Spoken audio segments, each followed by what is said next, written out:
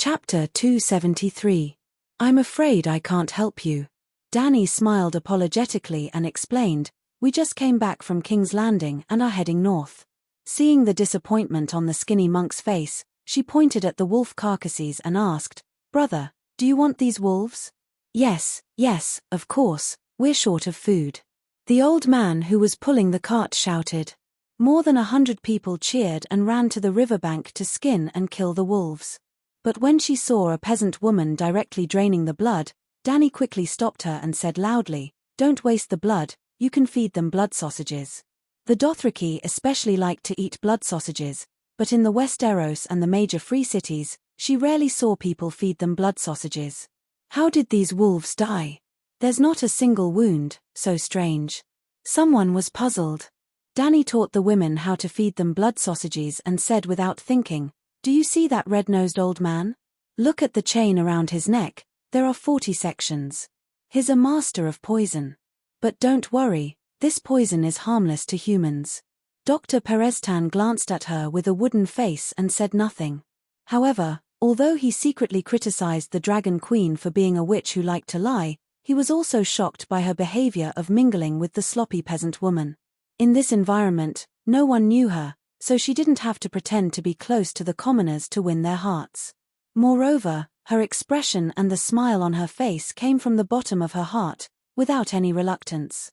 If she didn't have magic and a dragon, she would be a good queen. The old man sighed. But then he smiled bitterly and shook his head. A young girl in her teens, if she didn't have those mysterious powers, it would be difficult for her to even survive, let alone restore the dynasty. There was strength in numbers. After more than 2 hours, more than 40 wolves were finally turned into pieces of smoked meat, strings of blood sausages, and more than 40 wolfskin coats. Yes, the women and children directly put on the bloody wolf skins. The autumn wind was bleak and the weather was cold, so the linen clothes couldn't resist the cold. After that, Danny and the other two also joined the group of the poor. The old doctor was placed on the sack cart and squeezed together with a large pile of blood sausages.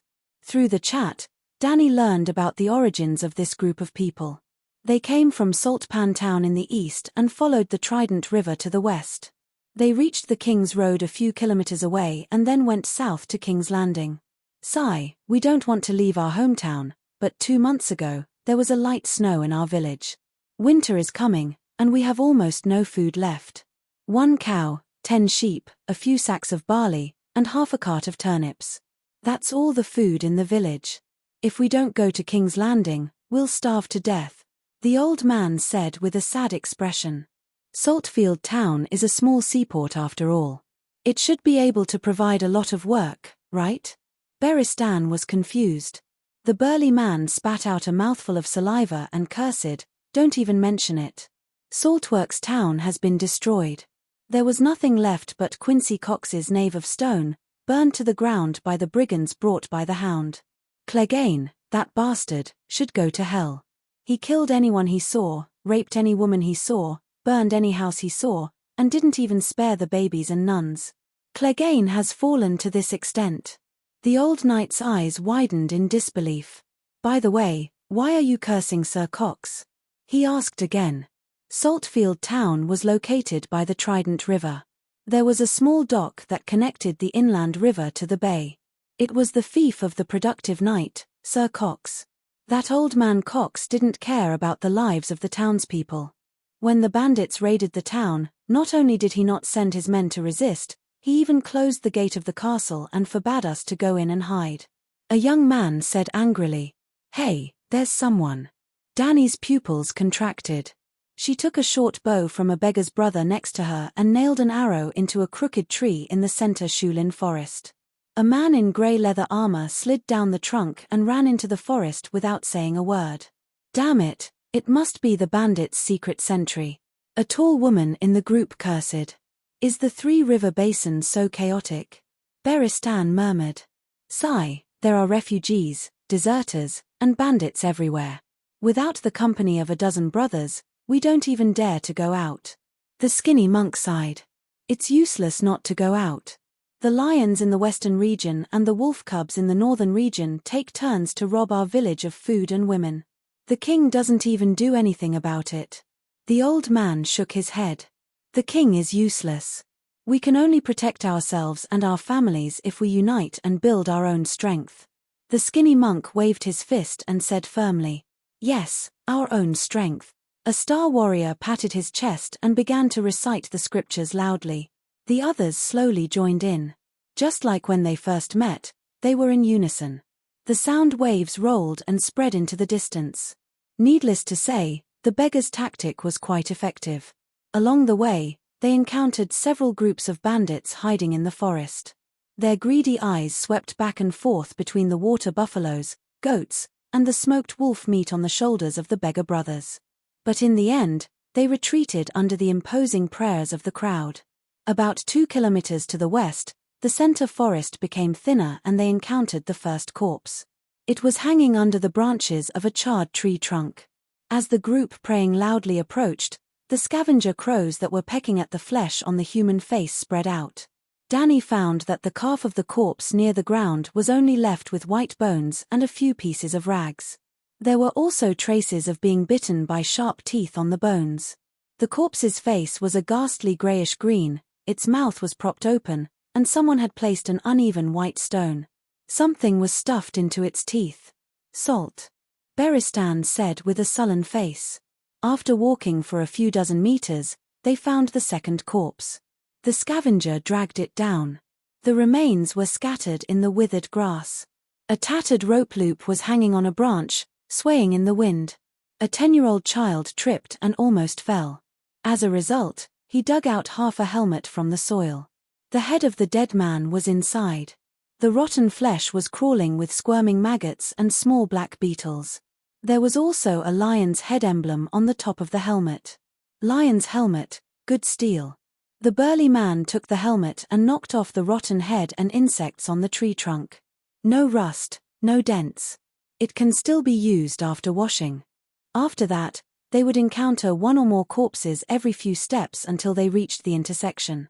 It stretched for nearly a kilometer and there were about 100 or 200 corpses. They were hanging on the branches of the trees with ropes around their necks. Their bodies were swollen and their cheeks were eaten by crows. They hung under the trees and swayed. Everyone's mouth was stuffed with salt. Many of them had coats of arms sewn on their chests. A direwolf, an axe, an arrow, a salmon, a pine tree, an oak leaf, a short-legged rooster, a wild boar's head. The emblems of the nobles of the northern region, Hagen County, and the western region could be found here. 7 gods above, they are all deserters who gathered together to become bandits. The White Knight said with an ugly expression. These are the people who looted Saltfield town. They were caught by Count Talai and hanged in this forest as a warning to the other bandits, the thin monk said. Then, the group set foot on King's Road, a 5-meter-wide mud road, which was the road of Westeros. The yellow mud road extended to a small pier by the river, where several ferries were docked. There was also an inn beside the road. It was a 3-story stone building close to the Trident River, sitting in the west and facing the east. When they passed by the door on King's Road, they saw a white stone chimney erected on the side from a distance. After approaching it, Danny was surprised to find that the south wing extended to the river, and half of the building was built on stone piles in the river.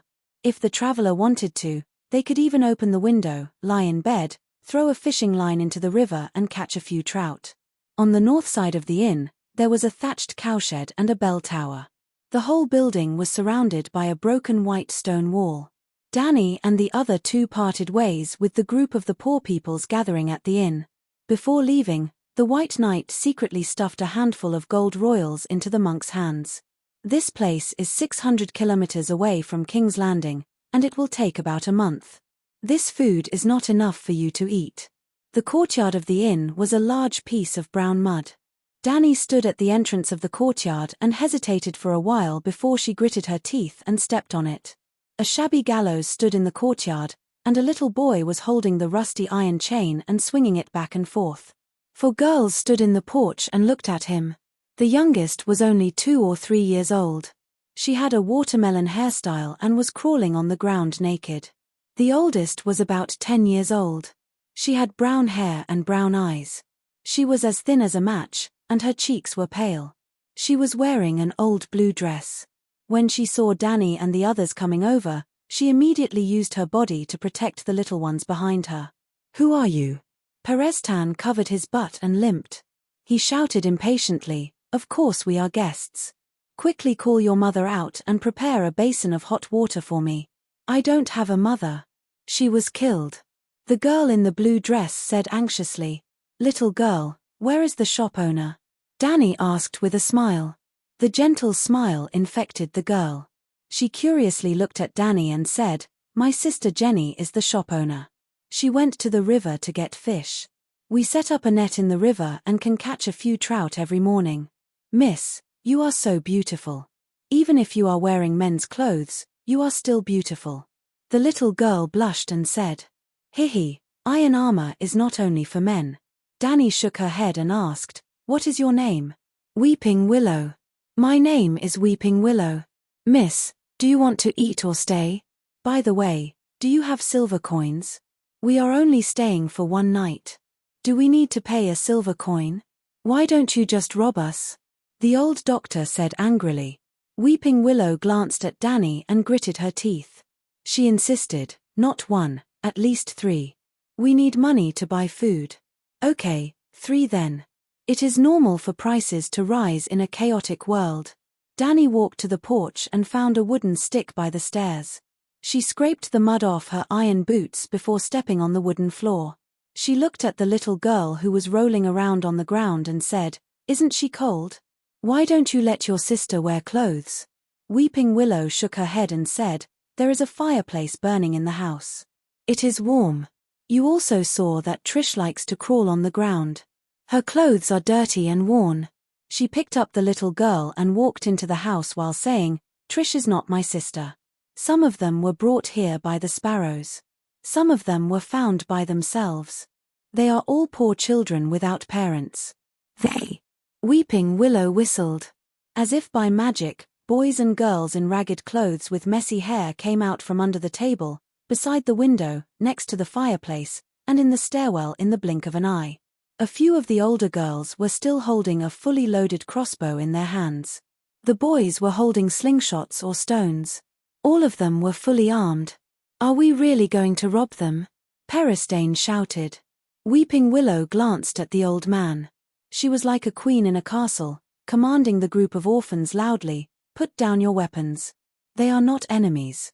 Walter, go and boil water. Will, go to the river and find Jenny. Tell her that there are guests in the shop. Ariju, Pater, go and find some wood to add to the fireplace. I will show them the rooms." The doors on both sides of the corridor were open. Danny could choose any room she wanted from the 2nd floor to the 3rd floor. The rooms were all empty. Beristan frowned and said, "I came here 2 years ago. It was almost overcrowded. There are not many guests now. The ones walking on the road now are either sparrows or bandits. The former have no money and the latter rob us of our money." Chapter 274. What about Martha? The fat lady boss who chews tobacco from morning till night and stains her teeth red? Beristan asked. "Martha is my aunt. She's dead. She died 2 years ago." "Died? How did she die?" "She was hanged by the old lion in front of the inn." "The old lion? Duke Tywin?" "Yes." Weeping Willow did not wait for him to ask again and continued to explain. "That day, the little devil was drinking downstairs and was caught by Mrs. Stark. During the War of the 4 Kings, Lannister crossed the river and hanged Aunt Martha as revenge for her not doing anything." "Not doing anything?" Tywin is old and confused. "Your aunt is a hotel owner. How can she not do anything in front of Tully's daughter and Mrs. Stark?" Danny's mouth twitched. Weeping Willow said helplessly, "Will the nobles reason with the commoners? It's a pity. Martha is good at cooking and the ale she brews is very fragrant."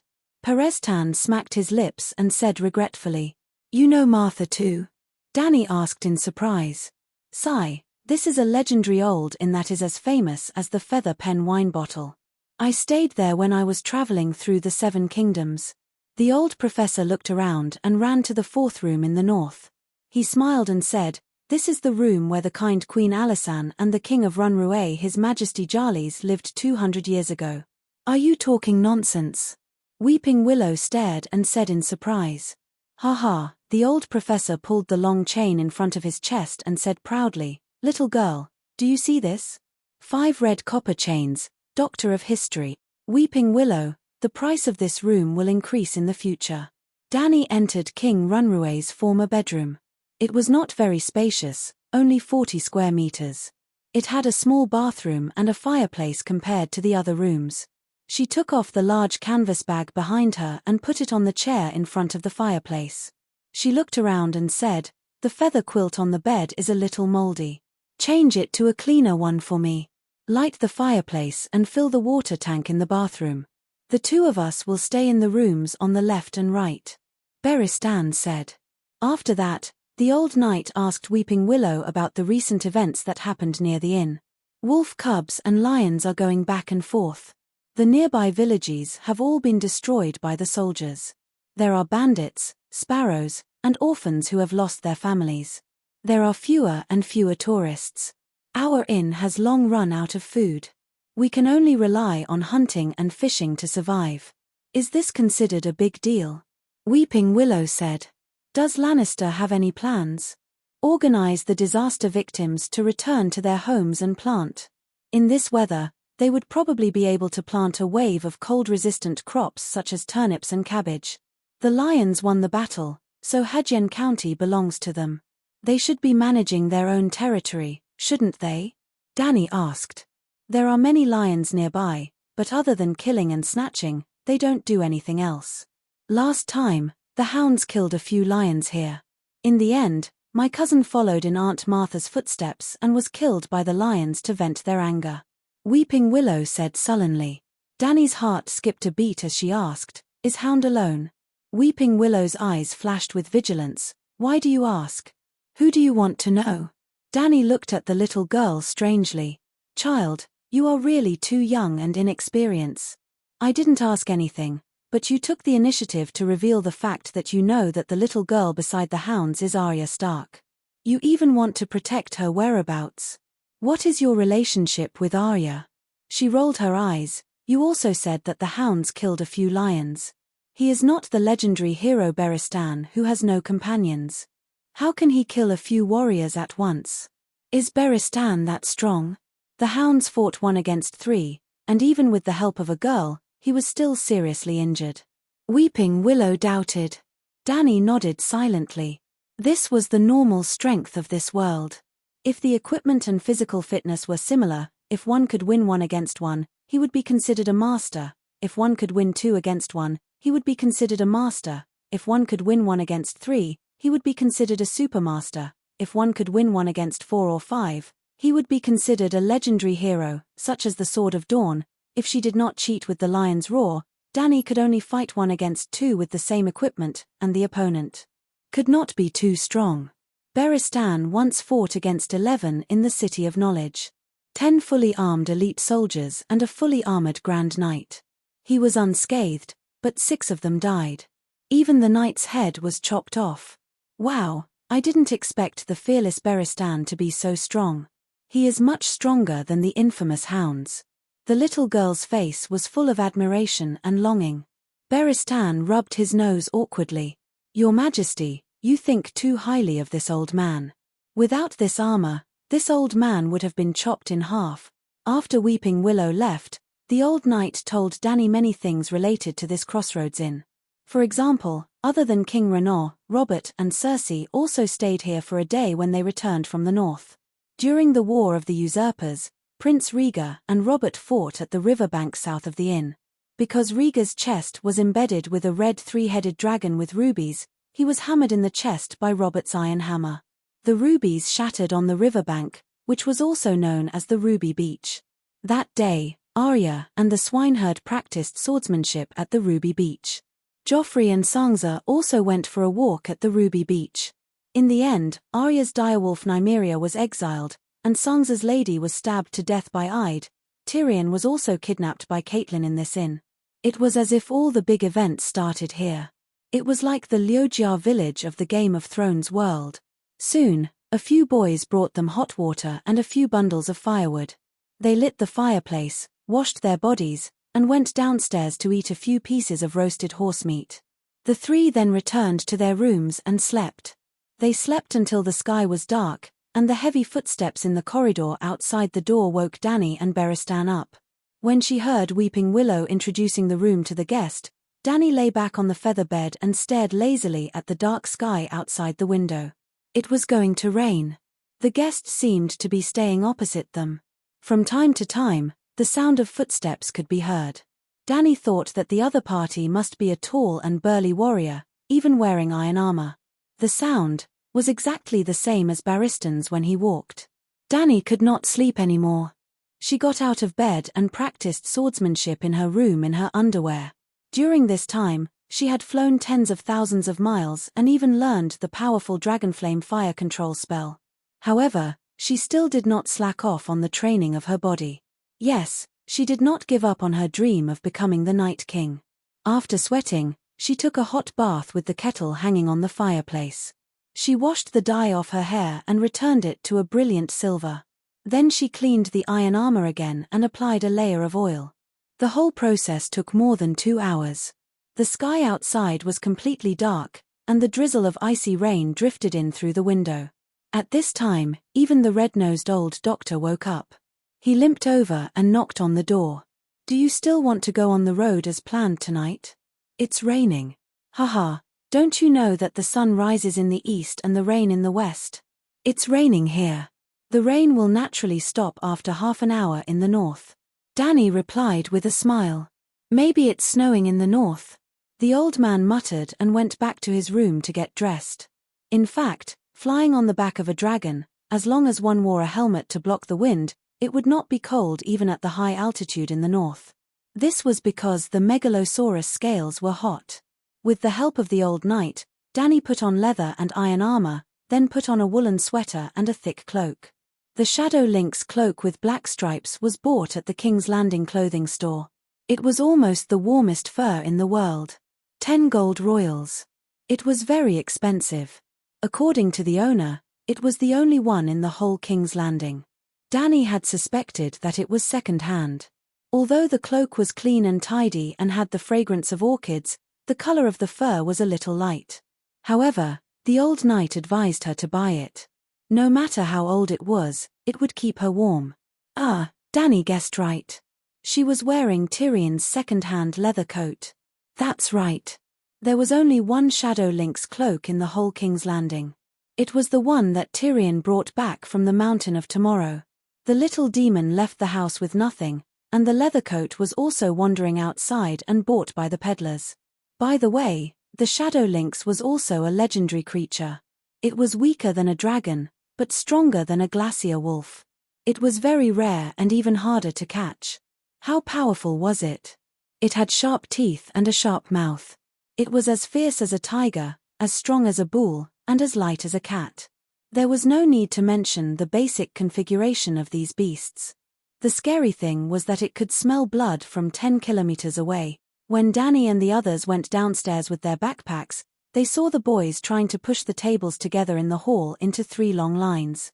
There were also a few older girls trying their best to move the benches from the back.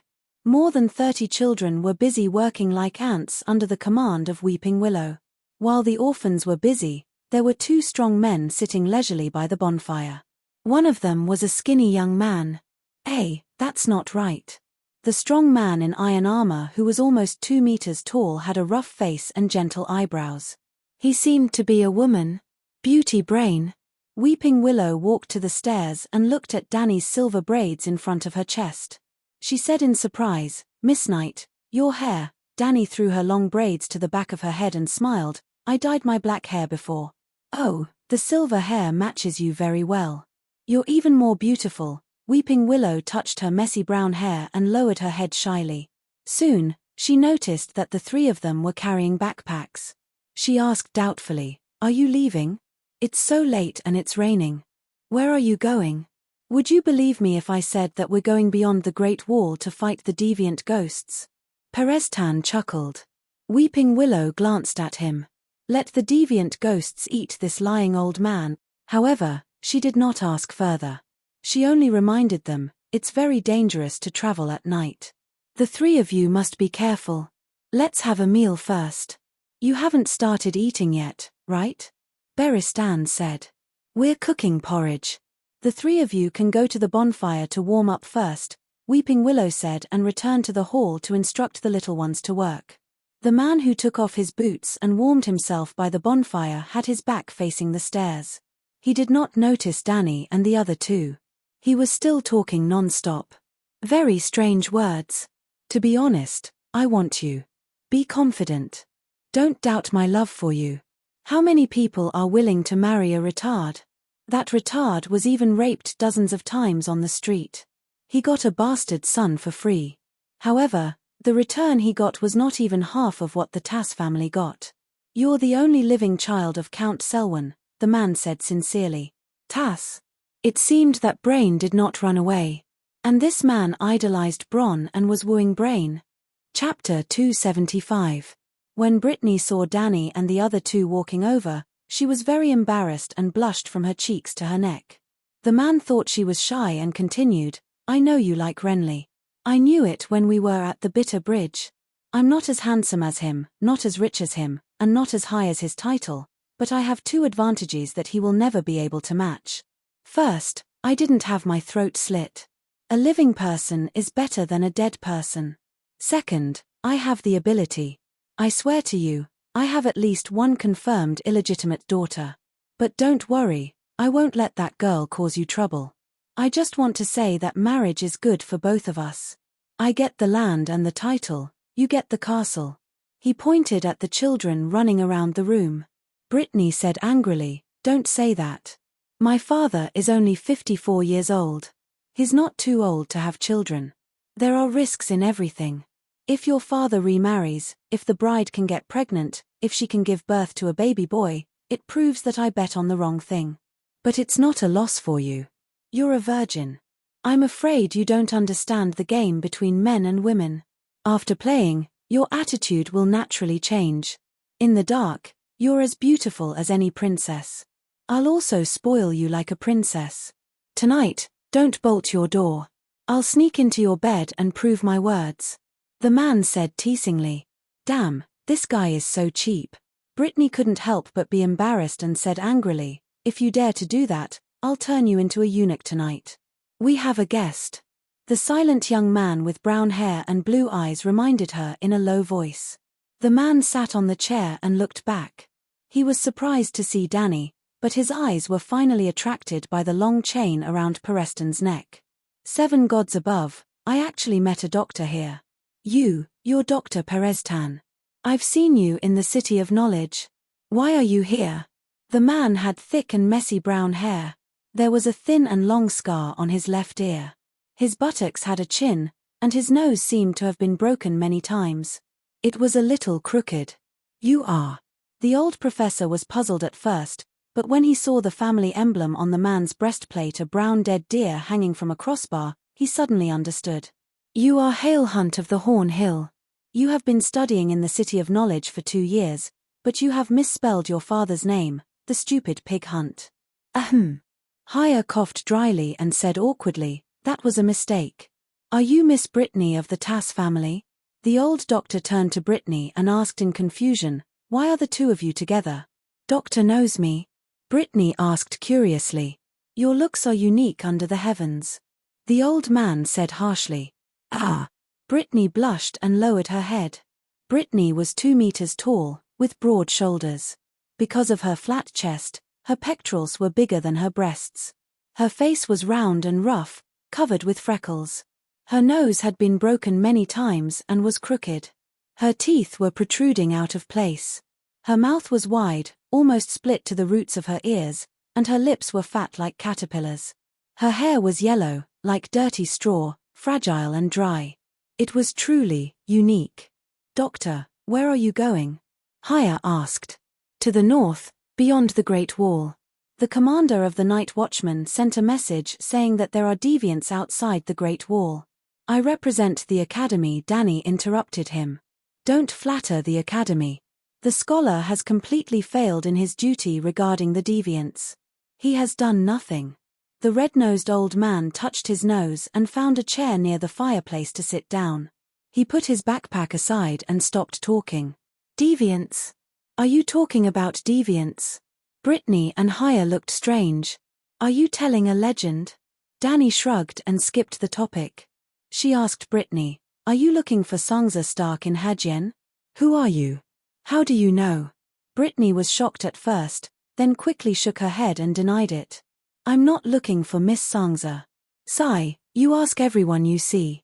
Have you seen a red-haired virgin? 13 years old, very beautiful. Hunter sighed.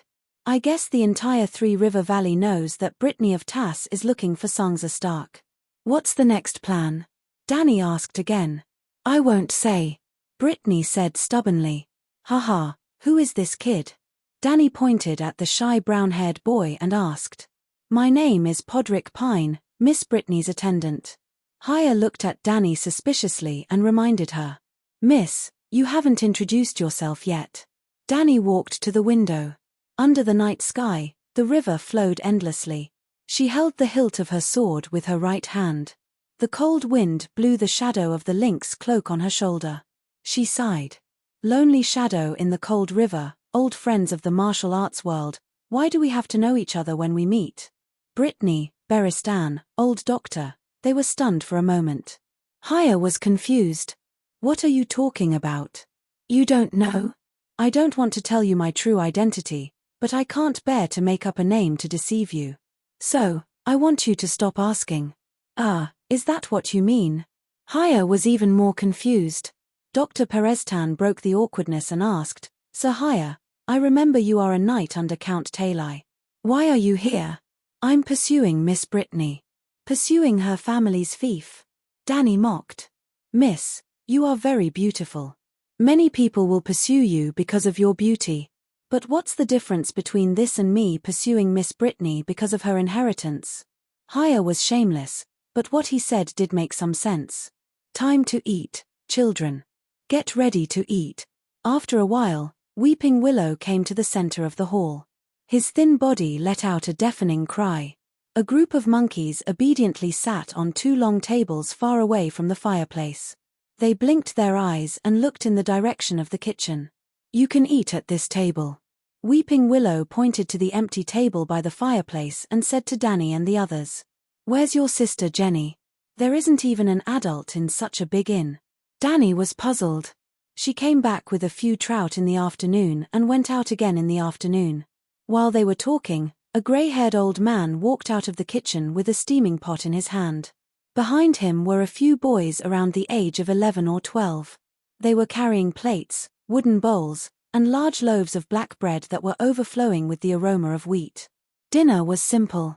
A pot of turnip barley porridge, a plate of fried trout, and a plate of mutton stewed with carrots mixed with alfalfa. When they were setting the table, the old man introduced himself to Danny and the others. He was Meribad, a barefoot monk in Hadjen. He couldn't read or write, but he could recite the 7 Stars Holy Book and various prayers. He was tall, 1.8 meters tall. He had big hands and feet, and his skin was as hard as leather. His face was weathered. For 40 years, he had been roaming around the countryside of Hadjen. From Nuquan town to Nuquan city, a cycle took about half a year. He presided over weddings and confessions for the people, and the people provided him with food and lodging. During the famine, he even drove a donkey to transport food from Nuquan town and distribute it to the poor in the villages. The mutton, barley, and cheese in tonight's meal all came from the old man. This is a true cultivator just like the Great Sparrow. Danny thought. Aren't you afraid of being robbed by bandits when you bring food with you? She curiously asked. I have a dog, Friar Meribad called out with a smile. A large yellow dog the size of a calf scurried over and leaned against the old man affectionately, looking at Danny curiously. Whoa, what an intelligent dog. Danny looked at its human-like eyes and exclaimed in surprise. Dog is very powerful. The last time I met a wolf pack in Center Shulin, dog bit a dozen wolves to death in an instant. Meribad stroked the yellow dog's neck and proudly said. Do wolves often appear? Beristan frowned and asked. The wolves are led by a large female wolf. They've been patrolling the Trident River for the past 2 years. Even the nobles couldn't do anything to them. Monk Meribad nodded. The old knight and Danny exchanged glances, but didn't continue asking. Before the meal, Monk Merribad looked at the weeping willow and asked, "Can I lead the children to pray before the meal?" Yes, and so they all bowed their heads to thank the Heavenly Father and Holy Mother for their charity, including Danny and Dr. Pereztan. However, there was a black-haired young man around 15 or 16 years old standing on the side, his arms crossed as he stared at the others and prayed. After the prayer was over, Danny curiously looked at him and asked, "Young man, are you from the north?" "I come from King's Landing." The young man brushed away the black hair in front of his eyes and casually replied. "Then you don't believe in the old gods either?" "I believe in the Light King, child." Uberistan stared at the young man, his expression suddenly changed, then secretly glanced at Danny. "Who's your father?" "I don't know." The old knight then looked at Haya and Brittany, hesitated for a while, but still didn't ask the question in his heart. On the other hand, Danny noticed his strange expression and asked, "Young man, what's your name?" The young man glared at her with his blue eyes. "Why do you ask?" "His name is Gendeli." He's a blacksmith. A thin and small boy beside him shouted. "Gendeli." Danny instantly understood that this guy was Aria's lover, Robert's illegitimate son, and also understood that the White Knight most likely suspected his identity. Smack. Weeping Willow hit the boy with a spoon and shouted, "Big Mouth Ben, eat, don't disturb the adults' conversation." Hearing her words, the children pounced on the food on the table like hungry wolves. After a while, the hall was filled with chewing sounds and the sound of Weeping Willow hitting the children with a spoon. During dinner, Danny kept asking Merribald about the situation in the Three River Basin. She found that he was familiar with every town and manor in Hadjen, the villages that didn't even have a name, the fences and mountains, the streams and caves, and every rugged path that wasn't on the map. "Friar Merribald, do you think the people of Hadjen can survive this winter?" "No, many of them don't have any stored food, they can't even last a year," the old friar said worriedly. Danny gradually had an idea in her mind. "If I want to find you next time, where should I go?" "Find me for what?" The old friar was confused. "Find you to be the president of the Red Cross Association. Within half a year, I'll send a batch of food." Danny glanced at Beristan. "If I want to help the people of Hadjen, where should I send the food?" The old man in the old town contributed 3 million gold royals to buy food. Danny definitely couldn't finish it all by herself, and she didn't lack food either, so she might as well use it to help the people. Help the people of Hadjen? White Knight was shocked, but immediately became happy. She said excitedly, "Geographically, Nuquin is the most suitable place." Hearing that Danny wanted to help the people of Hadjen, Professor Pereztan had mixed feelings. He reminded her, "Count Morden is a coward, he doesn't have the guts to accept your food. Go to Crab Island, or take down Horror Cave Fortress, it's a ruin now." "What are you talking about?" Friar Merribald was confused. Woof, woof, woof. The dog suddenly started barking. The next moment, the sound of horse hooves trampling on the muddy ground was heard from the courtyard. "Someone's coming," Brittany said in surprise. "It's a friend." Jean Deli's tone was casual. Weeping Willow put down the wooden bowl and spoon, and went out to greet them with joy. Boom! Lightning split the dark sky, and in a moment, the courtyard was as bright as day. Weeping Willow's sharp voice was filled with fear. "Ah, no, it's not Captain Lemon and the others." Chapter 276. Weeping Willow staggered back into the hall. She hurriedly took off a crossbow hanging on the wall and shouted anxiously, "Stop eating, take your weapons, there's a group of bandits outside." The children who were holding bowls and eating immediately left their seats. Some went to get crossbows, some looked for stones, some leaned on the window and pulled the slingshot. Weeping Willow rushed into the rain with a crossbow and shouted at the top of her lungs, "Leave, there's no food here, we all have weapons, this is not a place where you can behave atrociously." The 10-year-old little girl was taller than a giant at this time. Boom! Thunder rumbled, and bright white lightning flashed in the yard. Danny saw 7 or 8 armored warriors wearing black hoods, and the rain fell from their grinning chins. Someone was holding an axe with a silver-blue light, someone was holding an unsheathed black machete, and the rest were unsheathed swords. Everyone was wearing a full set of mail and plate armor. Weapons and armor were shining coldly and belonged to the best equipment. This was a group of powerful bandits.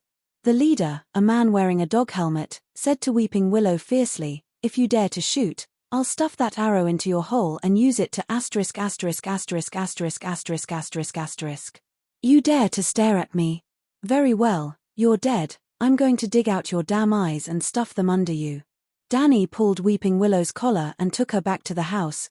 "There are so many knights in the house, it's not your turn to be in the limelight." Then, she smiled and asked Brittany, who looked solemn, "How many can you deal with?" Brittany was stunned for a moment before she mumbled, "One, maybe two. I can deal with one." Hire wiped the grease from his mouth, put on his helmet, and said in annoyance, "I have to ride a horse, that way I can fight two, or even three." "Sir, you can deal with three, right?" Dany asked Beristan. "I'm also a knight."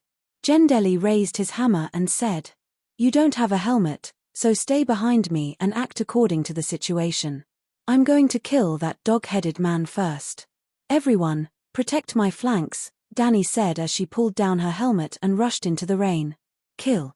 The old knight was almost in sync with her. He pulled out his sword and ran towards the scimitar wielder on the dog-masked man's left. "Kill." Brittany and Hire didn't fall behind. Even the old monk's dog barked and rushed over. "Damn it. How can there be 4 knights in this rundown hotel?" A bandit in the courtyard shouted in surprise. "We're just passing by. There are bandits chasing us. Give us good horses and food, and we'll leave immediately." The other bandit was a little scared. "Don't be afraid. 2 women and an old man. Watch me slaughter them." The dog-masked man raised his axe and charged towards Dany. Dragon might. The moment the woman and the horse were 5 meters away, Blackie's soul entered Dany's mind. Her eyes were blood-red and even glowed in the dark. "Nay, nay." The warhorse's legs suddenly turned to jelly. Although it didn't kneel down directly, it gave a hard kick, and its speed couldn't help but slow down. The dog-masked man's attack missed, and his body leaned towards Dany unconsciously. TCH, the sharp Valeglia's steel sword carried the force of Dany's running and pierced into the dog-masked man's mouth accurately. SSS SSS SSS. Small lines of blood splattered along the blade and splattered on Dany's iron helmet. She lowered her body and slid past the dog-masked man. The long sword in her hand was dragged out of the dog's mouth, and she met the swordsman charging from behind. Clang! The swords clashed, and sparks flew everywhere. There was a sound like a gong. The opponent's snow-white sword had a hole the size of a soybean, but Dany's clear sky was unharmed. Bam! She kicked the horse's leg, and the warhorse immediately fell to the ground.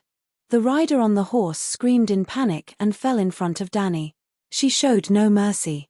Her hand was as fast as lightning, and her long sword pierced through the gap at the back of the rider's throat armor. TCH TCH TCH. Blood spurted out like a fountain, splattering on her iron boots. She quickly pulled out her sword after stabbing it in and faced the third opponent. This time, there was some delay. Dany didn't have time to block with her long sword, and the opponent's 2-handed greatsword struck her head. Actually, the rider had intended to use the horse's head to ram into her chest, but for some reason, the warhorse, which had always been telepathic, dodged to the side. Bam! Dany felt dizzy as if she had been hit by a stick. Her right hand subconsciously reached for her opponent's exposed armpit.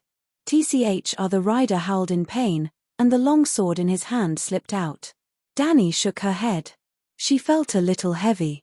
She raised her head and looked in front of her. There was no one left. She had pierced through the cavalry team. Turning around, she saw the rider who had lost his long sword and right arm was smashed off his horse by Jendeli's hammer. The young man had been following Dany all this while. He saw her killing people, and when he finally caught one with low HP, he wouldn't let it go. He smashed the rider's helmet 3 to 5 times with his hammer. Dany held her sword and stood in the freezing rain, breathing out white air. She felt a little heavy in her head, and when she reached out her hand, she touched the blade of a sword. She was stunned for a moment before she realized that she had become the Golden Lion Shiki. She took off her helmet with difficulty. As expected, the blade of the sword struck the round steel cap on the top of the helmet and got stuck. Monk Meribad, who was standing under the porch and holding an oil lamp, shouted, 7 gods above, That Miss Knight is even scarier than Brittany. She knocked down the horse with one kick. How strong must she be? Weeping Willow's eyes widened as he muttered. Perestan was also shocked. In just a few breaths, the others were still fighting one-on-one, but she had killed 3 fully armed Grand Knights. The quality of this year's martial arts champion was too high. White Knight didn't complete her mission. She only killed 2 riders. Brittany and Haya killed 1 each, and John Delhi snatched one of Danny's heads. As the rain fell, the 7 armored corpses twitched unconsciously in the mud. Blood flowed into a small stream and dyed the soil in the courtyard red. Danny and Brittany looked at each other and laughed at the same time. In an instant, they felt closer to each other. John Delhi walked to the dog-masked man and said with a smile, "Miss, you killed the hound." "What, he's the hound?" "I killed the hound." Danny's eyes almost popped out. The hound was one of the most important supporting characters in Game of Thrones. He was Arya and 3 idiots' first love. How could he get a boxed lunch just like that? He's not the hound. The hound died a long time ago. Brittany took off the helmet of the dog-masked man, revealing an ugly face without a nose. She said with a complicated expression, "They're blood performers." They picked up the hound's head helmet from the hound's grave. "They're the ones who looted the Saltfield town." Danny also walked over to take a look. Although he was ugly, there were no burn scars on his face. He was not the hound. "Rolja!" Jean Delhi exclaimed, "It's him." "You know him?" Danny asked curiously. "I was originally sold to the Night Watchers by the blacksmith. I followed the Night Watcher Euron and a group of people to the north. At that time, there were 3 vicious people in the group who were locked in a cage." Jean Delhi only roughly explained the situation at that time, and Danny understood. Arya not only saved faceless Jakun, but also released 2 real villains. The 2 people in Game of Thrones had almost no scenes, but in this real world, the 2 joined the blood performers. They killed, robbed, raped, almost all the evil in the world were done by them. In fact, Jakun was not a good person. His hands were stained with the blood of innocent people. Arya was indeed a child of blood performers. Ta. Danny was scrubbing her hair in front of the fireplace. Jean Delhi and the others were stripping the bodies of the bandits under the porch. The armor was very precious. When they moved the naked bodies to the stables, there was a rush of horse hooves on the King's Road again. "It's me." Before entering the courtyard, a knight shouted across the stone wall, "Weeping Willow, Jean Delhi, did you meet the group of crippled people?" Then, a group of more than 20 riders rushed into the courtyard. "It's Lemon, one of us." Jean Delhi turned back and said to the vigilant knights in the living room, "One of you?" Danny was alert. "Why are there so many riders in your inn?" "This, a holy fire above. These blood performers are all dead." "Who did it?" A rider outside looked at the bodies on the ground and exclaimed, "Holy fire!" Haya was stunned and suddenly changed his expression. He got up from the soft couch by the fireplace, grabbed the sword belt hanging on the wall, and shouted, "Be careful, we are in a black inn, they are all bandit." "What?" Danny and Brittany were still in a daze. The White Knight who had not taken off her armor had already drawn her sword in front of her. Then they saw the children running around and shouting. Some children were at a loss, but a dozen of them were holding crossbows and raising stones, pointing at Danny and the others. "Yes, this is a black inn." A tall girl, 16 or 17 years old, walked in. Her brown hair under the hood was dripping wet. She often did not have enough to eat. She was very thin, and her face was plain and white from the cold. The only highlight was her height, estimated to be more than 1.75 meters. Brown leather boots and black leather pants outlined a pair of eye-catching long legs. "Long legs, Jenny." Jean Delhi frowned and shouted, "They killed the bandits of the blood performers." "Jenny?" Weeping Willow's sister, they looked very similar. "Madam wants to see them," Long legs, Jenny said. After a while, 7 or 8 warriors with sharp swords rushed into the room. There were also a dozen people with bows and crossbows guarding the door and windows, staring coldly at them. "Put down your weapons, take off your armor, and surrender," the bearded man in a lemon-yellow cloak shouted. "This really is a black inn." Danny looked around. The swordsman looked solemn, Weeping Willow wanted to say something but stopped. The group of little radishes looked at them nervously. The 2-year-old girl named Tracy did not understand what was going on. She was still crawling around the long table naked. Occasionally, she would pick up a few crumbs of bread and stuff them into her mouth, making the cups and plates clinking.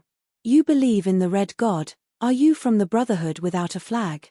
Monk Merrybad stepped forward and explained, "I know you and your rules. I can swear that the knights here are all good people. Please don't kill the innocent. Let them go. Old Monk, I know you too. You go to the villages in Hadjian County and help the poor people. You are not in the trial. You can leave with your donkey, but they are the people Madame Stoneheart is looking for. You can't let any of them go." Chapter 277. The cold rainwater hit the branches and leaves that passed by the cloak, making a crisp sound. Compared to the previous heavy rain that was as dense as a curtain, the rain was much weaker. Perhaps not long after, this late autumn cold rain would completely stop.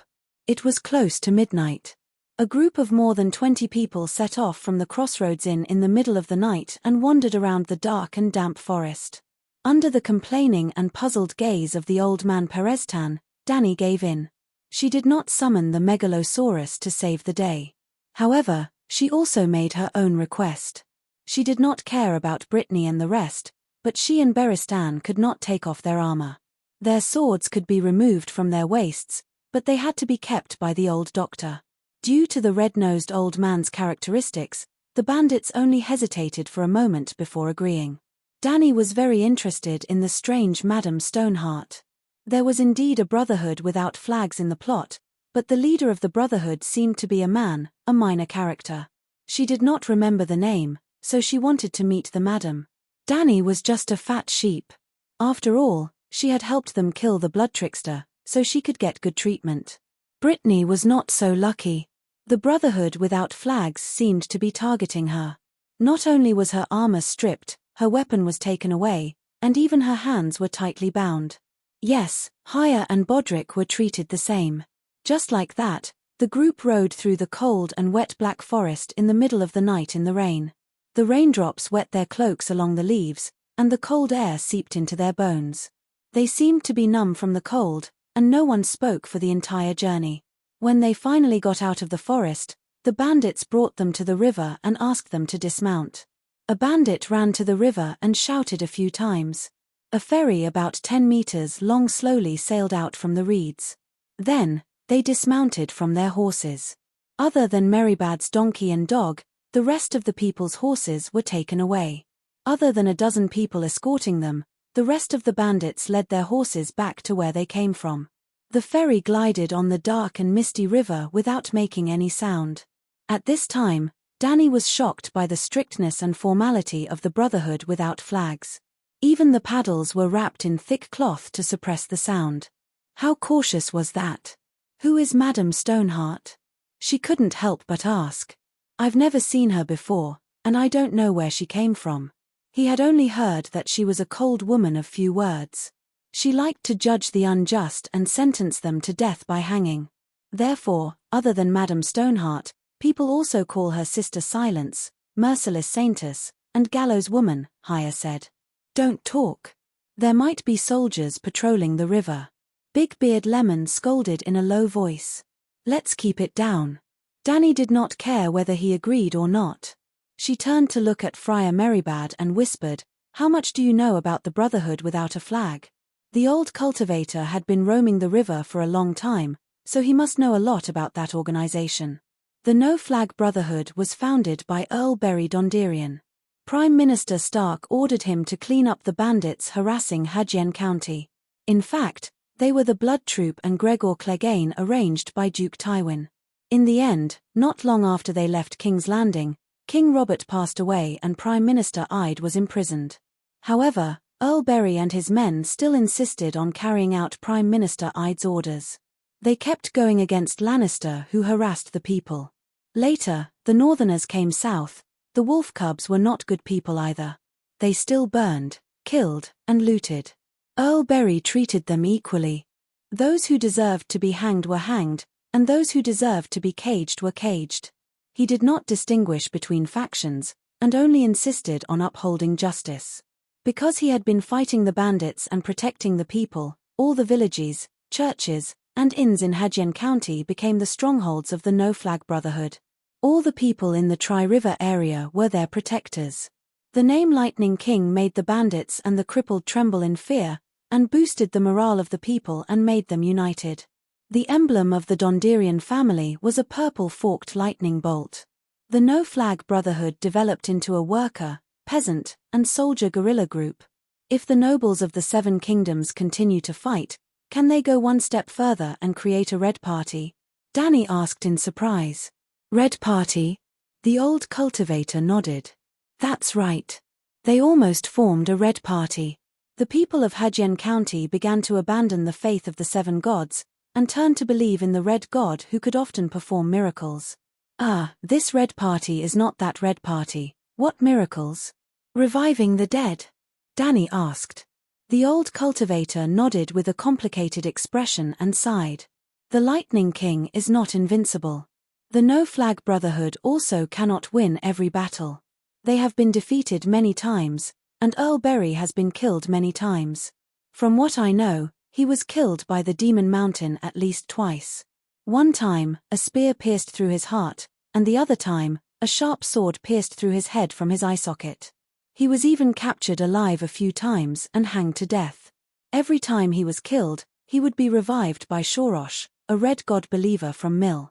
Seeing such miracles happening around them, the believers naturally began to change their faith. Perestan couldn't help but ask, "Are you sure that the Lightning King is always Earl Berry, and not someone wearing his armor and waving his lightning flag? It's just like how a hunting dog's helmet was picked up by someone, and everyone thought that it was the hunting dog who robbed Saltpan Town. Are you deaf? The Lightning King has been captured by the nobles a few times. How could they mistake him for someone else?" Danny sneered and said, "Accept the reality. There are true gods in this world. Reviving the dead is almost the signature skill of the Red God priests. And it's obvious that the Light King, Lalo, has the idea of invading the Westeros. Otherwise, why would he waste so much of his divine power to perform miracles so many times? Even the local lords don't care about the lives of the people in Hajian County. Why would a foreign god care? Is he too kind? Forget it. The other side of Lalo is the Shadow Demon. With that guy's greed and bloodthirstiness, even the shadow-binding knights are afraid of him." Bam! A bandit knocked on Danny's helmet with his scabbard and scolded seriously, "Don't slander the great Light King." Then, he started to recite Lalo's prayer, "The night is long, and there are dangers everywhere. Only my lord, Lalo, can lead us to the light and expel the darkness." Danny winked at the dazed Perestan and laughed softly. "Did you see that? If they didn't see the miracles with their own eyes, would they be so devout?" "Why Hajian County?" the old professor mumbled. "You're a professor. Why are you asking questions that even idiots know?" Danny sneered, but she was surprised to see Beristan, Merrybad, Haya, and Brittany looking at her blankly. So many idiots, cough, cough. Let me ask you. Which part of the Seven Kingdoms has the most severe disaster? Hajian County. Where is the most populated? River Bend? The White Knight asked. No, Hajian County alone may not be as bad as River Bend, but the war affected half of the King's territory and half of the Western Territory. Including them, the most recognized place should be the Three Rivers Basin. Perestan said thoughtfully. Religious forces rise from the suffering people. When the lords, kings, laws, and traditions can't be relied on, the suffering people can only seek the illusory but omnipotent gods. Lalo is a good schemer. That guy most likely prophesied the Four Kings. Ouch. It was the Red God believer who hit her again with more force. Don't speak ill of the Light King. The freckled guy's eyes were red. He was so angry that he even pulled out his sword. Fuck, do you know who I am? Danny turned her head and said angrily, "Even Benello has to be polite to me. You bunch of brats can't even be considered as the hand of holy fire. Are you trying to rebel? I don't care about that Benello or whatever. You're not allowed to insult the Light King," the freckled guy shouted back. He even put his sword on Danny's neck. "All right, I won't say any more. Dany raised her hands in surrender. Even the name of the supreme priest Benello couldn't scare him. What else could she say? Brother Meribad, please continue. Oh, Count Bailey still died. He passed his flame of life to a woman who died many days ago. She is now Madame Stoneheart. Madame Stoneheart took over Count Bailey's position and became the leader of the Brotherhood. She was different from the Lightning King. Count Bailey carried out justice and protected the civilians. Madame Stoneheart was unscrupulous and killed crazily for revenge. The Brotherhood was split into two factions. Those who became avengers in the suffering continued to be loyal to Madame Stoneheart.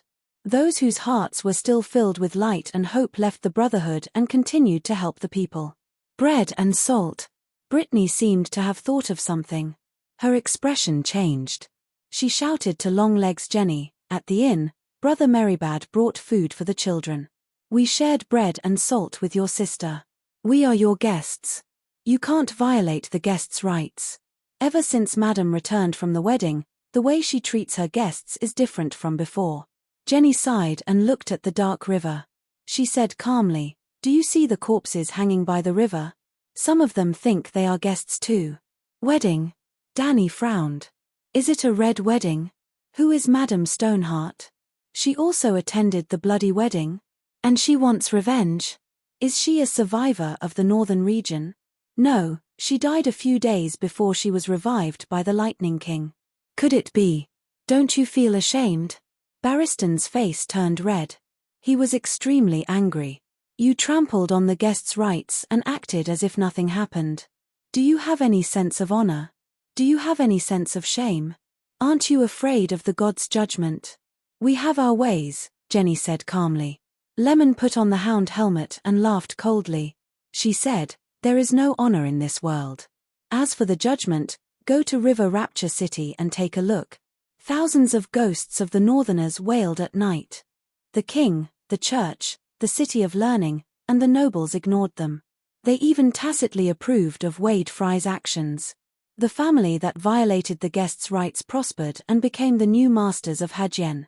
Since this land is already dirty, how can we, the people living on it, not adapt to the new rules? Wade Fry deserves to die. Lannister deserves to die.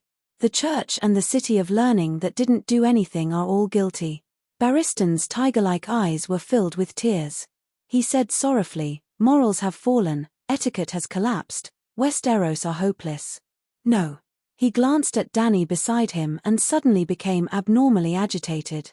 He shouted, let's send our troops. Clean up the universe and return the world to its former glory. Bam! The freckled young man hit the old knight hard, causing the old man's helmet to become crooked. Old man, don't make a ruckus. The bandit warned in a low voice. You. Perestan stared at the young man with a strange gaze for a long time. You're awesome. Chapter 278. Cripples are not bandits in the usual sense.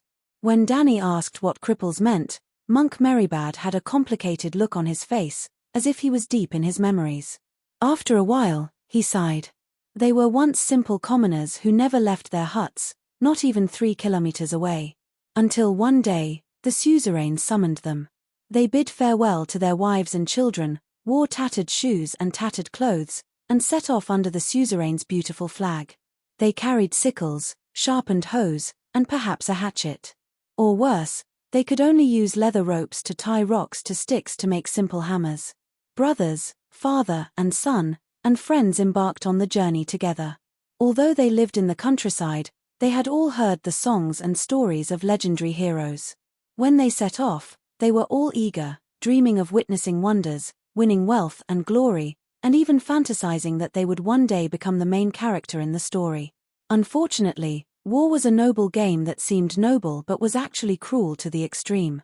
Most people woke up from their dreams on the first day they set foot on the battlefield, their dreams shattered, and they did not even have the chance to wake up. Those who were lucky enough to survive had mental breakdowns, but most of them persevered numbly. Day after day, year after year, they had participated in countless battles. A brother watched his brother die, a father lost his son, a friend's stomach was split open by an axe, and he still tried to stuff his own intestines. In such a scene, even those who survived the 100th battle might break down in the 101st battle. They saw the suzerain who led them on the battlefield being cut down, and another suzerain loudly announcing that they now belonged to him. Their injuries were only half healed, and then they were inflicted with new injuries. They never had enough to eat, and their shoes gradually fell apart during the endless march. Their clothes were tattered into rags, and many of them fell sick from drinking dirty water, shitting, and peeing in their pants. They wanted new boots, warmer cloaks, and it would be safer if they had rusty iron half-helmets. The suzerain would not provide these things, so they went to loot the corpses. Not long after, they became accustomed to stealing from the living. In the land where the war was going on, there were commoners just like them in the past. They stole from these people, stealing chickens and dogs, slaughtering cows and sheep, and snatching the daughters of the commoners. Even if they were discovered, they were not afraid. They were soldiers, and in their hands, they even held the notice of the Lord's grain requisition, while the other party was just an ordinary person. One day, they looked around and woke up from their daze. All their friends and relatives had passed away, they were surrounded by strangers, and the flags on their heads were unrecognizable. They were so terrified that they did not know where they were or how to return home. They even forgot their home, thinking that it was another person's memory.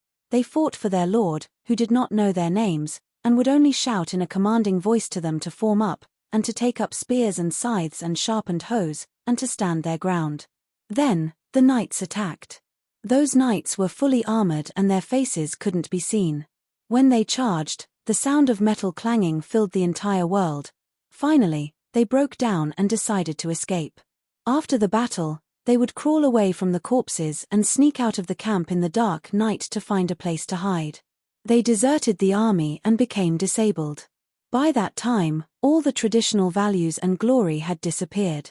Kings, lords, and gods were not even as good as a piece of rotten meat, which could at least let them live for one more day, or as good as a bag of bad wine, which could temporarily drown their fear. The life of a deserter is like that of a wild beast, not a human being. Silence filled the cabin. Only the sound of the river flowing outside the ship could be heard. Finally, the old monk took a few breaths and said sadly, "At this time, there are many disabled people in the area of the 3 rivers. We should be vigilant against them. We can also execute them after they commit crimes, but it's best to understand and sympathize with them first. Disabled people do deserve sympathy." Danny's expression was complicated. The peasants in the Westeros seemed to have it worse than the slaves. The reform must be very strong. I have to think about it. Bang. The pockmarked young man knocked her on the head again. Before Danny could summon a megalosaurus to spray his face, he choked and said, "What's there to sympathize with? 3 northerners entered my family's manor. My father thought they were allies, so he took out bread to entertain them. But after eating and drinking their fill, their beastly nature flared up. They hacked my father and big brother to death, and raped and killed my 10-year-old little sister. Is that something a human would do? All disabled people deserve to be killed. Forget it, Blackie, you don't have to come down." The ferry made many turns in the river and finally swayed into a dense reed bush. The Brotherhood took out a leather hood and covered Danny and the others' eyes. Then, they took them to the shore. A few horses were waiting there. They were helped to get on the horses and wandered in the wet and cold forest for more than an hour. In the end, the headgear was removed and they arrived in front of a low cave. There was a forest all around them. The leaves had fallen, and it was completely bare. Only a withered finger-like tree trunk could be seen. The air in the cave was cold and gloomy. There was the smell of mud, insects, and mold. Above their heads were rocks and roots emerged from the cracks. Below their feet were gravel and yellow mud. It seemed that there were caves, cracks, and gaps everywhere. The roads extended in all directions, like a dense spider web. The Brotherhood held a torch and led the way. Along the way, they met many guards who were guarding the entrance. "Why did we come to a place like this? The cave is narrow. It's not safer than the wilderness," Professor Pereztan complained. His buttocks and thighs were injured.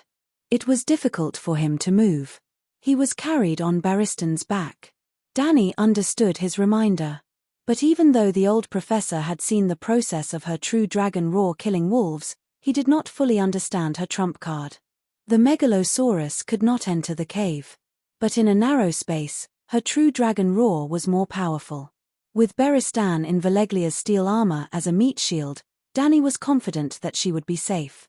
Well, if the worst happened, she might not have time to care about the old professor. His worries were reasonable in some ways. After passing through a short tunnel, they entered a huge cave. It was a wide space of 400 to 500 square meters. It was filled with bandits. Cough, cough, cough. Before entering the cave, Dany choked on the green smoke that floated over and coughed. The bandits had dug a big fire pit in the middle of the muddy ground.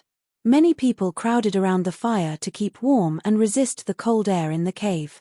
But in such an enclosed environment, the smoke did not float out. The air quality was too poor. The arrival of Dany and the others woke up the people who were sleeping on the straw mats. There were men, women, and even a few children. They hid in their mothers' arms and poked their heads out to look around. All of them looked pitiful and sallow. They did not go down to disturb the refugees. They followed the wall and came to a rock crack on the opposite side. In the long and narrow space of 30 square meters, there was a wooden table. A woman in grey sat behind it. She was wearing a cloak and a hood. It was too dark to see her face clearly, but the eyes under the hood shone with a cold light. They seemed to be more terrifying than Dany's when she was in the state of dragon soul fusion. It was late at night. She did not rest. She was playing with a bronze crown with a circle of black iron swords around it. She looked at it and touched the blades with her fingers as if to test how sharp they were. "Madam, I brought them here." Lemon, who was wearing a dog's head iron helmet, shouted. The big man guarding the door glanced at Dany and the others. He pointed at Brittany and said, "Judge the bitch who killed the king first." "What? What did you call me?" Brittany was stunned. "You are a lion." A young man with a northern accent came over with Brittany's Oathkeeper sword and placed it on the table in front of Madame Stoneheart. There was a golden lion head at the back of the sword hilt. The ruby eyes shone like two red stars. "And this?" A grey-haired old man put a piece of parchment beside the sword. "There is the seal of the little king on it. It says that the bearer is working for him." Dany paid special attention to him. He was wearing a tattered old robe, pale red and white. His grey hair was long and messy. The skin on his cheeks and chin was loose. His face was covered with coarse stubble. He was not handsome. However, there were two clusters of raging flames in the old man's eyes like volcanic eruptions, which were only slightly inferior to her 9-colored vortex. He was actually the most powerful wizard she had ever seen, and also the most powerful red god priest. Well, except for Benello. She did not know much about the supreme priest. This man should be Mertheros. Madame Stoneheart put the sword aside and began to read the letter. Brittany also began to argue. "I am not a lion. I serve Lady Caitlin Stark. The sword was given to me by Sir Jaime." He swore Hound of the Third. Lemon interrupted her. "Who in Westeros doesn't know about the Kingslayer and his oath? He promised Lady Caitlin to return her daughters. But when he arrived at King's Landing, they were gone. Then, Jaime sent me out to find Lady Sansa." "If you find the girl," the Northerner asked with a mocking smile, "what will you do with her?" "Protect her. Take her to a safe place," Brittany said with certainty. The big man laughed. "Where would that be? Cersei's dungeon? Even we know that Cersei has a bounty on the girl. 100 gold royals. No, I'll take her to Riverrun, to the Vale of Arryn, even back to the north. I swear to keep her safe," Brittany said hurriedly. "Liar," the big man shouted. "You have Lannister's sword, a letter from the little king, and 2 lions by your side. How stupid would we be to believe your nonsense? Bring them here," the big man said, pointing at Hayhunt and Bodrick. "This boy is the imp squire," he sneered, pointing at Bodrick and then at the scar-faced knight. "His blue the bloodist knight. His on the lion's side. His hands are stained with blood. That bastard Talai has already hanged 20 of our brothers. Do you admit to your crimes?" "Yes, I'm Lord Tyrion's squire," Bodrick said in a panic. "But I have no enmity with the Brotherhood without a banner. Being a lion is a sin. Hunt sighed, looking defeated. These bandits don't abide by the sacred oath at all. Friar was hanged even after paying the ransom. My family is poor to begin with. I can't afford to waste money. The big man announced, 2 hangings. Then he walked up to Meribad and frowned in disgust. Why did you bring this old bastard here again? Don't you think it's troublesome? Let him go. Let him leave with his donkey and dog. You. The big man looked at Danny for a while. Your face is oily, your cheeks are fat. What? Danny was furious. You said I'm fat. Chapter 279. The big man was shocked by Danny's sudden outburst and took 2 steps back. When he came to his senses, he was abnormally ashamed of his momentary cowardice. He pointed at Danny and scolded, "Look at you, your face is red from eating. Your cheeks are fatter than ours. You must be a heartless scoundrel. Are you blind? My cheeks are fat." Danny placed her right hand on her left waist but felt nothing. She turned her head to look at the old professor who was leaning against the wall. He was hugging 2 long swords. "Am I fat?" she asked the old man. The red-nosed old man looked around and pointed at the refugees nearby. He nodded and said, "Compared to them, your little baby fat is indeed too eye-catching." "Okay, I'm fat." Danny's face darkened as she questioned the big man. "I don't believe it. During the harvest season in summer, do you also look like skeletons? Were you also heartless at that time? You're poor, but you blame others for having enough to eat. What's the meaning of this?" The big man was stunned. He recalled the carefree days of drinking and eating in Winterfell and could not refute her words. "Let me ask you, have you ever killed anyone?" he asked again. "Of course I have. I killed a few blood tricksters at the Black Inn at the crossroads. Do you appreciate each other and want to avenge them?" "This." The big man scratched the back of his head. He was a little muddle-headed. "Why are you talking so much to her?" The young man from the north walked over and asked, "Do you have gold royals?" "Yes." "Then it's fine. You have gold royals and we lack gold royals to save lives. This is a sin. Hand over the money and hang yourself," the young man announced. "She's a good person." Friar Meribad could not help but defend Danny. Miss Knight was the first to rush out to fight the blood tricksters to protect the children in the inn. She also intends to buy food to help the poor in Hadjen. If you want more people to live, it's best to let her go. "Really?" The big man looked at the long-legged Jenny. "I think she did say that, but I'm not sure if she can keep her promise," Jenny said hesitantly. The big man thought for a moment and sighed, "Then you stand aside first. Wait for Madam to finish judging that lion, then we'll see how she deals with you." Madam Stoneheart moved her gaze away from the parchment. Her right hand reached under her chin and grabbed her neck, as if she wanted to strangle herself. Her voice was intermittent and hoarse as she gasped for breath. It sounded very much like the sound of someone dying. It made one's blood run cold. "What did she say?" Danny asked. "She asked the lion the name of the sword," said the young man from the Northern Territory. "Oathkeeper," Brittany replied. Madam Stoneheart's eyes burned like 2 charcoal fires in the shadows. She appeared extremely angry, and her throat once again emitted a sound like a blade scraping against glass. Jenny said, "Madam said that it should be called Sword of Broken Oath or False Friend. It is used for betrayal and murder, just like you. Who did I lie to? Have you forgotten that you once swore to serve her?" The Northerner pointed at Madam Stoneheart. Even though she had already guessed it, Danny couldn't help but exclaim, "How is this possible? You actually resurrected her?" Brittany exclaimed almost at the same time, "Impossible, Madam Stark is already dead." "Yes, death is the right of a guest," Jenny murmured bitterly. From then on, their meaning was different from before. Madam Stoneheart glanced at Danny with her glowing red eyes. She reached out her chicken claw-like hands to lower her hood and untied the grey wool scarf on her face, revealing her bone-white dry hair and mottled grey-green forehead, mixed with brown rotting spots. Strips of minced flesh were attached to her face, from her eyes to her chin.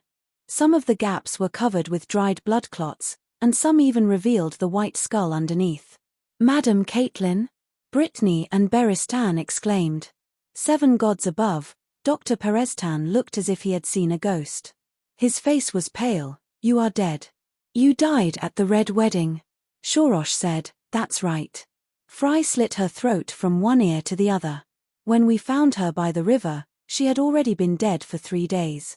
Harwin asked me to give her the kiss of life, but it had been too long, and her body had already rotted and deformed, so I refused. Perhaps Count Bailey had been resurrected too many times, and every time he was resurrected, a part of his soul would be lost, and his memories of the past would decrease. There were even more serious side effects. He was once young, handsome, and strong, but in the end, he was emaciated, his hair was white, and his body was covered in wounds. I could feel that he was living in torment every moment. So, he replaced me and placed his lips on hers, passing the flame of his life to her. Then, the King of Light blessed her, and Madam was resurrected. This shouldn't be true. The old professor's worldview had collapsed. This world was so unreal. Was there any point in us thinking about exterminating the Megalosaurus? The belief that had supported him all his life suddenly collapsed, and the old professor despaired. Madam, I didn't betray you. Brittany cried. Harwin translated Madam Stoneheart's words. Words are like the wind, prove yourself with actions. How do you prove it? Kill Jaime Lannister, and use this sword, the Sword of Oath. Brittany was stunned, and stammered as she defended Jaime. Madam, it's not what you think. Jaime, when we were captured by the blood dancers, he saved me from being raped. Then he came back for me, and jumped into the bear pit with his bare hands. I swear to you, he's not an oathbreaker. He sent me to find Sansa, to protect her safety. He couldn't have been involved in the Red Wedding. Dany could see that this silly girl had fallen in love with Jaime. Every word she said for the Kingslayer was from her own feelings. He saved me, protected my chastity, he saved me twice from the giant bear with his bare hands, so he's a good person, and a good person wouldn't go back on his words. Madam Stoneheart's fingers dug deep into her neck, and with a voice that made one's scalp tingle, she spoke intermittently. You have to choose, either use the sword to kill the Kingslayer, or be hanged as a traitor, the Northerner translated. Brittany shook her head firmly, neither. Madam Stoneheart was silent for a long time, and then spat out a word, hanged. Everyone understood this time. Wait, Dany stepped forward before the bandits dragged Brittany away, and looked at the monstrous Caitlin. It's obvious that you're pushing your responsibility onto someone else. Hiss, hiss, hiss. Madam Stoneheart hissed like a venomous snake. The Northerner immediately rebuked her. You have no right to speak here. We'll judge you after we hang these 3 lions. Madam, you're not even afraid of death. Are you afraid of hearing the truth? Don't you want to know how your family ended up in such a pathetic state?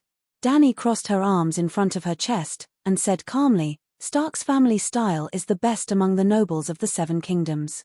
There's no mother who cares more about her children than you, and no father who loves his family more than Ed Stark, and no father who is more righteous. Your children are also very smart, but how did they end up in such a state? Caitlyn's charcoal eyes dimmed, and she pushed away the Northerner who came to pull Dany, and spat out a word, you say it. Because you trusted the wrong person. Dany sighed, and pointed at Brittany. Take her for example. Anyone with a normal brain and a little experience can see at a glance that Miss Brittany is sincere, kind, loyal, and brave. It's a perfect match to have such a person as a guard, and any king can sleep peacefully with a guardian knight like her. Miss, you flatter me. Brittany blushed and twisted. I'm not that good. Yes, you're not that good, your brain is not good, and you're naive to the point of stupidity.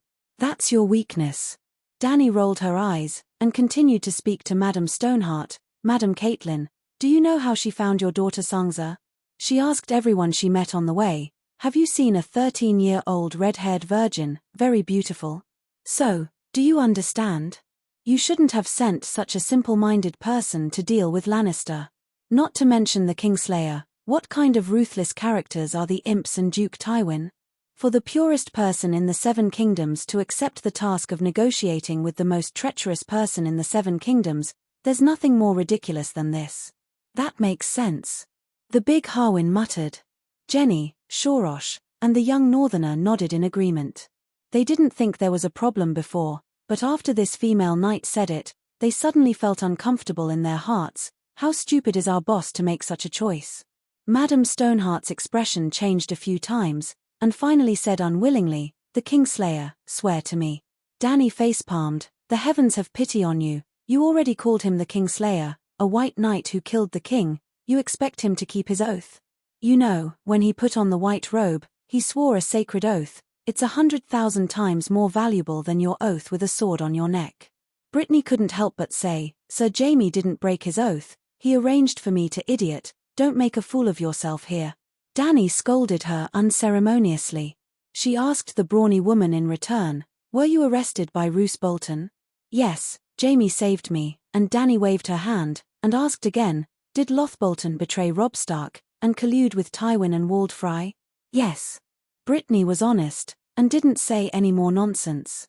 "Did Lothbolton's men cut off the Kingslayer's hand?" "It's the blood dancer who betrayed Duke Tywin and turned to Bolton. In the end, Lothbolton arranged for his men to escort you and the Kingslayer to King's Landing?"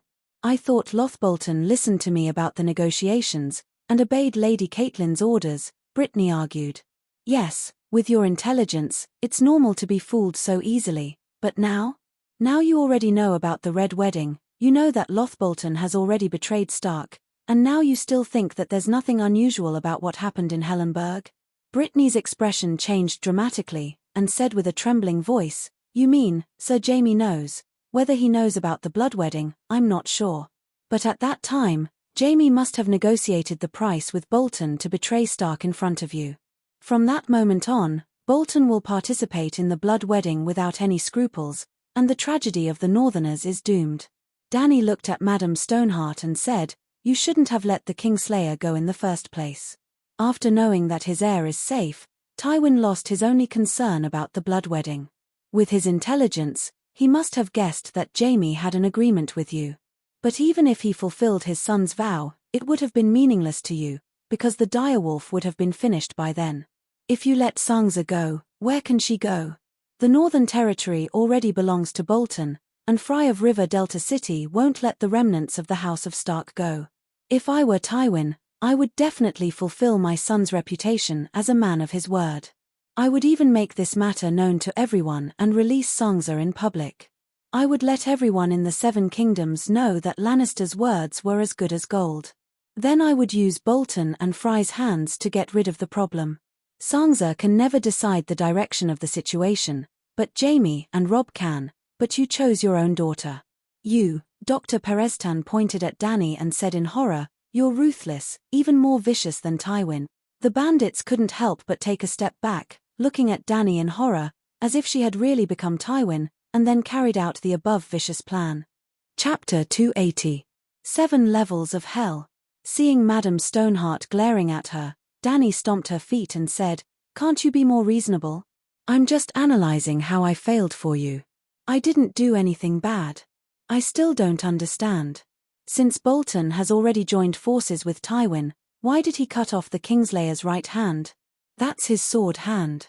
Without his right hand, Jamie is almost a cripple." Beristan was puzzled. The one who cut off the hand was the Blood Troop. Danny looked at Brittany. "Yes, Wager Hort, the leader of the warrior group. The warrior group was originally hired by Tywin from the other side of the Narrow Sea. Later, when they saw that the Northern army was strong, they betrayed Lannister and joined Roose Bolton. This kind of behavior is normal in the Free Cities, but it greatly offended Tywin." Danny rubbed her chin and smiled bitterly. It seems that even the Blood Troop has guessed that Bolton is secretly siding with Tywin. The reason why Varg cut off the Kingslayer's hand is most likely to cut off Bolton's path of siding with Tywin. He. Madame Stoneheart scratched her face crazily, blood staining her scarred cheeks. Looking at her painful and regretful look, Danny sighed and comforted her. "Madam, you don't have to regret. You love your daughter and it's a maternal instinct. And a mother's love for her child should not be considered a sin under any circumstances." Although she also thought that Catelyn was too stupid, what was the use of regretting and blaming herself now that things had come to this? She was not the only one who was stupid. Robb, the self-proclaimed King of the North, was even more wrong. When he returned to Riverrun City and found that his mother had wasted his only bargaining chip, Rob actually heaved a sigh of relief and comforted his mother. I can understand you. It's all because of love. We both made mistakes. I also broke the sacred oath and married Jenny because of love. Then, the mother and son looked at each other happily. You have forgiven me, and I have forgiven you. These two things were easily forgotten. The faces of the dukes of the northern region and Hajien County were twisted. They were furious, and at the same time, they were completely hopeless about the future. In his despair, Stark killed 2 members of Lannister's side family. In the end, Robb and his mother announced righteously that he had made a mistake, and that he should be punished for his mistakes. What the fuck? Apart from Bryn, a blacksmith who was given the job of a carpenter, you have misplaced your trust. Who is it? Caitlin asked hoarsely. Your biological sister, Mrs. Lysa. Beristan exclaimed. She didn't betray Stark, did she? The others were also confused, but Caitlin seemed to know something that Dany didn't. Her face was gloomy, but she wasn't too shocked. She did nothing in the Battle of the Four Kings, and that was her biggest mistake. Perestan shook his head and sighed. You're not in the Westeros, so you're not familiar with the people of the Seven Kingdoms. Mrs. Lysa is delicate and sensitive, and she spoils her only son, Robert. She probably didn't participate in the battle because she was worried about hurting her son. There were also scholars in the Eagle Nest. The City of Knowledge had inquired about the reason why the Erin Valley was so slow to react. Dany had a strange expression. She looked around at everyone. Were they all affected by a halo that lowered their intelligence?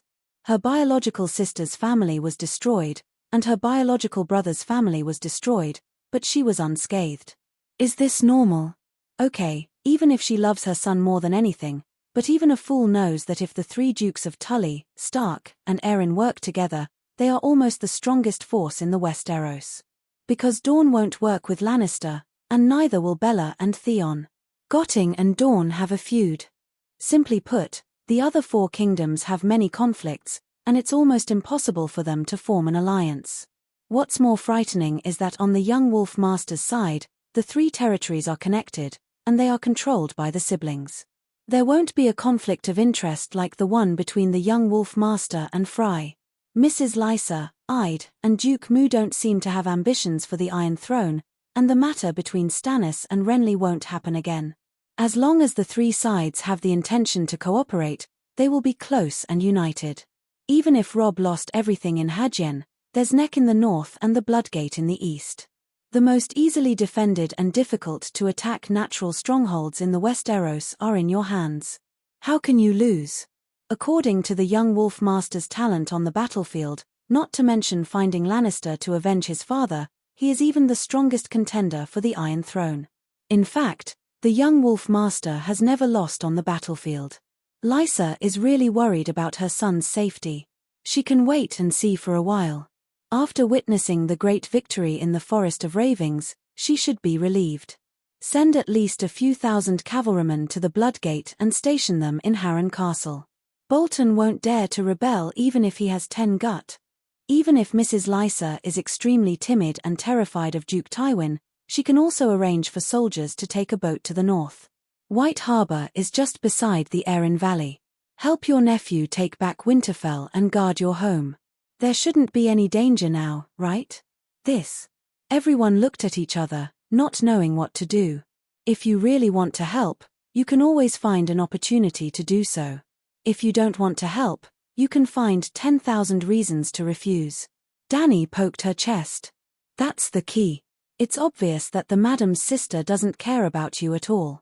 Why, Lysa, why? Mrs. Stoneheart pinched her throat and said with a gasping voice, Lysa wrote me a letter, telling me that Jon Arryn was poisoned to death by Lannister. She wanted us to help her. That's why I'd went to the King's Landing to investigate. Why? She's my sister. Did you know that Mrs. Lysa loved Littlefinger very much? Dany glanced at the old professor. She wasn't telling him the truth. In fact, the documents in the City of Knowledge Library contained detailed records of letters from the noble scholars of the 7 kingdoms. The point was that Lysa didn't hide her relationship with Littlefinger at all. The 2 of them had officially registered their marriage. Everyone in the Seven Kingdoms knew that Littlefinger lived in the master's bedroom in the eagle nest. The old professor thought for a moment and said, "Indeed, Mrs. Lysa was very infatuated with Littlefinger. She couldn't even wait for him to go to the eagle nest to marry her. She hurriedly led the monks to travel thousands of miles, crossing mountains and valleys, to the desolate Five Fingers Peninsula to marry him. I have a question. Why didn't any of you think of Littlefinger as a big player in the game of power?" Danny asked curiously. Beristan thought for a moment and said, "Because he's small and skinny. He's not a knight and doesn't know much about military affairs. Because his family background is weaker than his military strength. They can't even afford to raise a clan soldier. Haha, you haven't been to the Five Fingers Peninsula. There are only rocks, cliffs, and sheep dung there. The castle of the Baelish family is a 3-story tower built by the sea. The master lives on the top floor, the second floor is the living room and servants' bedrooms, and the first floor is a sheep pen. It is said that when Mrs. Lysa and Littlefinger consummated their marriage, the guests on the second floor could hear her high-pitched screams and the bleating of the sheep downstairs at the same time. They were so embarrassed that they had nowhere to go. The tower was so small that the guests didn't even have a bedroom. Yep, Lysa's cries were also unique and impassioned in Game of Power. Some of the male guests couldn't hold it in anymore after hearing her screams. They even pressed Sangza against the wall and wanted to hold her hand. Perestan gave Danny a mocking smile that said, "You're so ignorant. Not everyone has the right to participate in the Game of Power. You should know this better than anyone." The real situation of Littlefinger's family was even worse than what the old professor said. There were only 3 servants, an old butler, an old nanny, and a guard captain. Well, the guard captain could only take care of himself. He was the only guard captain, and he also had to work as a shepherd. When Littlefinger and Lysa got married, there were only 23 sheep in the house. In order to feed the feudal lord, the old butler and the old nanny had to go to the river to collect seaweed, shells, and bird eggs. Every time Littlefinger came home, the old butler would ask him worriedly how long he would stay. He was worried that Littlefinger would stay too long and finish all the food. He couldn't even get enough food for his status. How pitiful.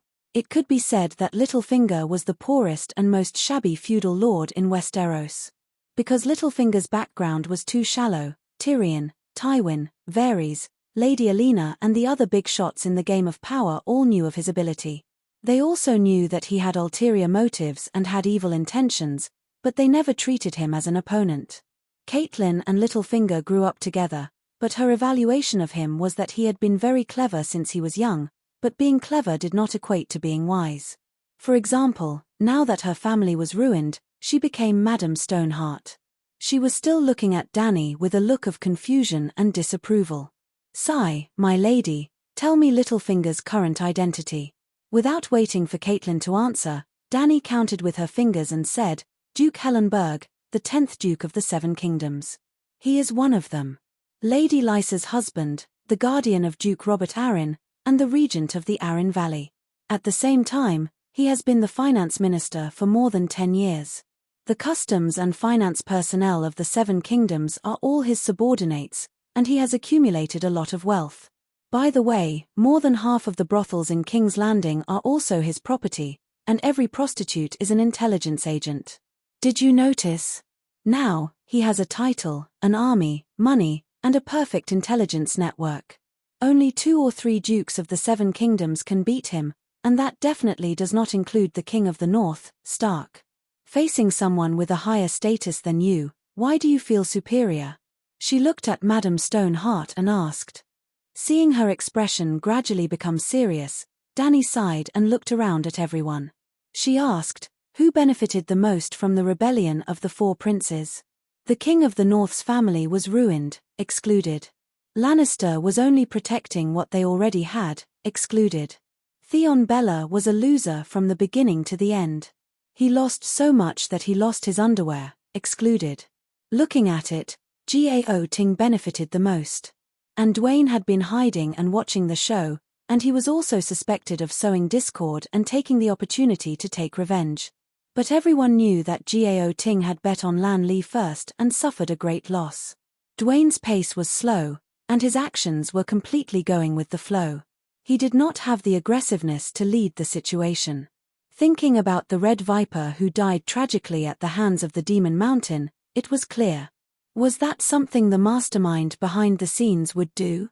Littlefinger was different. At first, he was just a small feudal lord on one finger of the Five-Finger Peninsula. Compared to his current benefits, his wealth was more than 100 times greater. More importantly, the situation in the Seven Kingdoms is too chaotic now. The kings have fallen one after another, and it is very likely that someone is behind it, deliberately leading it in a more chaotic direction.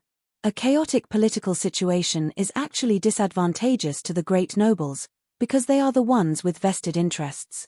The only ones who can profit from the chaos are the smart nobles. No.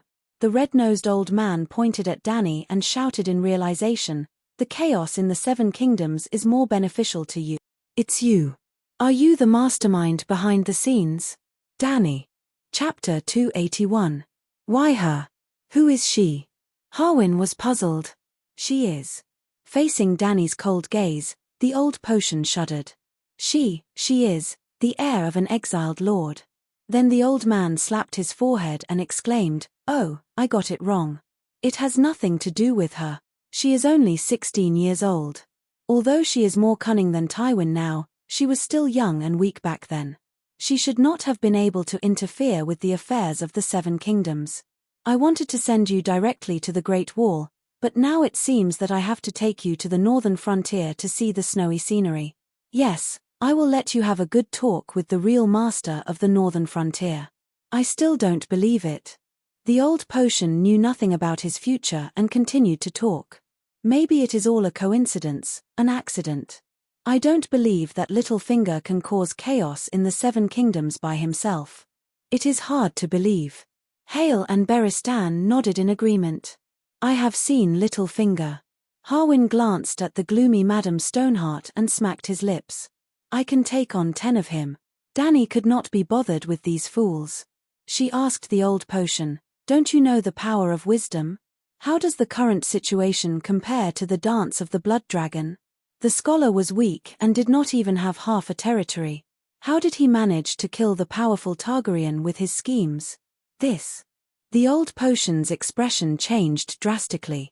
He fell silent and began to think slowly. What did Littlefinger do? Madame Stoneheart's voice was as cold as a viper's. How did Littlefinger deal with Duke Stark? Danny looked at Beristan. He was involved in the palace coup after Robert's death. The old knight thought for a moment and said, I don't know what Littlefinger promised Prime Minister Stark, but he did betray the Prime Minister. At that time, Stark thought that he had bribed the Golden Robes, the garrison of the capital. But when he gave the order to capture Cersei, the Golden Robes killed all the Northerners. Obviously, they had joined Cersei long ago. Petter himself put a dagger to the Prime Minister's neck and said with a smile, didn't I warn you not to trust me? You are. Catelyn stared at him for a while. Beristan? What? Fearless Beristan? Everyone was shocked. Harwin and the third hound drew their swords and looked at the old knight warily. Are you really Sir Beristan? Brittany could not help but ask. Beristan nodded and took off his helmet, revealing his face completely. He came to Madame Stoneheart's table and bowed. Madam, I am Beristan Selmy. I am deeply sorry for what happened to you and Prime Minister Stark. Danny facepalmed with a helpless expression. Perestan, who was deep in thought at the side, revealed a gloating expression. You Madame Stoneheart looked at the White Knight with hatred. Why are you complaining about him? Danny sighed. Joffrey even stripped him of his white robe. The White Knight has never been humiliated like this since he was born. Do you think he is Cersei's confidant? I dare say that neither Stark nor Cersei wanted to rope him in. He was just a confused passerby the whole time. I still know some things. The old knight blushed and said awkwardly. And you, who are you? Madame Stoneheart turned her cold blood-red eyes to Danny. Guess. Madame Stoneheart looked at the old knight and then looked at the delicate girl under the firelight. Silver hair and purple eyes. Beristan, can't leave. King, you are Targaryen. Danny Liz Targaryen. Madame Stoneheart's hatred was overwhelming.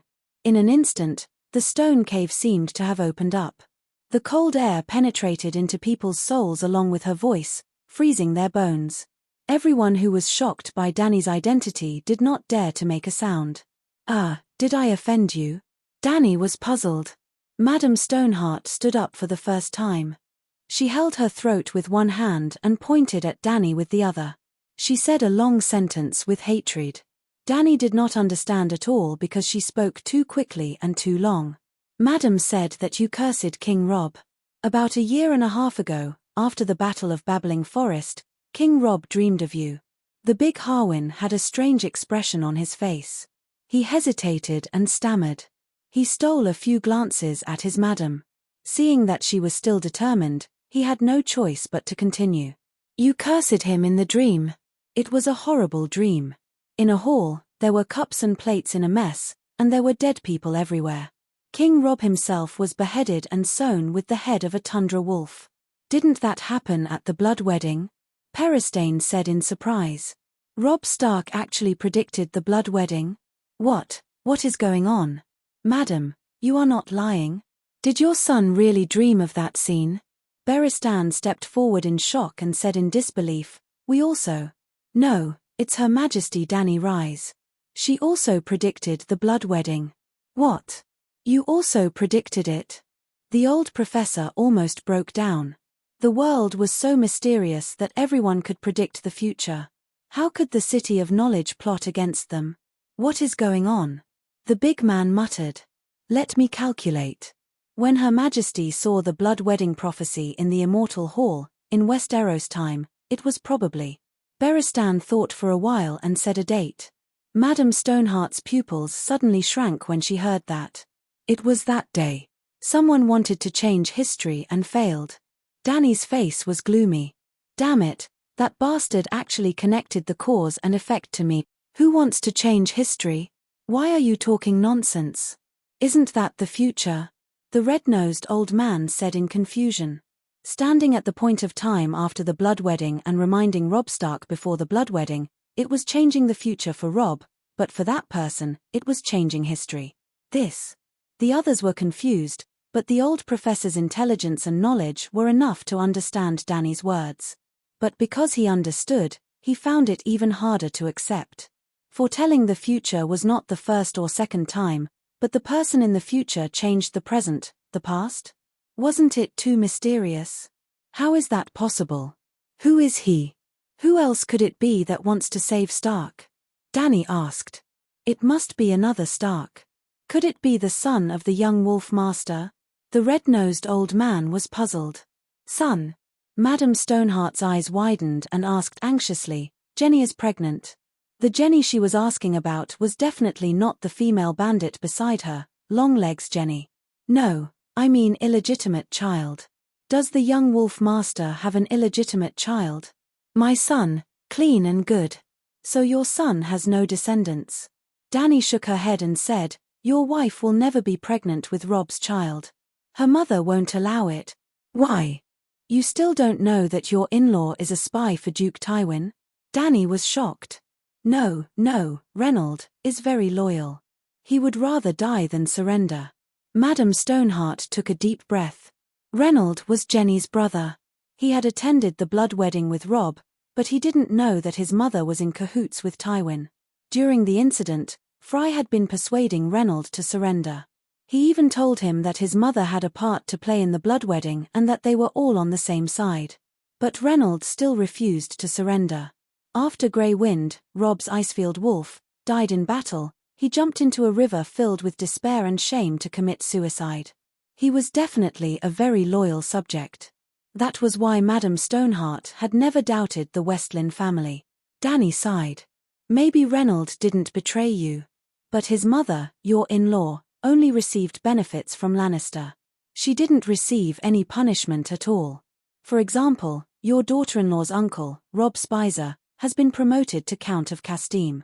A mere merchant became a count in a single step, and a Count of Castile at that. You can see how much effort he put in for Lannister. No, that's impossible. Madame Stoneheart shook her head. Jenny wouldn't betray Robb. It's true. The old professor sighed. You're uninformed here, So you probably don't know. Just a week ago, Rapid Flow City's Jaime and Lannister were taken down. Your uncle Blackfish's whereabouts are unknown. Your brother Eyed Mull was stripped of his fief and title. He will spend the rest of his life under Casterly Rock's watch. On the other hand, Madame Siebel, Rob's mother-in-law, and her 3 children were not punished. Instead, they were rewarded generously by Lannister. Apart from a title and marriage, even Queen Jenny's life was saved and she can remarry. He.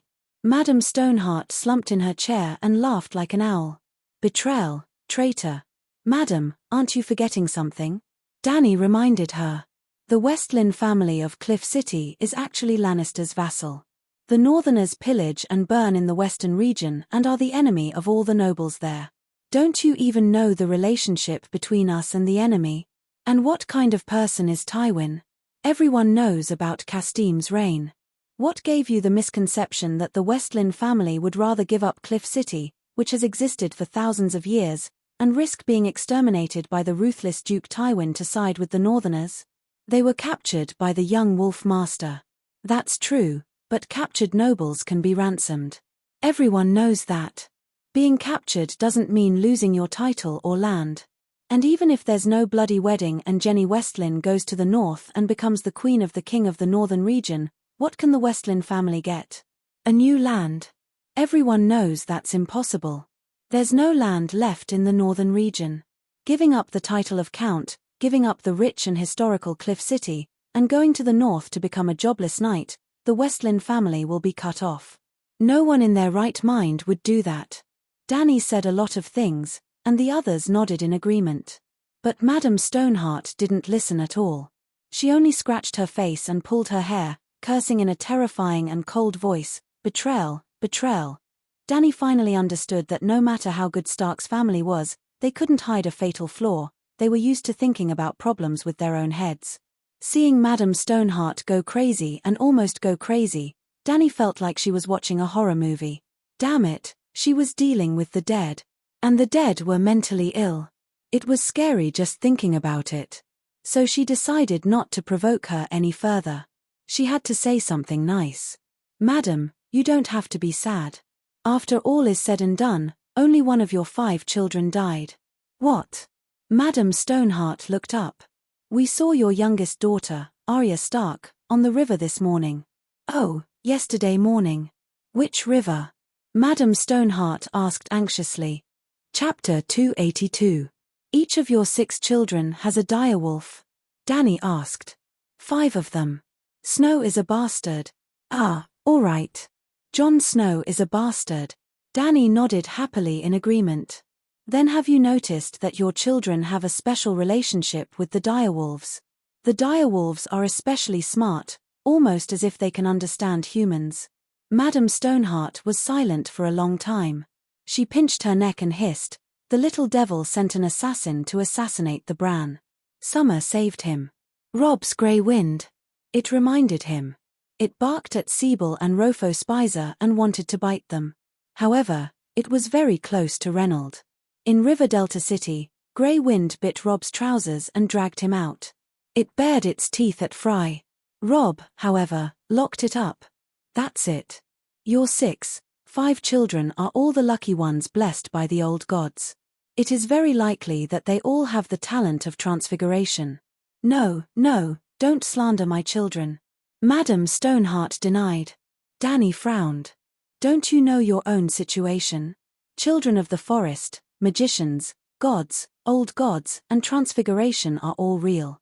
Since you can revive from the dead, why can't your children be transfiguration? I know that transfiguration and werewolves have been demonized by Westeros and have a bad reputation. However, that is just a method used by the Andals to attack the old gods. Just like today, the Red God Priest announced that the 7 gods are fake gods. The 7 gods are indeed fake gods. 7 broken pieces of wood. The night is long. Only the Light King Lalo can bring us to the light. Shorosh of Mill could not help but say, 7 gods above, let the deviant ghosts capture this heretic. Monk Merrybad cursed softly. Glancing at the 2 of them, Dany continued, transfiguration is the child of nature. It has mysterious and powerful strength. Whether it is evil or not depends on the person's personality and has nothing to do with the profession. Did you know that Arya Stark once released her direwolf in River Delta? Madame Shin nodded. The giant she-wolf that has been leading the wolf pack around the river recently is a direwolf, your daughter's direwolf. Ah, so that wolf is a direwolf. The nearby bandits suddenly realized. Name. Leah. Madame Stoneheart murmured. I found a little girl in the direwolf's body. She's about 11 or 12 years old. What does he look like? Madame Shin asked anxiously. Dany frowned and thought for a moment. Grey eyes, brown hair, horseface, a little ugly. It's her. Arya. She's not ugly. Madame Stoneheart's eyes were filled with life and death. Clearly, Lannister never caught her, Eddard said. We know, Harwin said. Arya was disguised as a boy by Yoren. She hid among the night watchers and came to Hadjen. I've seen her before, but the hounds took her away at midnight. Oh, why did the hounds take her away? Dany asked curiously. The hounds took first place in the Prime Minister's tournament and won 40,000 gold royals. They were captured by Earl Berry when they passed through River Delta, and we used the gold royals to help the poor. He wanted to kidnap Miss Arya and ask Robb for ransom. How do we find Arya? Madame Shin asked. Well, Arya was trained as a faceless person in Bravos, so she wouldn't have time to enter her wolf spirit form during the day.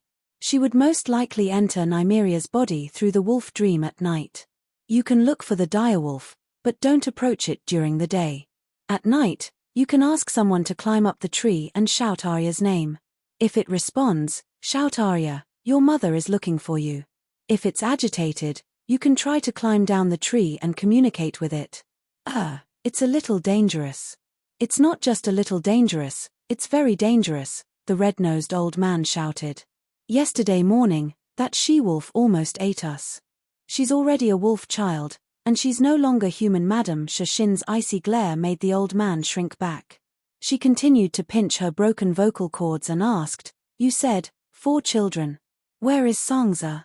Everyone thinks that Stark has no male offspring, which means that Miss Sansa is the only heir to Winterfell. She's very valuable, but who needs her? Who needs the power of the North? All the single men in the 7 kingdoms need her. They all want to be the ruler of Winterfell, Halehunt said. Dany glanced at him and smiled faintly. You're right, but not everyone has the right to take a bite of good mutton.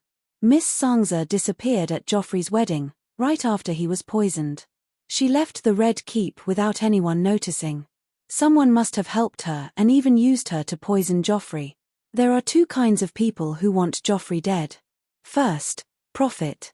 Joffrey becoming king is not in their interest. Second, they want to make the situation even more chaotic. And that person must be very familiar with the Red Keep, or at least know a secret passage from the Red Keep to the seaside. The seaside? Brittany exclaimed. Miss Sansa left King's Landing by sea? Isn't it obvious? The sea route is the safest and the most hidden. To be honest. Dany looked at the big female knight strangely. I don't understand why you came to Hadjen to find her. Everyone can see the chaos in Hadjen. What is she doing here? I thought Sir Dontus took Miss Sansa back to her hometown, Brittany said. Who's Dontus? Dany asked. A clown, Joffrey's jester, Halehunt said. How's his ability?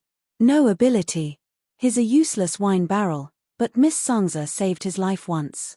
Dany stroked her chin and tried to recall the plot of Game of Thrones. Finally, she remembered the small fry who was shot to death by Pinky. Sigh, you all know he's a useless jester. Do you think he knows about the secret passage in the Red Keep? That he could come up with such a meticulous plan? Not every jester is Florian, and not all girls are as lucky as Chunchi. Miss Sansa does like the story of Florian the Fool and Chunchi the most, Harwin mumbled. And you are? I'm Harwin. My father is the stables manager in Winterfell. I'm the Duke's bodyguard. I know something about Miss Sansa, the big man explained. Petar. Tyr. Madame Stoneheart said slowly. What? Petar knows, the secret passage, he once brought Ide, into a brothel, to meet me. Madame Stoneheart's eyes were deep and serene. She clutched her throat and slowly spat out a bone-chilling voice. You said it yourself. He seized benefits. Amidst the chaos, he controlled Erin Valley. He set his eyes on the Northern Territory. And the dagger, he told me, the dagger belongs to Tyrion, and lied to me. Lysa. Lysa and him. All of a sudden, Caitlin understood everything. Miss Sangza is in the Arryn Valley. I'm going there to find her, Brittany said in realization. Bran and Rickon? Madame Stoneheart looked at Dany expectantly. Dany's words were reasonable. With the addition of the magical prophecy, Caitlin trusted her more and more. She was looking forward to it. Rumor has it that Theon burned your 2 youngest sons to death. They were beyond recognition and were charred black. The question is, why would Theon kill his own brothers? He's a chameleon, a sea monster, Harwin blurted out. Then is he a psychopathic murderer? Well, other than being a little lecherous, he seems normal. Harwin looked at his master hesitantly. Madame Stoneheart nodded slowly. That's incredible. No matter how much affection he had for the 2 brothers he watched grow up, the young wolf master didn't even kill the Kingslayer who killed his father. Theon isn't a psychopath or crazy. Why would he kill his hostages? In the past few years, the Westeros had broken their traditions. The guests' rights and sacred oaths had been violated many times. However, killing a captured noble had only happened once. That was when Stark killed the 2 young Lannister to vent his anger. Why? He wouldn't dare. Both sides had noble captives in their hands. If you kill my people, do you think I won't kill yours? For example, if Robb didn't kill Stark, what would happen? First, Stark's eldest son would have to die. Old Stark wanted to kill young Lannister because his eldest son had been captured by Lannister. His second and third sons had been killed in front of him by the Kingslayer. He hated Lannister to the core. However, protecting noble captives was a tradition of Westeros. If you kill my people, do you think I'll let your eldest son go home for the new year? Secondly, because 2 Lannister had died, and there was only 1 Stark, Tywin might kill another northern noble as a response. The family of the northern noble who had been killed would be extremely dissatisfied with Stark, and they might even hate Robb for allowing him to kill.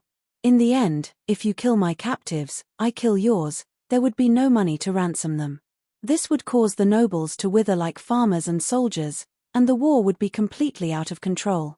Therefore, it was reasonable for Robb to kill Stark to appease Lannister's anger, just like how I'd wanted to chop off Mormont's head.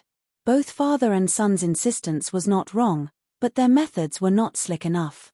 If it were Dany, she would rather chop off her dominant hand and give it to Tywin to atone for her sins than chop off Stark's head. This was not only to buy people's hearts, but more importantly, a monarch also had the obligation to treat and protect his loyal vassals well. You can't always let others be loyal to you without any bottom line, and as a monarch, you don't reciprocate at all, right? Okay, I digress. The main point was that treating noble captives well was a tradition, and even Tywin wouldn't go against it, except for Yulun. Harwin translated Caitlyn's words and said, Theon didn't want to kill them at first. It seems that the 2 young masters escaped from Winterfell with the help of their servants, and Theon punished them by burning them at the stake. Even if you want to punish the captives, to establish your authority, you can just kill one. Why waste all your bargaining chips? Dany laughed. This shows that the 2 little Stark successfully escaped capture. Because he couldn't catch them, Theon purposely burned the corpses beyond recognition. Otherwise, wouldn't it be better to chop off their heads personally? That makes sense. Everyone nodded in agreement. Very good. Dany rise. Very smart. Too smart. Using only a few bits of information, almost reconstructing the entire process. Luo Bo is not as good as you. Thank you, Dany said proudly. No. Madame Stoneheart's eyes suddenly emitted a cold murderous intent. You're so smart. This is a good thing. I will let you go. You can help me deal with Lannister. But my 4 children. Since they're not dead, I can't let you live. Dany's proud smile froze. What did you say? Kill her, to prevent future trouble. Madame Stoneheart pointed at Danny and roared. Clang, clang, clang. The bandits were only stunned for a moment before they immediately drew their swords and charged at Danny. Chapter 283. Hee hee hee, ha ha ha. Someone laughed out loud while holding his stomach. It was not Danny. The red-nosed old doctor pointed at Danny and laughed until tears came out of his eyes. Who told you to show off your cleverness? Who told you to like showing off in front of others? Who told you to be so smug? Who overthrew the Targaryen dynasty? You've forgotten, but I remember it well. Wait, I have something to say. Beristan opened his arms and stood in front of the gloomy Danny. He said to Madame Stoneheart, Madame Caitlin, your worries are unnecessary. Her Majesty is benevolent, righteous, kind, and just, but every time he praised Danny, Madame Stoneheart's face turned uglier. White Knight could only stop and sigh. Danny, if Her Majesty Rise was merciful to Robb Stark, how could she be merciful to other innocent children? In Queers, in the undying shrine of the male wizards, Her Majesty has been unable to eat or sleep since she saw the prophecy about the young wolf Master Ahum. Don't make it sound so ambiguous. I eat well and sleep well. Danny lifted her chin and avoided Caitlin and Beristan. If I hadn't met a merchant from the Northern Territory, I would never have thought of saving Robb Stark. Sigh, you're always so humble. White Knight sighed. Are you done? If you're done, die. Madame Stoneheart said coldly. No, I'm not done. White Knight waved her hand and quickly explained how the Megalosaurus had drawn the Crimson Wedding and how it had been handed over to the captain of the Ginkgo Maiden, Jordan Snow. Jordan Snow? Madame Stoneheart looked at Harwin. I don't know him. Maybe we can ask around at White Harbor. The big guard said. A person's heart is unpredictable. I won't trust anyone. Madame Stoneheart said with a hoarse voice. There's a wrong name, but there's no wrong nickname. Your kindness, your compassion, and your humanity were all left with Lalo when you were resurrected. Danny sneered. Madame Stoneheart spat out a single word like a viper, kill. Long-legged Jenny, Shorosh, and the rest were hesitant. Even Harwin looked like he was struggling. However, Lemon, the third-generation hunting dog, shouted the word kill and immediately rushed over with two bandits. Clang rip. Beristan suddenly stretched out his right hand and grabbed the sharp sword that was slashing at him. The blade of the sword rubbed against the iron glove, producing a teeth-numbing sound as sparks flew everywhere. Boom. White Knight raised her leg and kicked Dog-head Lemon in the stomach, sending him flying 2 meters away. She then used the long sword she had snatched to block the other two bandits. Impossible. The bandit on the ground roared in disbelief. Go, kill them, kill kill kill. The bandits, who had been hesitating, quickly moved closer. But Danny had been waiting for them. The space outside the cave was a little big, and the bandits were standing scattered. The effect of the Megalosaurus roar was not the best. At this moment, how dare you? A visible arc of air was emitted from Danny's body. The flames of the torches on the wall stretched into a horizontal line of fire. The dust in the air solidified and instantly gushed outwards. The bandits who were rushing over fell into a bottomless hell in an instant. Their souls seemed to be gripped by cold and scorching claws. Their minds were clear, but their bodies were unable to move in fear. They were even worse off than the centaurs who were hit by the dragon's horn. Traces of blood seeped out from their nostrils, eyes, mouths, and ears. They swayed as if they were drunk. They could not even stand properly, let alone attack. Madame Stoneheart was inside the gap of the cave, behind Danny. She was not affected by the true dragon's roar. Looking at the dozen of her underlings who were groaning on the ground, her rotten face contorted and her body trembled. She pointed at Danny and said fearfully and viciously, "You are not human, you're a demon." Danny's dragon soul entered her body. Her round pupils turned into vertical slits. Her smoky purple pupils were black on the inside and red on the outside. She turned around abruptly and looked down at Madame Stoneheart, who was on the wooden chair coldly. Trash. Boom! The true dragon's roar was activated again. The cone-shaped airwave smashed onto Madame Stoneheart's body like a 1,000-kilogram boulder. Crash! The high-back wooden chair shattered. The hair of the person on the chair was messed up and her tattered clothes burst open. She hugged her head and was pushed to the corner while howling. Fuck. Pereston's eyes almost popped out. What kind of witchcraft is this? Why, do you want to learn? Dany kept the dragon's soul in her body. She glanced at him and the old doctor collapsed on the ground. He turned his head away. I don't. She looked around. Brittany, Herr Hunter, and the old friar looked at her one by one and immediately lowered their heads in fear. Finally, she looked at Madame Stoneheart, who was moaning in the corner, and said coldly, I won't kill you. If I kill you, Lalo will revive you again and take away part of your soul fragments and some of the things that are most valuable to you. In the end, the ones who will suffer will be the poor civilians and the innocent travelers. Remember, you are not someone without ties. You still have 2 sons and 2 daughters. You must have a bottom line. The gods are watching you from the heavens. You will reap what you sow today. Accumulate some good karma for your family. Let's go. After saying that, she walked to Pereston's side and took back Clear Sky. She hung it on her waist and walked out in large strides. White Knight had already cut the ropes on Brittany and Hare Hunter's hands. She carried the old doctor and quickly followed Dany.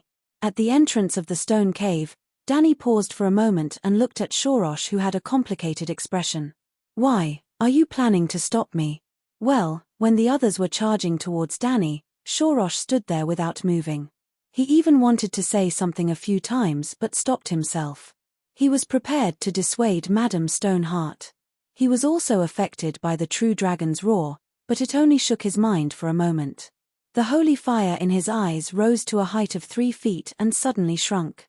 After using about 1/10 of his wizard power, he removed the soul suppression state.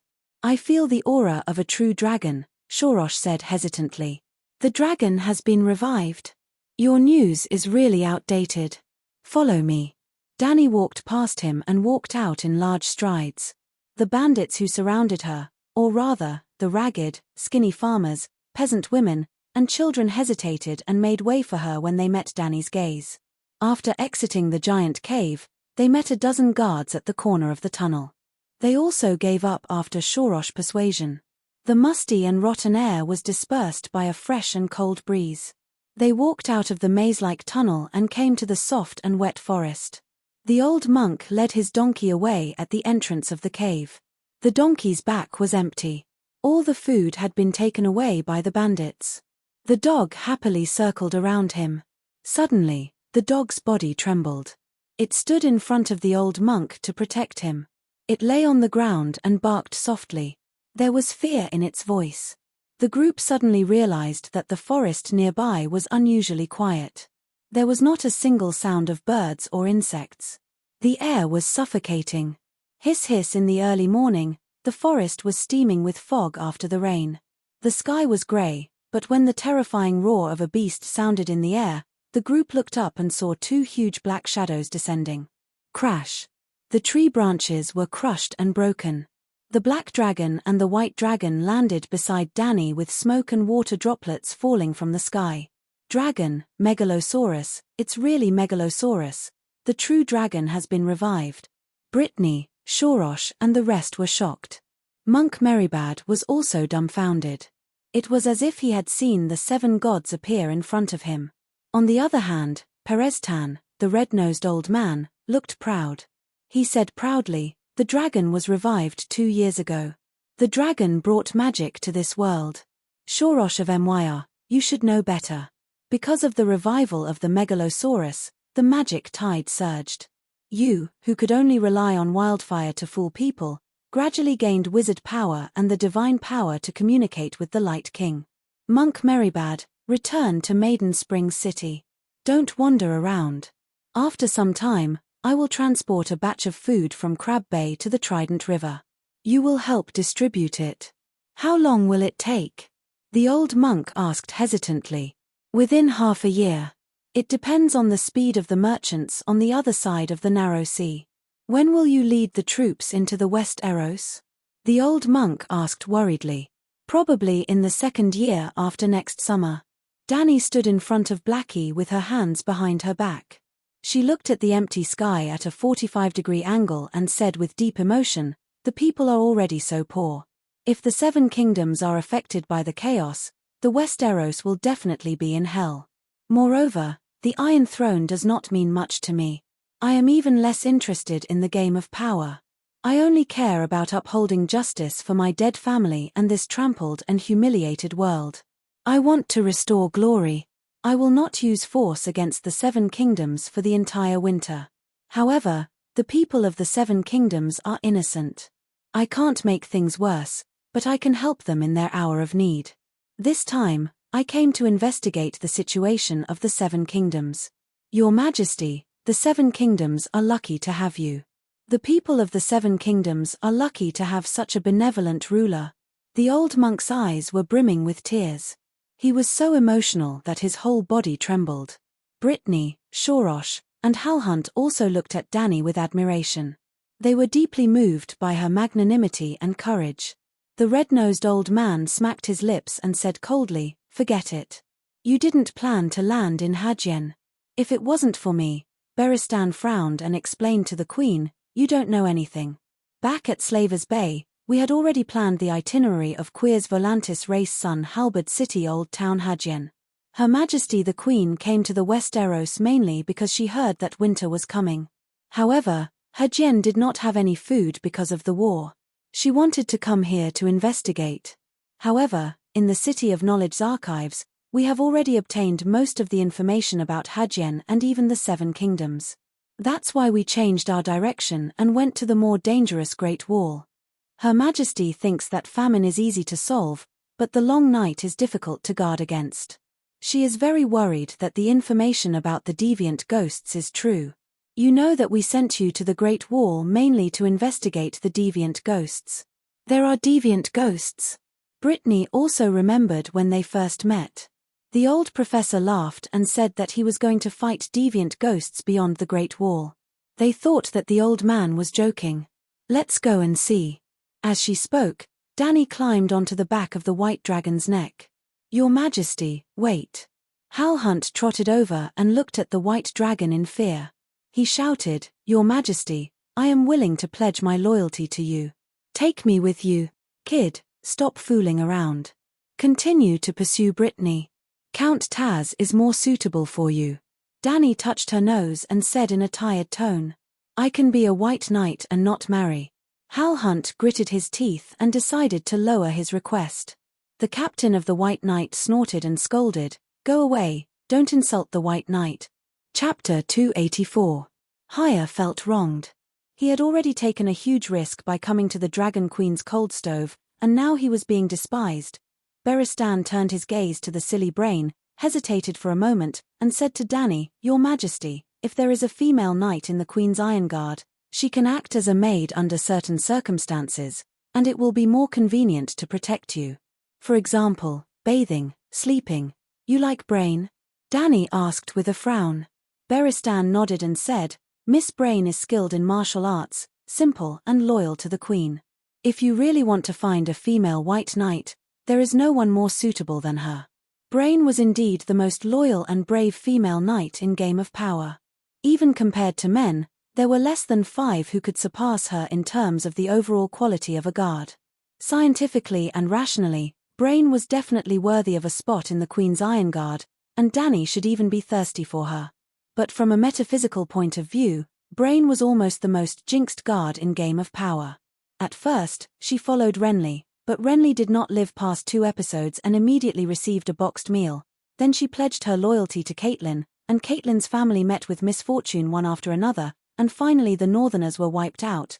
Then she followed Sansa, and not long after, her brother Rickon died in front of her, and the long night came, winter fell.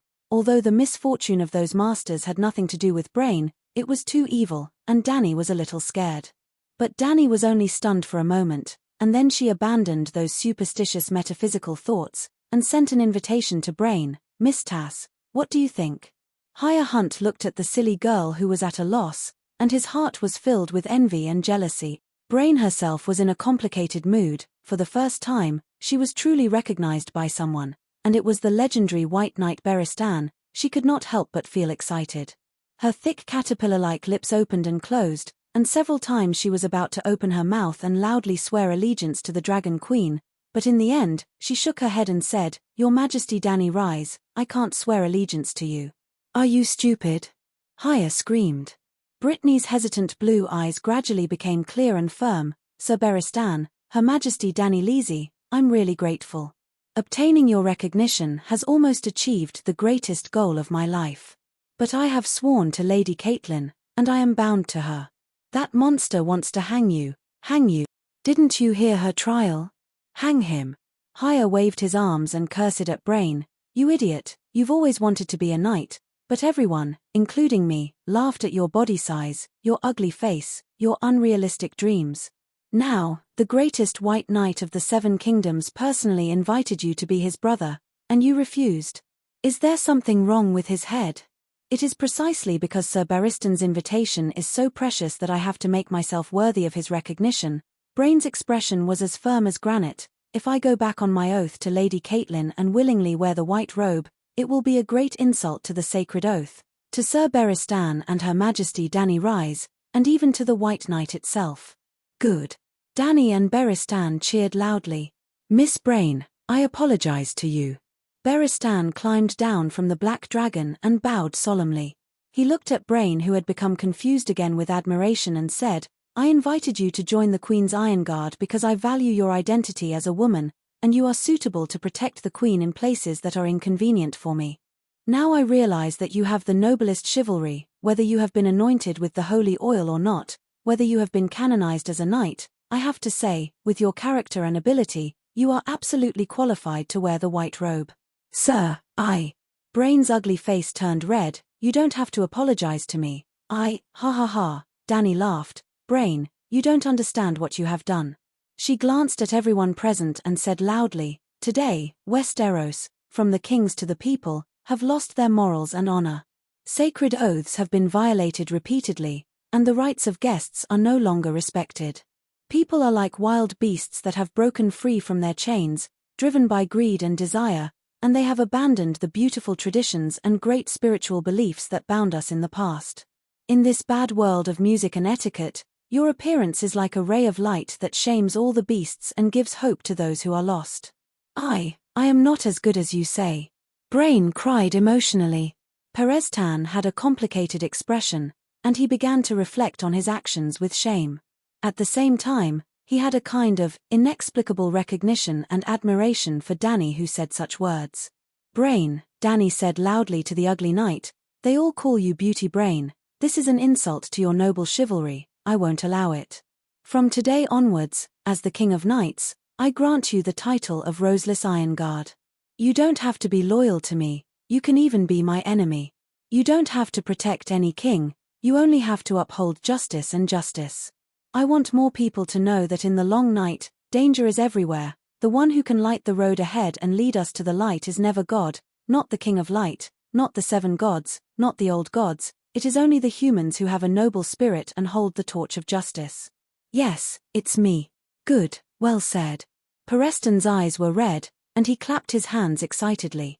He decided that even if the Dragon Queen's reputation was ruined in the future, even if she was defeated by the Allied army, eliminated by the powerful players of the game, and killed by the City of Knowledge, he would still write a book to praise Queen Dany's persistence in justice. Glancing at the red-nosed old man who couldn't control himself, and then looking at Brain, Beristan, and even a few bandits, Dany couldn't help but sigh in her heart. Be it ancient or modern, tricks are always more popular than swords. Screech Blackie suddenly roared towards the forest on the side of the hill. Dany looked over and saw a small pale figure sneaking out from the brambles like a ghost. It was a barefooted old lady, leaning on a black wooden cane that was full of bumps. Her tattered grey robe was wet from the rain, and her sparse white hair was flying wildly. The cold morning wind made her wrinkled skin pale. She was originally a dwarf, and her back was hunched. She was only about 0.8 meters tall. Her red eyes glanced sadly at Dany and the dragon below her. "Who are you?" Dany asked loudly. You're not him. The little old lady mumbled. He and she in Westeros had different pronunciations, which made Dany even more confused. "Who am I not? Why are you here?" Shorosh asked curiously. "Didn't you refuse to serve the lady?" "Dragon, I'm here to look for a dragon. I saw a dragon, I finally saw a dragon, sob sob sob. The little old lady wiped her tears sadly. Did you see it? The dragon has finally hatched again. I told you not to worry, there will always be a dragon, but you didn't listen. Sob sob sob, I finally saw a dragon, too bad she can't see it, too bad she's not him. The red raven landed in between her eyebrows, but she didn't notice. Oh, I can't say any more, the red raven is warning me. Sob sob sob, but when can I see him, fulfill my promise, to meet you again. The little old lady stumbled back into the bushes as she talked nonsense. In just a few words, she disappeared like a groundhog retreating into the field. Beristan had a thoughtful look on his face. I think I've seen her before. She's a forest witch, proficient in prophecies. Because she often wanders around the Noble Heart, we call her the Noble Heart's ghost. The Brotherhood can't go out to gather information outside River Valley, so we rely on her to help us with prophecies, Shorosh of Myr explained. The Noble Heart was the name of a tall hill in the middle of River Valley. It was once the holy land of the children of the forest. It was said that the ghost of the children of the forest killed by the Andal king haunted the hill, and the people nearby avoided it. Using prophecies to gather information? Danny's mouth twitched. This was more extravagant than using an anti-aircraft gun to kill a mosquito. Is it accurate? Very accurate. Shorosh nodded and sighed. I even suspect that she's a child of the forest. When she sleeps, the weirwood whispers in her ear. Well, in sorcerer's terms, she can communicate with the roots of the earth and observe the past and future through the weirwood. Isn't that the three-eyed crow? Danny asked in surprise. She doesn't have a crow. Shorosh furrowed his brows, unable to understand what Danny meant. She once prophesied the death of King Balon, the Red Wedding, the Purple Wedding, the fall of Rapid Flow City. She could even predict when someone would die and who killed them. She was very accurate.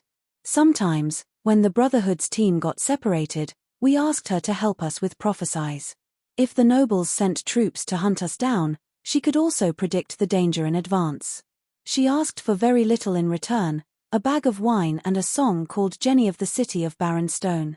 Unfortunately, after the Lightning King was replaced by his wife, she refused to interact with us anymore.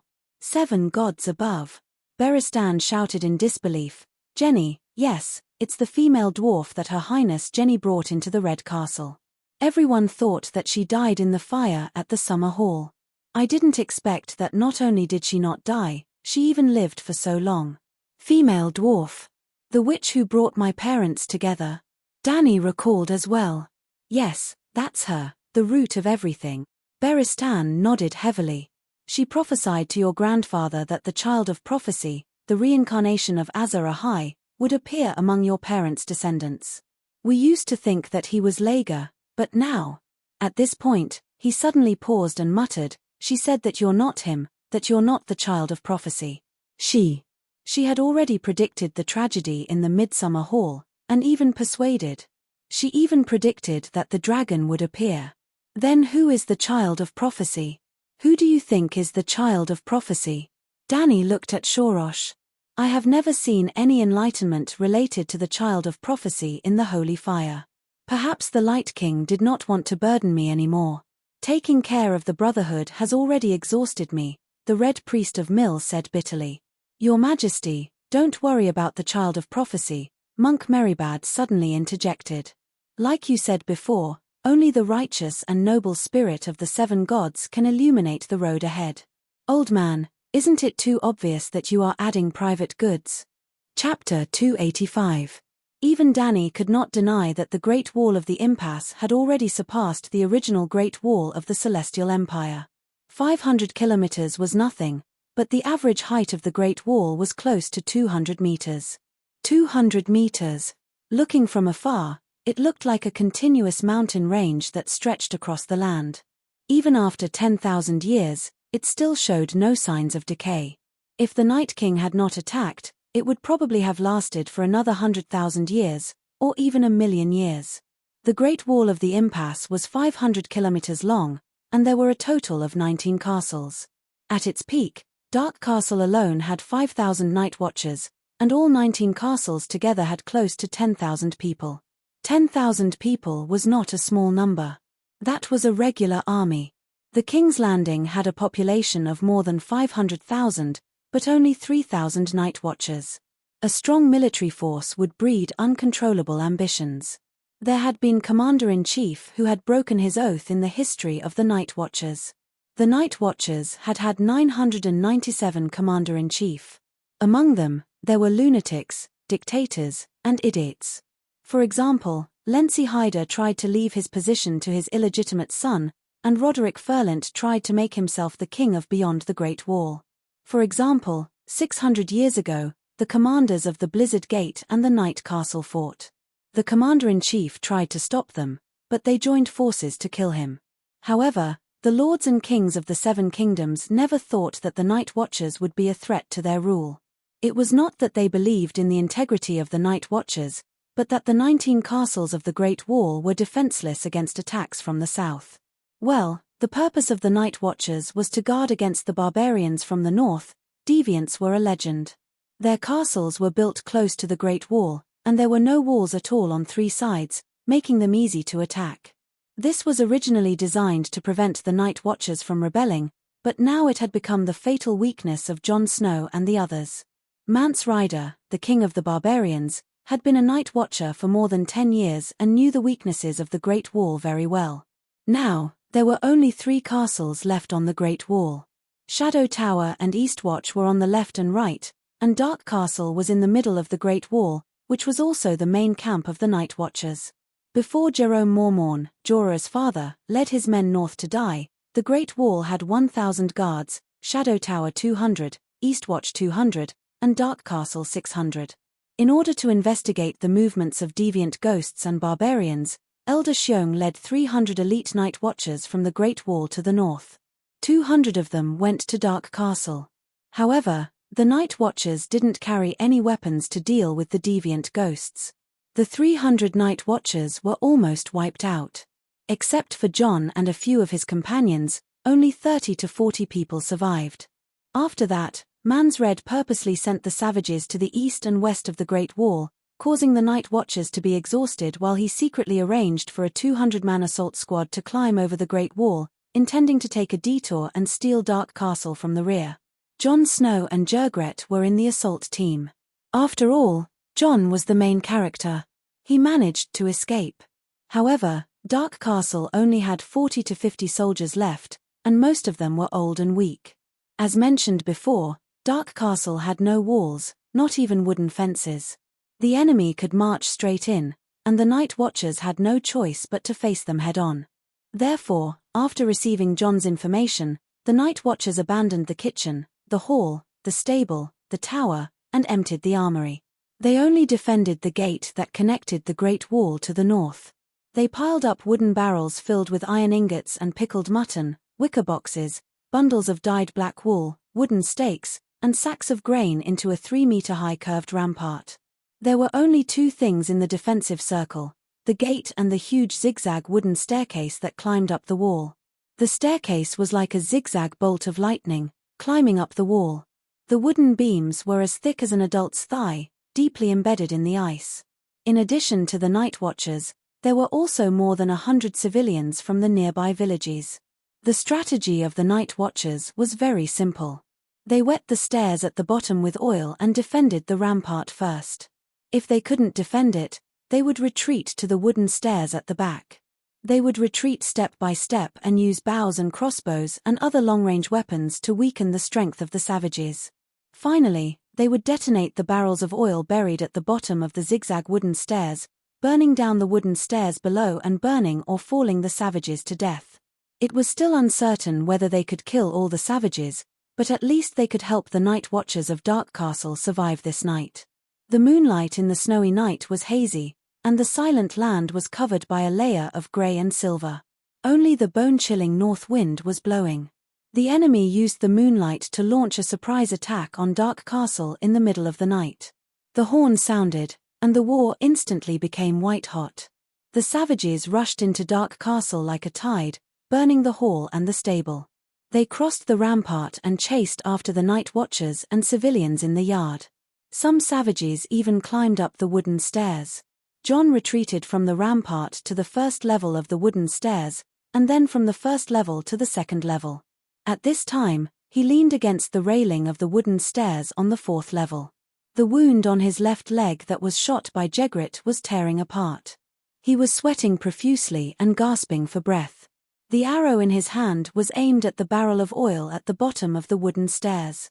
Fire, ice, blood, cries, and screams before death. Squeak suddenly, the sound of a beast piercing through the night sky came from above. A heavy, scorching atmosphere spread in Dark Castle. Not only John felt the pressure, but the savages and night watchers who were fighting below could not help but slow down and look up at the sky. Whoosh! The sharp sound of something piercing through the air sounded in the sky.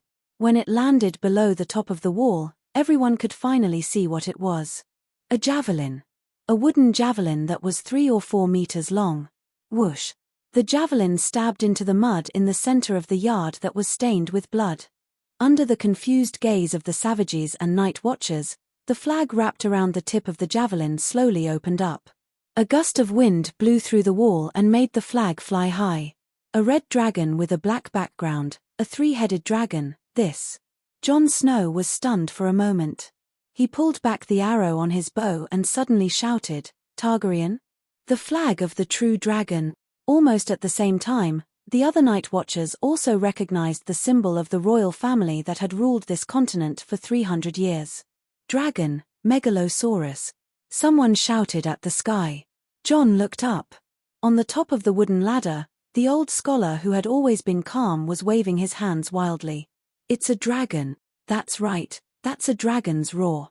Megalosaurus, a Targaryen is coming." The old man's eyes were filled with tears. As if responding to his call, a huge black shadow fell from the sky. Squeak boom.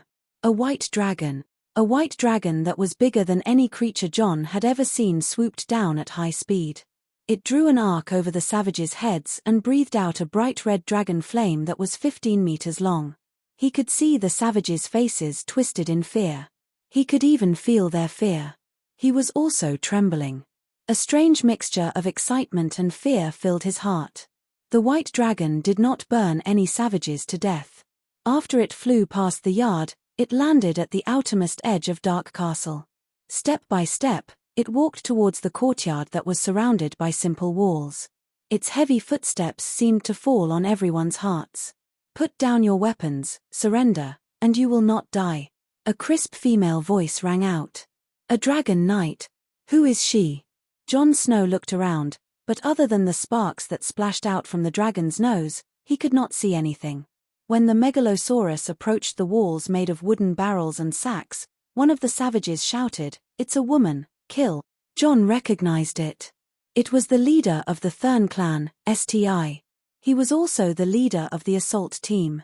The bald Sti raised his sword and rushed towards the Megalosaurus.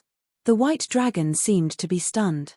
It did not react at all until Sti was 5 meters away from it. Bang! A black shadow came from behind like lightning. Like a tomato that had been hit by a baseball, Di flew into the air and his body was split in half. In fact, other than his head and legs, everything else had turned into a splattered mush that landed on the faces, hair, and tattered leather armor of the savages who had rushed toward the giant dragon. Fear gripped the savages' minds. And this was not the end. Squeak. The white dragon roared into the sky.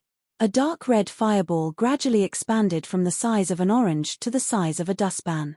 Then, slash! The huge fireball instantly transformed into a palm-wide, 40-meter-long bright red arc of light. Like a huge machete, it suddenly slashed forward. Boom. Wood chips, snow, bloody mud, broken limbs, and bright red sparks exploded on both sides of the 40-meter-long straight line. Gulp. Jon swallowed hard, sweating profusely. Suddenly, he was even more terrified of the female dragon knight than he was of the barbarians. "Those who surrender will be spared. Those who resist will be killed." The woman's cold voice rang out again. He thought her voice was sweet before, but now it had become inexplicably cruel. The 40-meter-long machete looked powerful, but in fact, it only burned 4 or 5 unlucky savages. It did not kill anyone. The dragon flame only changed its form, but its power and nature did not change. The illusory flame could not cut through solid flesh. To put it simply, other than the beautiful scene and the waves of air, the lethality came from the temperature of the flame itself. As for the broken limbs, this was originally the center of the battlefield. Severed limbs and heads were everywhere on the ground. But John did not know, and neither did the savages. Squeak when Blackie appeared and slid over the savages' heads, the savages finally broke down. They were the first to throw down their weapons, followed by the second, third. The savages surrendered. Danny sat on Little White's back without moving. White Knight helped Perestan down from Blackie's back. The old professor had flown for close to 20 hours. His face was pale and his legs were trembling. He was about to faint from exhaustion. Flying from the Three-Forked River to the Great Wall was close to 3,500 kilometers. They stopped 3 times for an hour each time to eat, drink, and relax before continuing to fly. Danny could feel that after 2,000 kilometers, Little White started to feel tired. Blackie, on the other hand, kept flying at a constant speed. It did not feel tired at all. When it was flying, it was also operating the 9-colored vortex to absorb magic particles from the void. Magic allowed Blackie to last longer. Which Targaryen is it? While she was thinking, the Night Watchers climbed down from the wooden ladder. They consciously started to tie up and detain the savages who surrendered. Then, a black-haired bearded man walked over with a trembling old man in a grey robe. White Knight took a step forward and opened her helmet. She said loudly, "Beristan, I am Beristan Selmy. I have come with Her Majesty Danny Rhys Targaryen to the Great Wall to assist the Night Watchers." "Beristan," the young man exclaimed. He was even more shocked to see the legendary White Knight. "Danny Rhys." The old scholar was surprised. A beautiful scene that he had never dreamed of appeared in front of his eyes. "It's me." Danny saw the long chain around the old man's neck and guessed his identity. She jumped down from Little White's back and took off her helmet. Her silver braid hung in front of her chest. Chapter 286. It's really Targaryen, it's Danny Rhys. Seeing Danny's silver hair, purple eyes, and somewhat familiar delicate face, the grey-robed old man reached out his trembling right hand, as if he wanted to personally confirm that the person in front of him was not an illusion. Danny stood still, but Blackie and Whitey beside her sneezed at the old man. The old scholar woke up with a start, wiped the tears rolling down his cheeks, smiled and bowed according to the etiquette of receiving a king. "Excuse me, Your Majesty. Night Watchman Ymont greets you." Danny nodded, looked at him and said, "I know you, Ymont Targaryen, my great-grandfather Igor's brother." "Igor, Igor."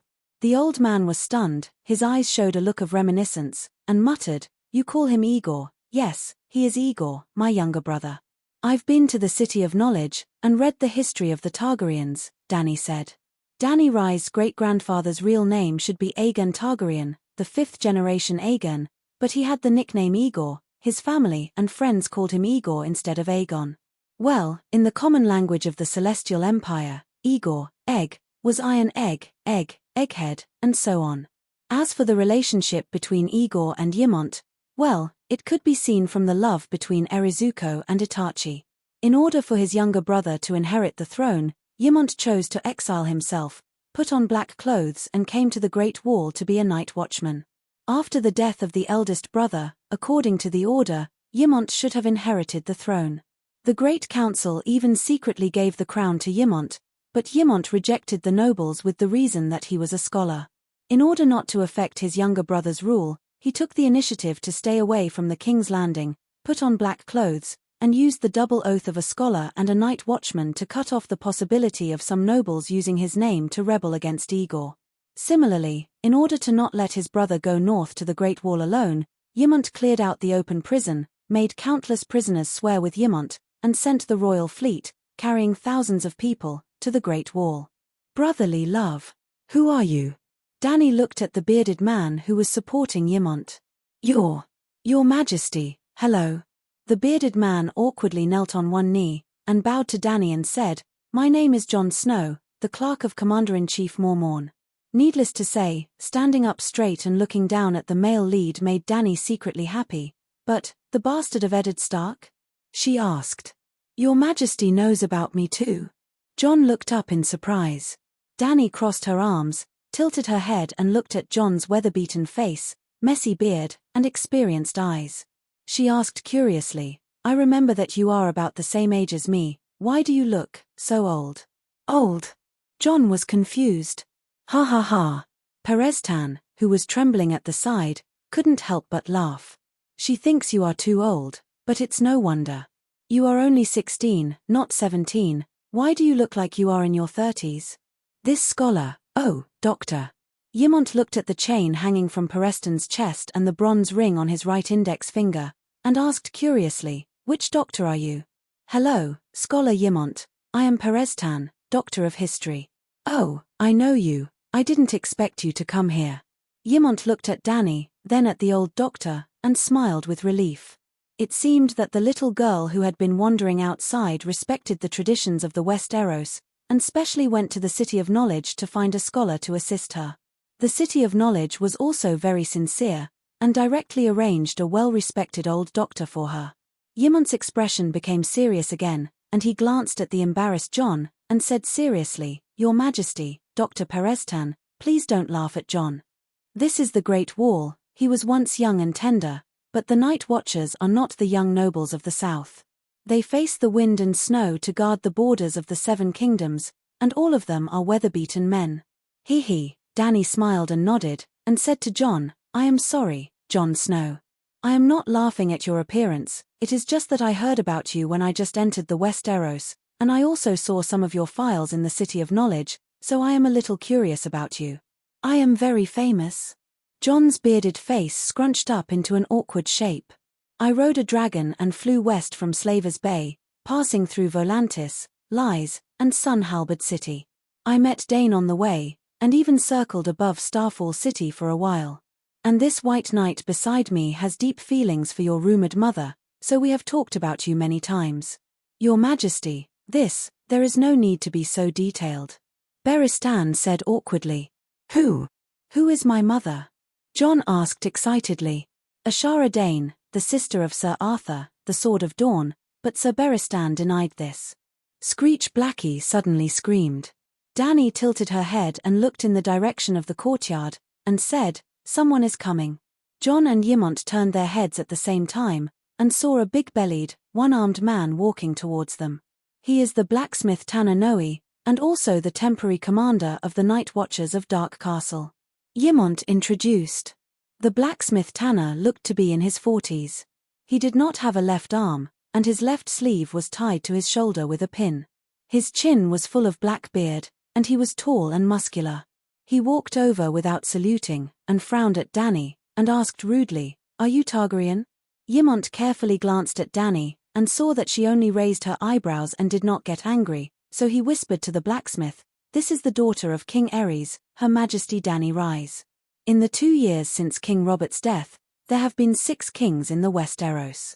4 have already died, and now another one has come, the blacksmith Tanner muttered, and the expressions of the people around him changed. Ymont hurriedly pulled his sleeve and warned him, Her Majesty saved us. She is the only monarch who responded to our request for help and came to guard the wall. Not necessarily.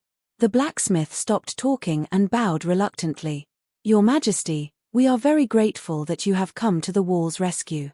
Dany had been watching the conversation between the blacksmith and Ymont, and when the one-armed man bowed, she raised 2 fingers and said softly, You have 2 things wrong.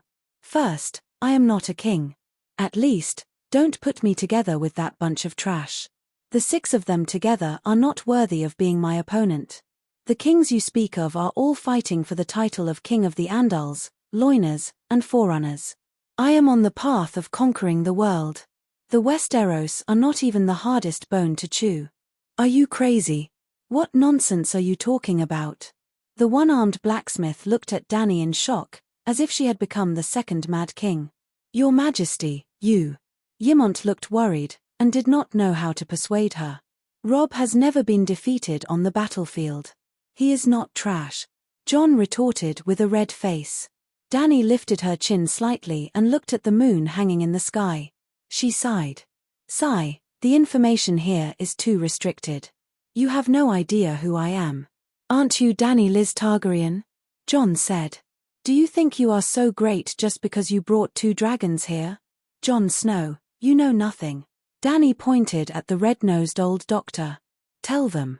There is nothing to say. The red-nosed old man rubbed his red nose that was red from the cold. The Dragon Queen is just fighting a world war with the 9 free trade city-states, New Gith, Queers, Jade Sea, and a few other slave-trading organizations. Jon, Ymont, blacksmith, this pretentiousness. I don't want to give you full marks, but your strength does not allow it. I was going to punish you by killing a few Gowls outside the Great Wall, but now it seems. Dany was still feeling proud when the old man immediately continued. But because the Dragon Queen has too many enemies and is too strong, she will definitely not be able to get past the alliance. If she does not die in the end, she will most likely have to return to the Westeros to fight for the Iron Throne. It seemed that the old man felt that killing Gowls was not exciting enough. He wanted to kill deviant ghost. Gowls are the dead bodies resurrected by deviant ghosts. Deviant ghosts are the wild babies that the Night King turned into. Alright, the name is a small matter. I will not force anyone to call me queen. I have not ascended the Iron Throne yet, so you can call me whatever you want. You can call me by my name. Dany waved her hand and ended the conversation about the king. She glanced at Jon and the others and said seriously, if there were only savages outside the Great Wall, I would not have come thousands of miles to this broken place. Let me ask you, are deviant ghosts real? The blacksmith Tanner and Jon looked at Dany in surprise. They did not expect her to be so carefree. Ymont looked at Dany again and nodded with satisfaction. He asked, you know about deviant ghosts? I saw the letter from the Night Watchers in the City of Knowledge. It is a serious matter, so I had to come here to confirm it. Jon could not help but feel a trace of respect for her. He sighed and said, the others, the king, the great lord, and even the City of Knowledge, all think that we are lying. We sent out several groups of messenger crows, but they did not even reply. Some of them only scolded us for being full of lies. Why do you believe it? Because they do not have the mysterious power, but I do. Pa.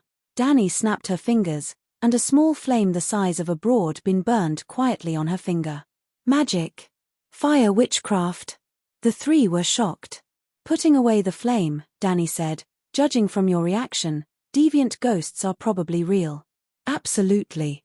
Ymont nodded and said with a worried look, Commander Mormorn took 300 people to the north frontier.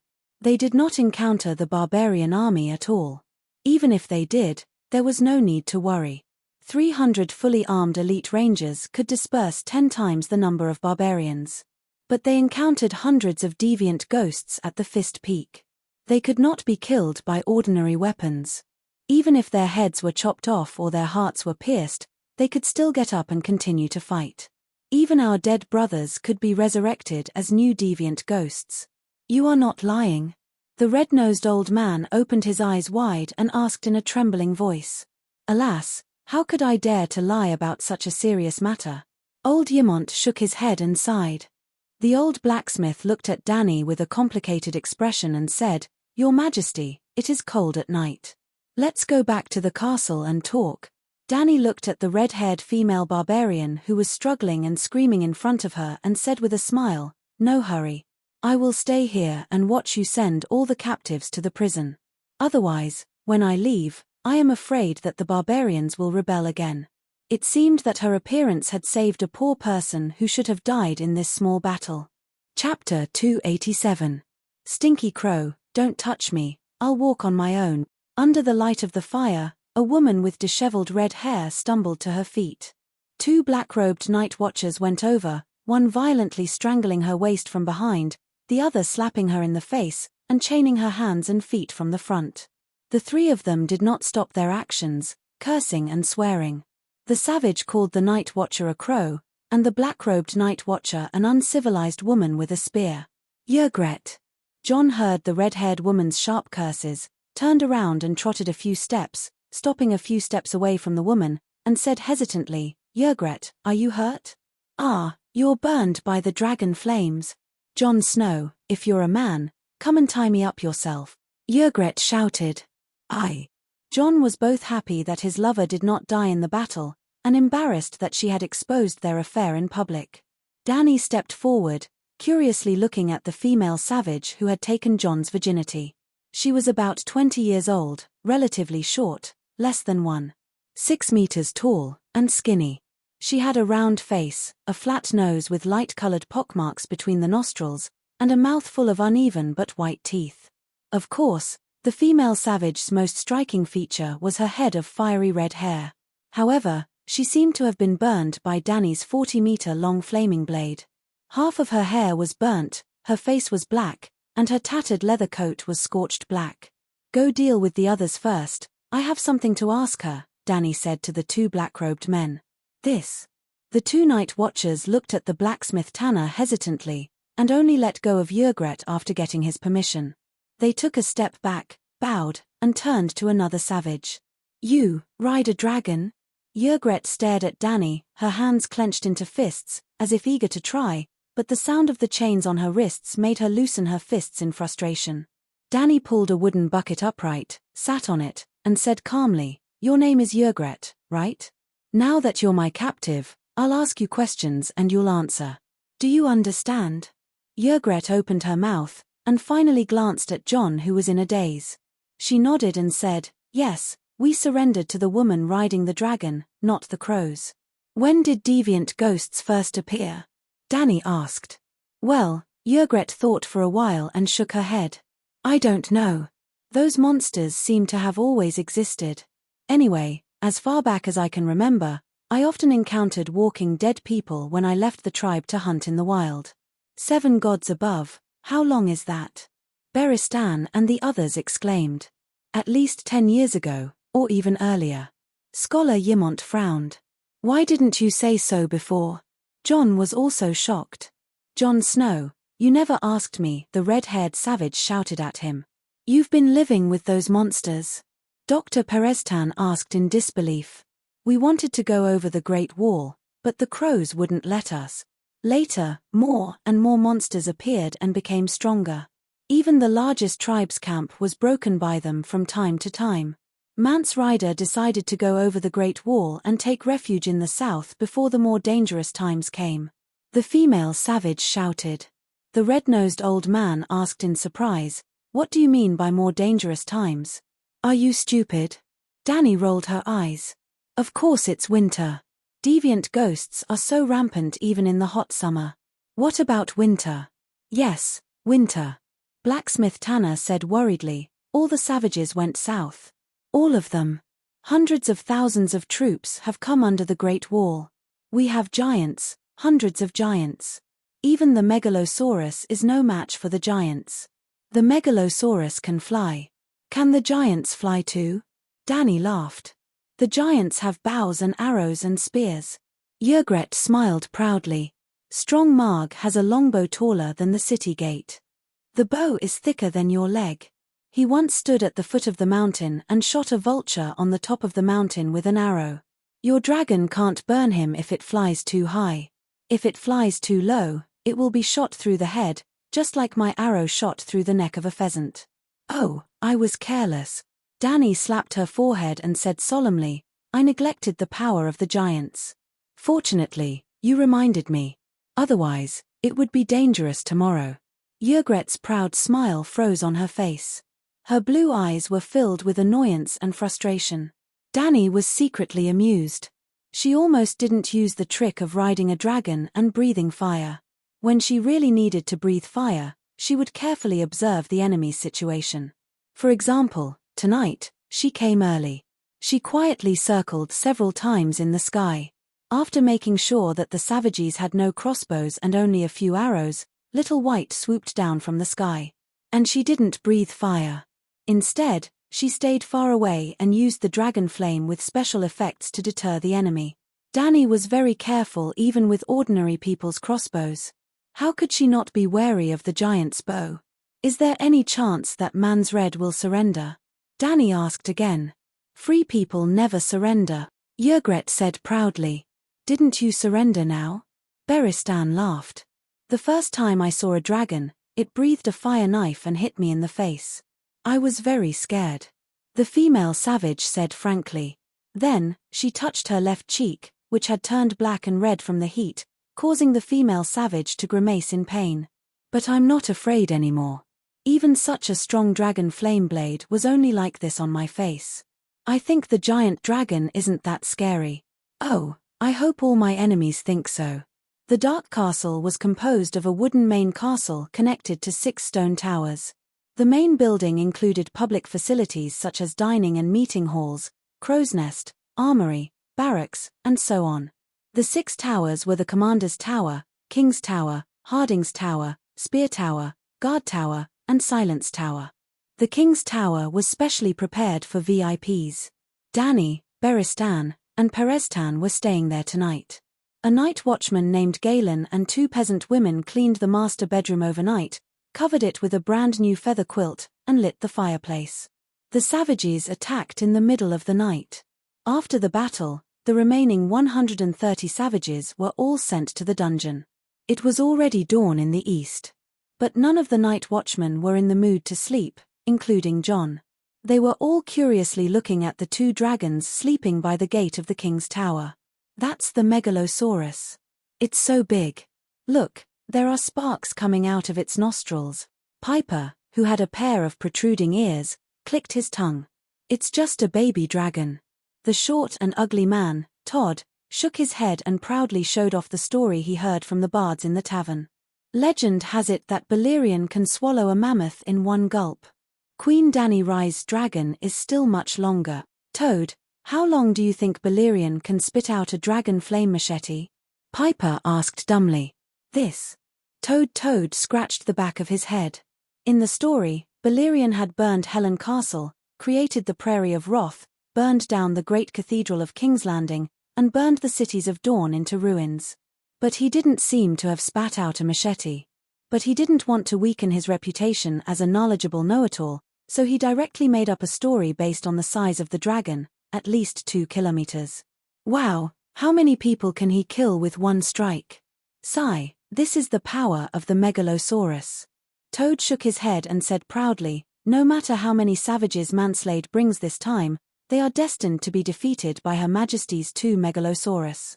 Jon glanced at his 2 companions and asked the blacksmith, Tanner, beside him, Master Lewin told me that the Megalosaurus of the Targaryen family have been extinct for 200 years. Yes, not long after the mad dance of the blood dragon, the dragons were completely extinct. The blacksmith nodded. But why does Dany Rise have 2 dragons? I haven't heard anything about her before, but she suddenly came to the Great Wall with 2 dragons, Jon said with a worried look. What are you worried about? The one-armed blacksmith glanced at him. Duke Stark's family is either dead or missing. Will she seek revenge on you, a bastard? Jon hesitated. I don't know. The Night Watchers shouldn't have political leanings. But, maybe Sansa and Arya still have a chance to rebuild Winterfell. Now that the Targaryens are back, the one-armed blacksmith shifted his gaze from the Black Dragon to the King's Tower and said with a complicated expression, Westeros always need a king. At least there is one thing that she did better than all the other kings. She has a sense of responsibility. She gave up the pursuit of the Iron Throne and helped the Westeros solve their external problems first. If the Savages and the Ghosts cross the Great Wall, Winterfell, and even the entire Northern Territory, will be finished. There is no point for 100 Sansa Stark to live. Master Tanner, shouldn't you arrange 2 guards for the King's Tower? Toad grinned and moved closer to the blacksmith, flattering, I am willing to protect Her Majesty. Me too. Me too. I'm not hurt, and I'm not tired. Immediately, a few Night Watchers gathered around excitedly.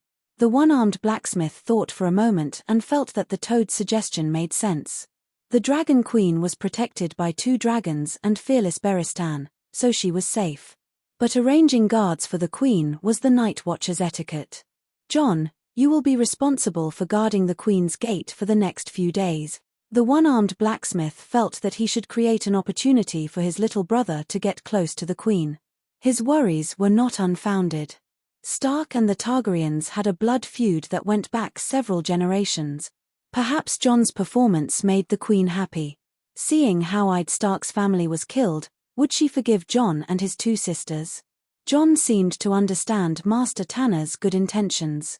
He patted his chest and promised, "Although my leg has not recovered, I will perform well and not disgrace the night watchers." The next morning, Dany had just walked out of the king's tower when she saw John shivering by the oak door.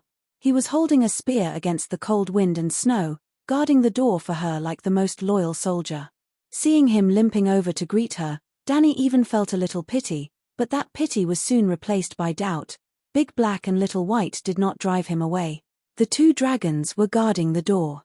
Not everyone could stand close to them in the middle of the night. "Did they bite you?" Dany pointed at the dragons and asked. "No. When I walked over, the two dragons looked at me and then went back to sleep." Woo-woo. Just as she was about to ask again, a long and sonorous horn sounded from the city wall overhead. One horn means that the night watchers have returned. Two horns means that the barbarians are attacking. "Your Majesty, the barbarians are attacking the city," John said anxiously. "I haven't had breakfast yet." Dany muttered and said to Beristan and the old doctor beside her, "Let's go up and see." Chapter 288. The north wind whistled, bringing large amounts of snowflakes into the cloak. The snowflakes then drilled into the person's neck, armpit, and crotch through the gaps of the armor. It was like a greedy viper, absorbing all of the person's heat and strength. The sky was gloomy, like a dirty quilt covering the Great Wall. Maybe the night watchers who blew the horn could reach the zenith. Dany said that she did not have breakfast, but she knew that it was not early in the morning. It was almost afternoon. Lunchtime had passed. The king's tower was 30 meters high, built close to the 200-meter-high wall. There was a wooden bridge at the top of the tower that led to a wooden ladder in the shape of a zigzag. When Dany and her companions walked up the wooden ladder, they happened to run into Tanner, the blacksmith, and 17 or 18 men in black robes. They were busy fastening their sword belts and stuffing hard black bread with cheese into their mouths. "Your Majesty, we can't entertain you properly," Tanner shouted at Dany. "Then let's save our strength to entertain the King of Savages." Dany smiled. At the top of the Great Wall, the night watchers propped up a row of iron pots with poles that were taller than a person, and a big fire was burning inside. The wind was howling, and the flames were swaying. Someone handed her a bag of warm braised beef and a piece of black bread the size of half a head, but Dany turned it down. It was bone-chillingly cold here. Clouds of white steam came out when she opened her mouth, and the food in her mouth was frozen before she could chew it. How could she have the appetite to eat? The battlements on both sides of the aisle were made of grey-white mysterious ice. She was not sure if there were boulders inside. Dany had the illusion that she had crawled into a freezer. In fact, a freezer could be -18 degrees Celsius at most, but the temperature here was probably lower than -20 degrees Celsius. The Great Wall was very wide, enough for 12 fully armed knights to ride side by side, but the ground was too slippery because of the ice. In order not to fall, the brothers in black paved a gravel path on the aisle. Well, they did not cover the entire wide road. There was only a small path for the patrolling soldiers to walk on. Beside the gravel road, bunches of arrows, crossbows, spears, and ballista bolts were already prepared and spread out for the night watchers to use. In addition to the arrows, there were also ash-white rocks the size of wash basins. They were stacked 3 meters high and stretched on the road for dozens of meters. Above the city gate, there were also round wooden barrels filled with pitch and kerosene. What made Dany feel strange was that there was a row of scarecrow sentries in black standing between the battlements. Each of them was holding a spear. Under the dim sky, the savages hundreds of meters away could not tell which one was real. Was he borrowing arrows from the straw boat? To the north of the Great Wall was a dark forest that stretched as far as the eye could see.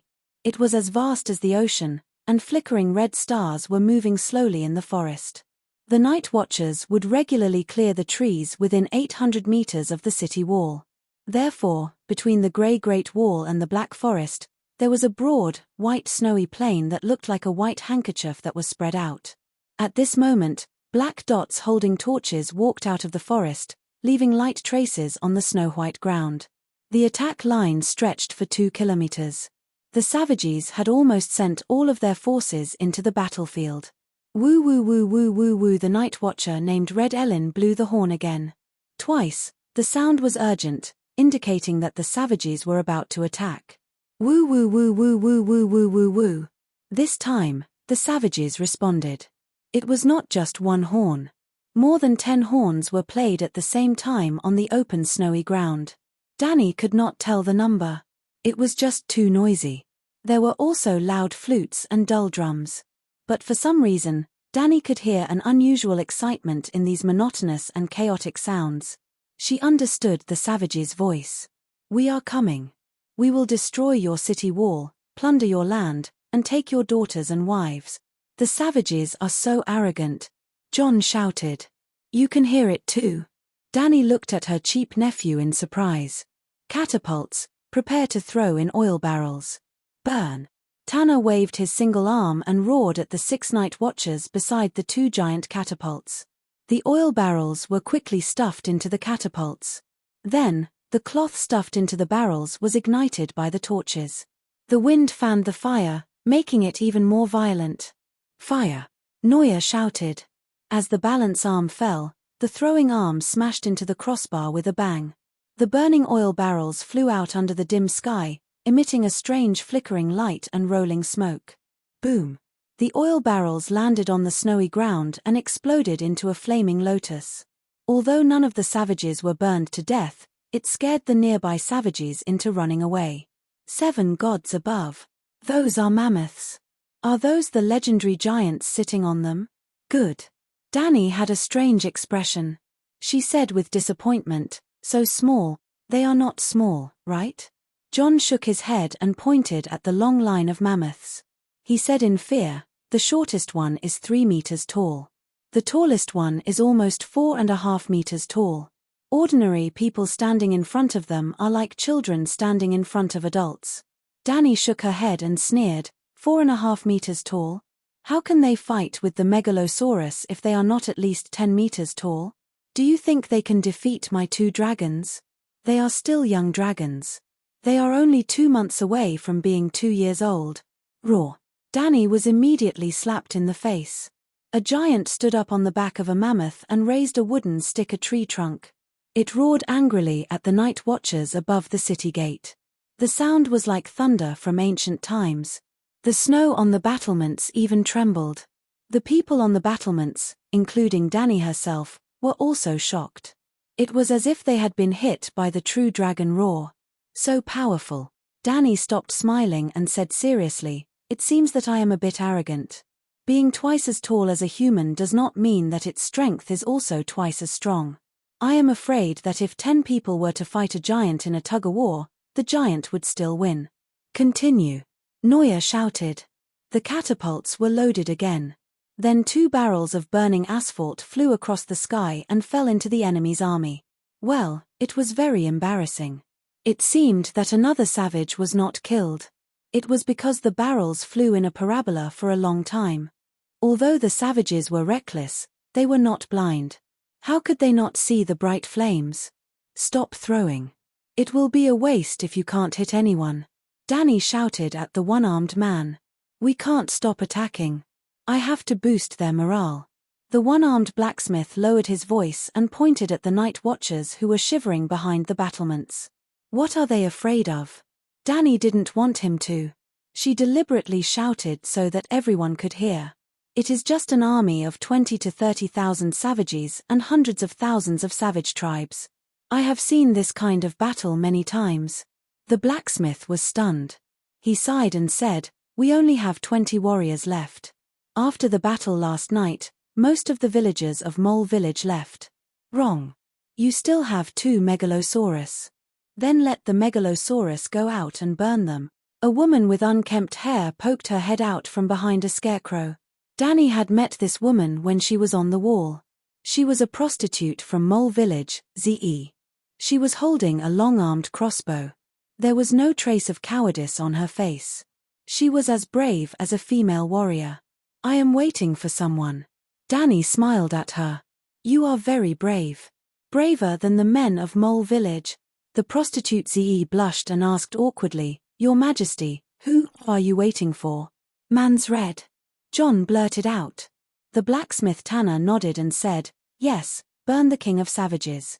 If the megalosaurus appears too early, man's red will definitely hide. Whoosh, whoosh, whoosh, whoosh. While they were talking, a sharp whistling sound came from outside the wall. The heads of the scarecrows that were placed between the battlements suddenly exploded as if someone had stuffed a grenade into them. Dany immediately crouched down and shouted, "Be careful of the giant's arrows. It's the 7th level of hell. It has flown 200 meters, but it is still so powerful." But her warning was still a little late. The giant archers were mainly focusing their fire near the catapults. A 2-meter-long, thumb-thick wooden pole pierced through the lower abdomen of a night watcher. It was like a feather stuck to an arrow. It did not slow down the arrow at all. The arrow flew diagonally into the sky as if it was nothing. Fuck. Dany was dumbfounded. The arrow carried the night watcher with it for another 100 meters. At that time, he was still alive. His screams were louder than the horn, and the whole dark castle was shrouded in the horrifying howls of death. The monk from the dark castle, Sileda, looked at the unlucky bastard who was flying into the distance with fear in his eyes. He gulped down a mouthful of wine and sang the song of the Madonna with a trembling voice. "Ah, the gentle Madonna, the source of mercy, bless your son to travel through time and space, to stop the arrows, to block the swords, to let them see a better tomorrow." The one-armed blacksmith did not care about the wailing that was getting farther and farther away. He quickly poked his head out of the battlements and glanced down. He was shocked and angry. Oh no, the savages are going to attack the gate. Hundreds of giants stopped 500 meters away from the gate. They were shooting at the battlements in a 3-stage shooting pattern. The night watchers did not dare to look up. There were also a dozen particularly tall giants riding mammoths. They led thousands of savages past the giant archers and surged toward the city gate. Beristan ignited a bucket of asphalt on the walkway. He lifted the unburned bucket and threw it out of the battlements. Boom! A giant arrow like a javelin hit the bucket that was about 10 meters away. Flames fell down like raindrops. The barbarians with fur and unkempt hair down below who were touched by the burning, viscous pitch would immediately howl and throw down their weapons, rolling around in the snow. There was also a mammoth whose fur on its neck was ignited. It roared and broke up the formation of the savages. Countless savages were trampled to death. Good. The one-armed blacksmith urged the night watchers to learn from the white knights. The two of them carried a wooden bucket, lit it up, and threw it out. There were also people who directly threw basin-sized stones down. The Great Wall is here. As long as the night watchers do not make any obvious mistakes, no matter how many savages come, it will be useless, Dany murmured. Boom, boom, boom. Suddenly, there was a sound that sounded like someone hitting a shield. Yes, the sound was amplified by 100 decibels. Damn it, the mammoth is hitting the gate, Tanner cursed loudly. The giant on the mammoth's back was holding a huge oak shield that was as wide as 2 double beds put together. As for its thickness, anyway, it had already been hit by 2 or 3 huge rocks, and there were still raging flames burning on it, but the shield still did not break. Boom, boom. The mammoth let out a loud sound like a train whistle. It took a big step forward and hit the shield again. Crack. The crisp sound of the oak cracking made everyone on the city wall feel cold. It was not the giant's shield that cracked. The gate was also made of thick oak. Now, there was a big hole in it. The city has been breached. Professor Perestan, who had been hiding in the corner and warming himself by the fire, screamed like a woman. Dany was speechless. Without a doubt, she was slapped in the face again. This was a fantasy world. There were creatures called magic beast. Like the megalosaurus, the direwolf and the shadow lynx, giants and mammoths were top-tier legendary creatures. She should not judge the strength of these magic beasts with scientific thinking. The blacksmith Tanner was stunned. He gritted his teeth and said to Beristan, "Sir, you command the battle on the city wall. I will bring people to the gate to kill those bastards." Without waiting for the White Knight to speak, Dany dissuaded him loudly, "Don't get too excited. There are still 2 dragons down there. If they burn in the gate, it will be worse than being smashed to death by stones. The giants will not be able to break out." Ah! The one-armed blacksmith was stunned. He nodded and said, "Okay, this is a good idea. Burn them to death. Wait, I remember that there is a thick layer of ice at the gate. Will it collapse? Jon Snow said. Chapter 289. The blacksmith continued to stay on the wall to direct the night watchers to throw stones, oil barrels, and spears at the gate. Dany, Beristan, Jon, and 4 or 5 night watchers took the lift down to stop the barbarians in the gate. Well, inside the Great Wall, there was a wide groove. The night watchers built a steel frame in the shape of a well at the mouth of the groove and built a human-powered lift with pulley blocks. They climbed into the big iron cage at the mouth of the well. Jon pulled the rope with the bell at the end 3 times. Then they stood in the iron cage stupidly. The wind was howling, but the cage did not move at all. Just as Dany was about to ask, the iron cage shook violently and began to move horizontally. It moved shakily from the Great Wall to the hollow mouth of the well. Then, the ropes creaked and the iron cage began to descend. Crack, crack, crack, crack. Dany frowned and said, "Is this thing safe?" "Your Majesty, don't be afraid. I've been on the Great Wall for 2 or 3 years, and there has never been an accident. In fact, the scenery here is very good. I can almost see half the world." Jon wiped the snow from his beard and comforted her. "Ghost is good. I don't need to ride a dragon to see higher and farther to discourage you. But the scenery below, windowless fortresses, collapsed walls, and courtyards full of rubble. It's so empty and boring." Further away, there was an endless wasteland made up of hills ravaged by cold wind, rugged and dangerous rocks, and wild lands dotted with snow. "What do you want me to see? How did you survive these years?" Dany could not help but sympathize with the poor boy. Jon Snow misunderstood her and began to recount his career. "When I first came, I was a new recruit. I practiced swordsmanship with the instructor in the morning and worked in the afternoon. Sometimes, I took Whitey-O, my direwolf, out to hunt for extra food for the commander-in-chief's dinner. If there were no barbarians attacking the city, Master Tanner would also arrange for a few brothers to hunt some wild deer and water deer for His Majesty. Other than hunting, I was mostly doing odd jobs in the blacksmith shop, helping Master Tanner turn the whetstone or pump the bellows. There was still a lot of work to be done, such as standing guard, running errands, delivering letters, cleaning the stables, cleaning the horses, making bows and arrows, taking care of the messenger crows, checking accounts. Later, I became the commander-in-chief's clerk and began to manage the night watches with him until we went north beyond the Great Wall. But now, I am His Majesty's guard." "The guards at the gate." Dany laughed in her heart, but she asked, "Where's your direwolf?" "By Ling, I lost it," Jon said dejectedly. "Ah, the direwolf can still be lost. I was captured by the barbarians. When I followed them up the Great Wall, Bai Ling was blocked on the other side." "What I mean is," Dany looked at the other night watchers hesitantly, "can't you sense its location?" "Perception. Why can I sense it?" Jon was puzzled. "Jon, do you know who you are?" "The illegitimate son of the House of Stark." "But I am now a night watcher," Jon said with a gloomy face. "No, those are the identities given to you by others. Do you know who you are?" "Your Majesty, what are you trying to say?" Creak boom, the iron cage stopped. Beristan and Melancholy Eddie worked together to open the gate. Dany was the first to get out of the cage. An old man in black who was leaning on the winch and panting immediately came forward to salute her.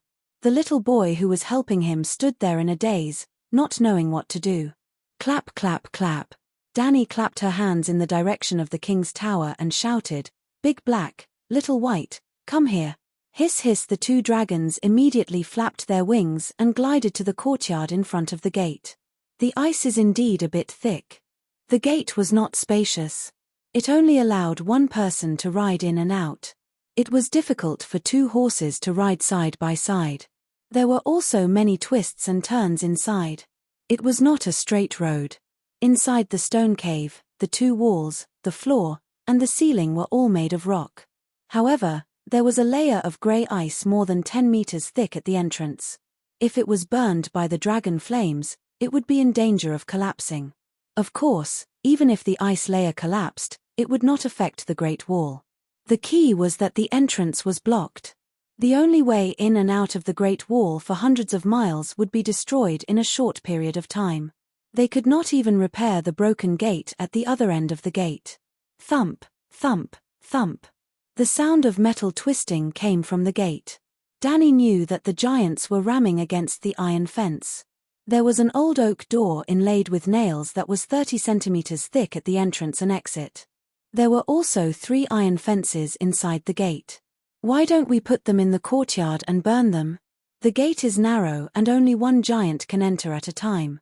2 dragons can't burn one person to death, Beristan said. Danny thought for a moment and asked John, "Do you have chains to tie the giants? Do you want to capture the giants?" John was shocked. "Giants are wild and hard to tame. Why should we capture them?" Depressed Eddie was confused. The gray-haired guy came from a family of knights and used to be an attendant of the commander-in-chief. His position among the night watchers was almost as high as John's.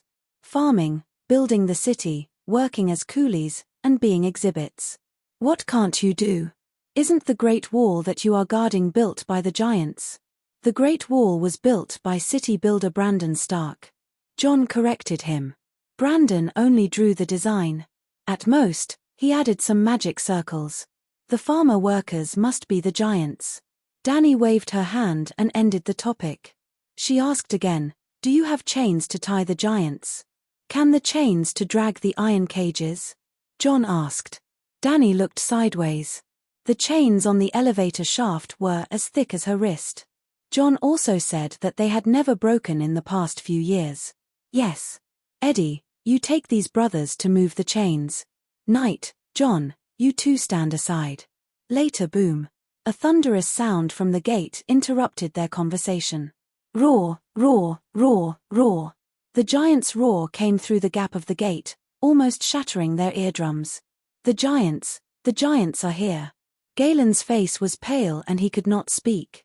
Danny glanced at the rattling oak gates and said calmly, "Don't worry, don't panic. Everything is under control." Blackie.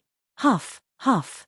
Blackie poked its head out and glanced at the night watchers with its black and red eyes.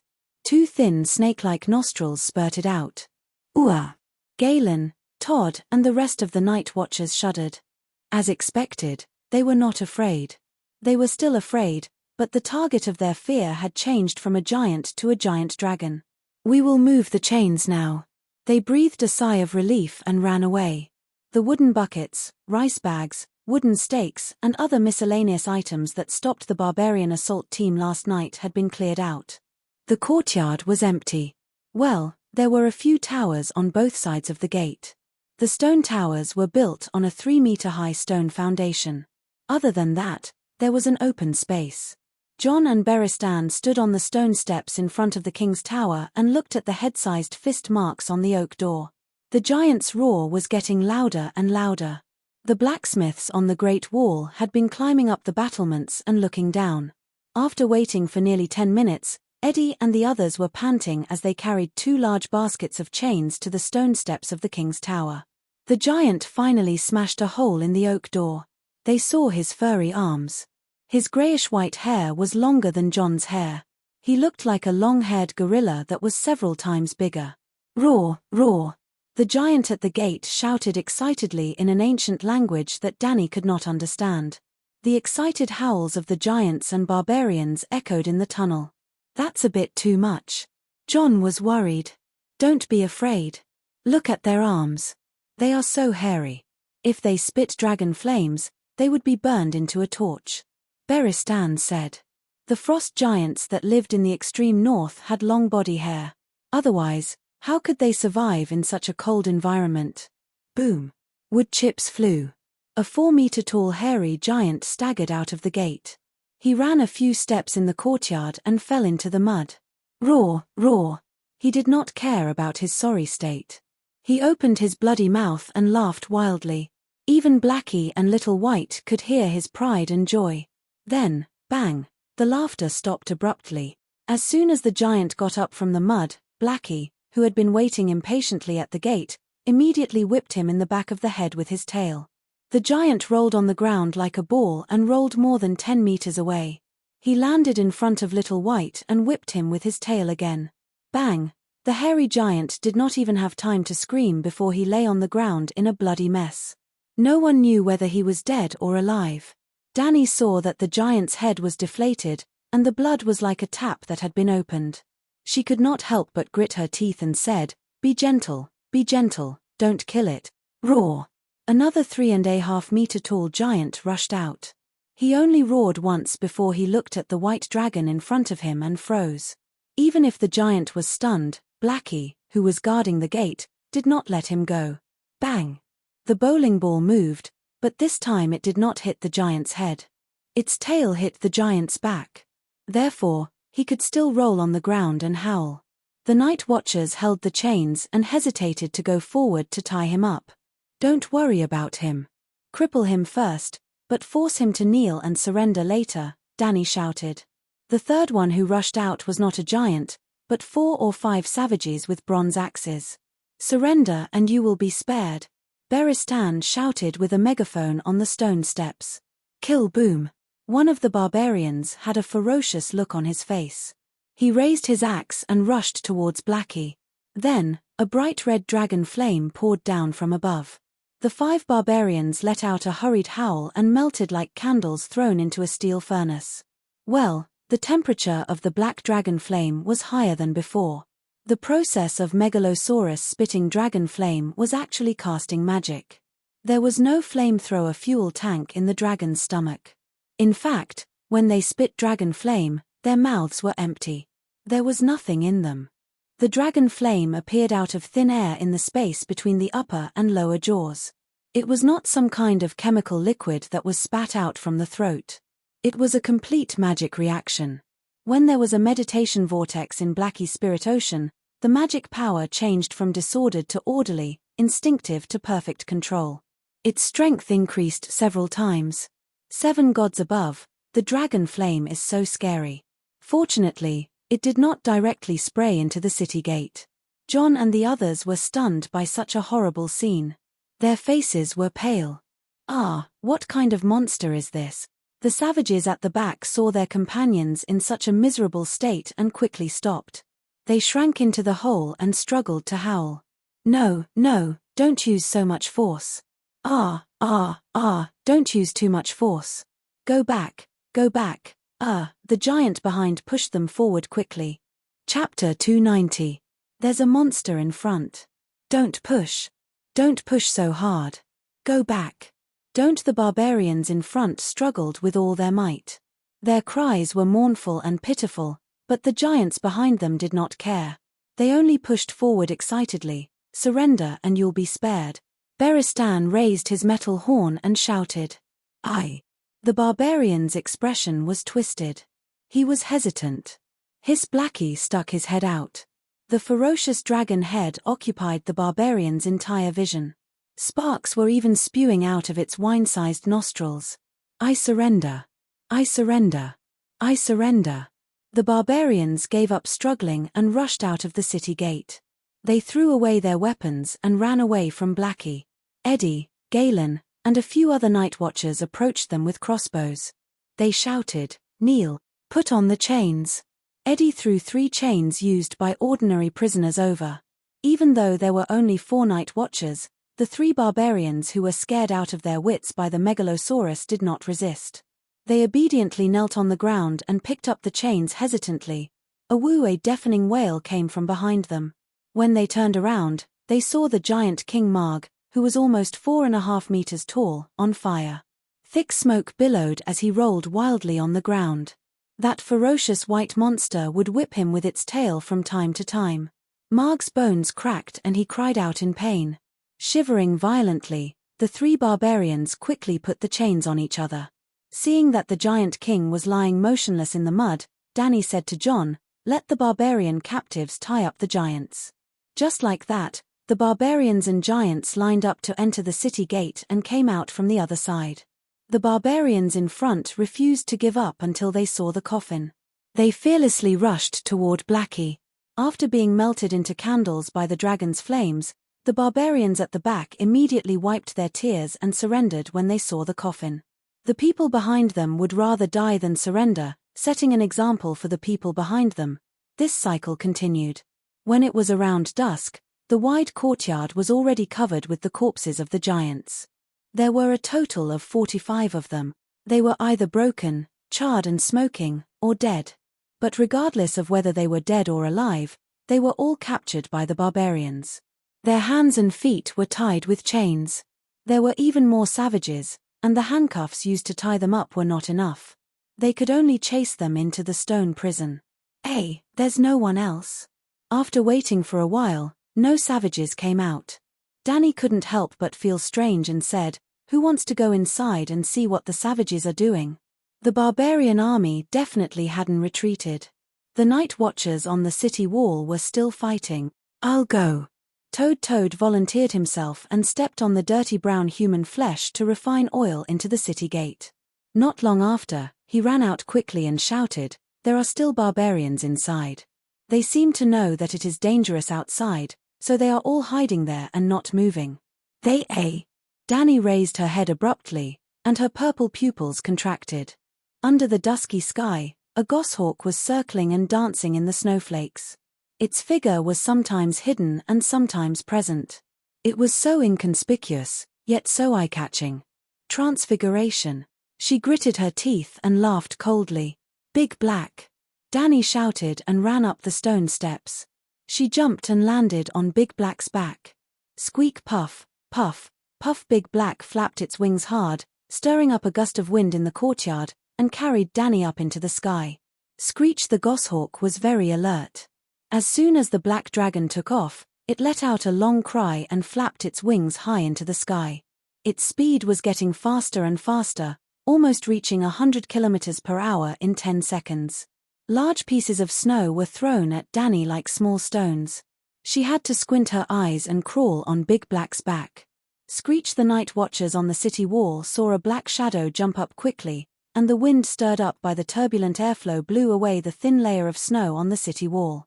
"Dragon Queen is riding a dragon into the sky," one of the night watchers shouted. "Mansred's location is still uncertain. She's going." The one-armed blacksmith's eyes focused. He saw the goshawk flapping its wings wildly in the snow. The megalosaurus is chasing a falcon. The night watchers were puzzled. Screech the goshawk had flown more than 3,000 meters in the sky, thinking that the snow was blocking the vision of the megalosaurus. He couldn't even see the huge Great Wall below him. However, after circling half a circle, a terrible sense of danger hit him like a real storm. Almost instinctively, he began to drive the goshawk to fall rapidly in the direction of the camp of the savages beyond the Great Wall. Squeak the megalosaurus roared, and its voice was 100 times louder and more majestic than the giant's howl. The noisy battle cries, the neighing of horses, the mooing of cows, and the whistling of mammoths on the battlefield seemed to have hit the pause button. For a moment, it was so quiet that only the whistling of the wind could be heard. Everyone looked up at the huge black monster in the sky. This is the power of the megalosaurus. The power of the megalosaurus is terrifying. Looking at the black dragon flying freely in the wind, the one-armed Tanner seemed to be in a daze. Screech the goshawk didn't fly to the shapeshifter's side as Danny expected. Or rather, when the black dragon slowed down and followed behind the goshawk, the shapeshifter also guessed the dragon rider's thoughts. The goshawk gave up on the idea of nimbly changing directions to get rid of the megalosaurus. The megalosaurus was much faster and more agile than the goshawk. The heavy draconic aura slowly but surely took over the goshawk's mind, making the shapeshifter in the goshawk want to give up on his pet.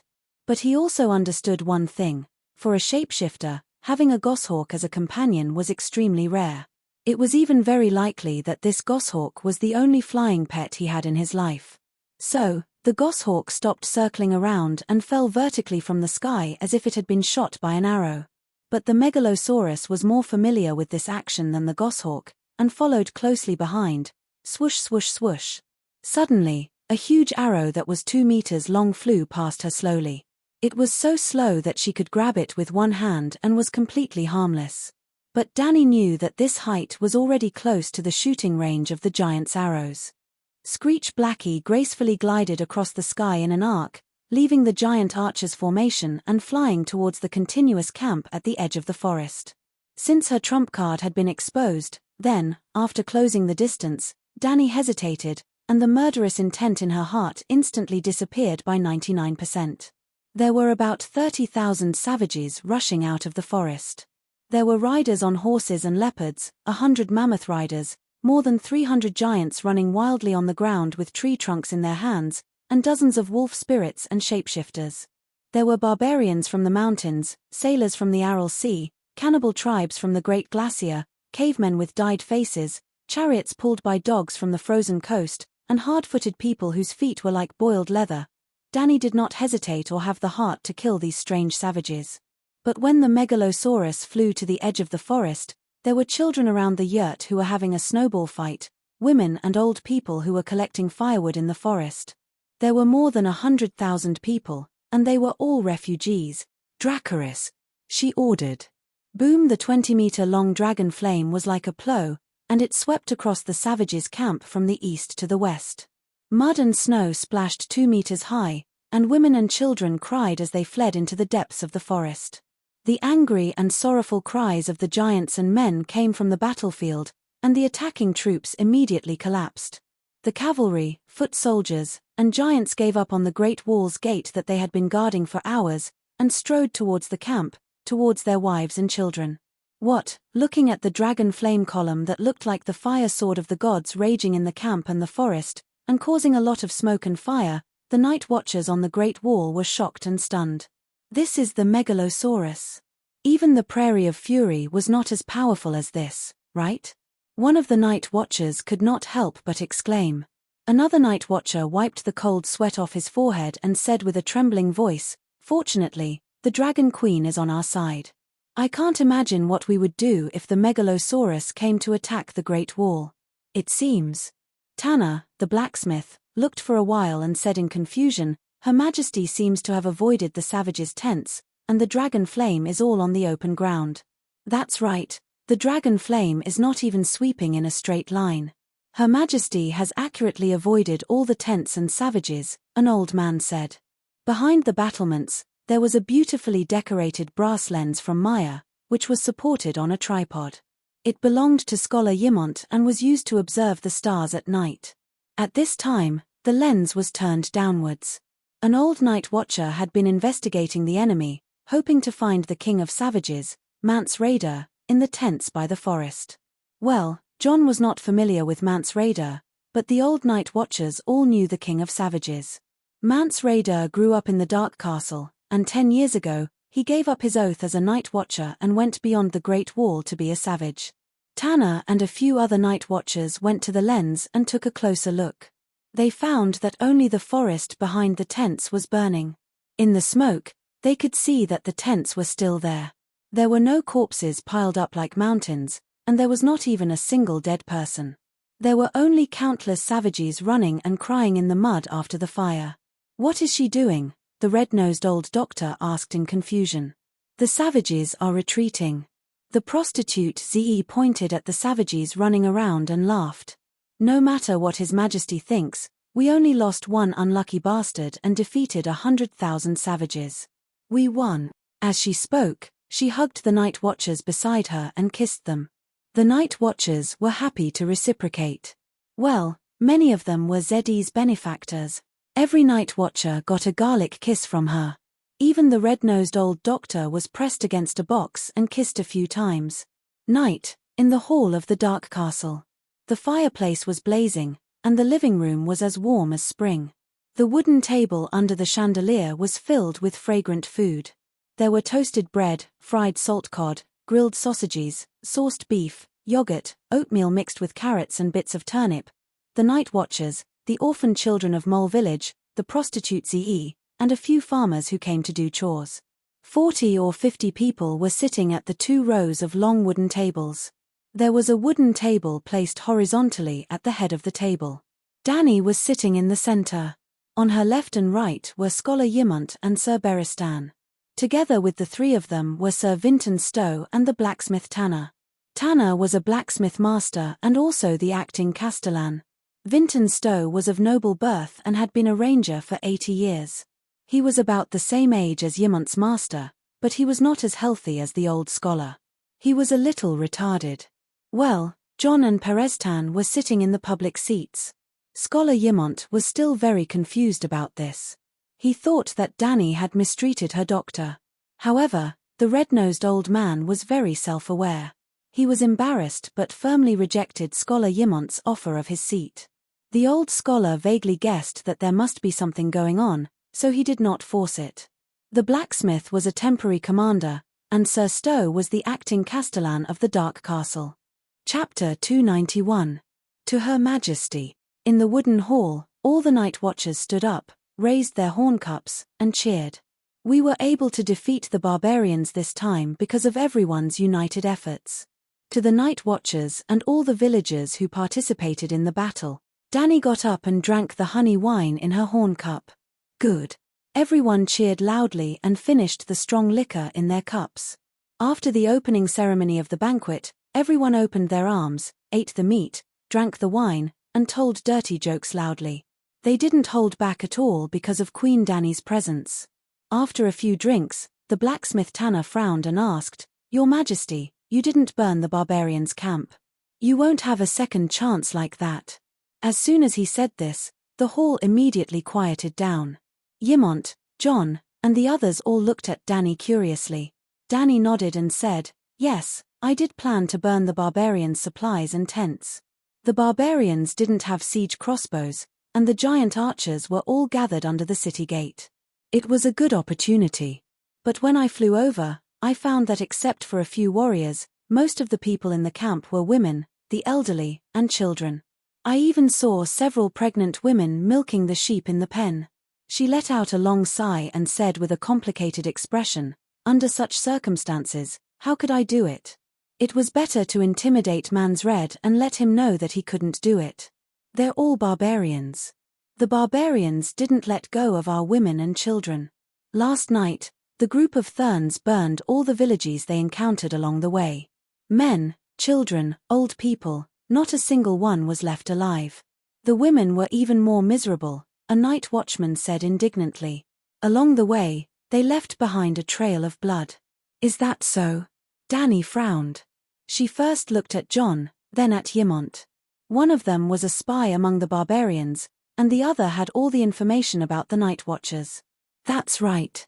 Many villages were burned to the ground.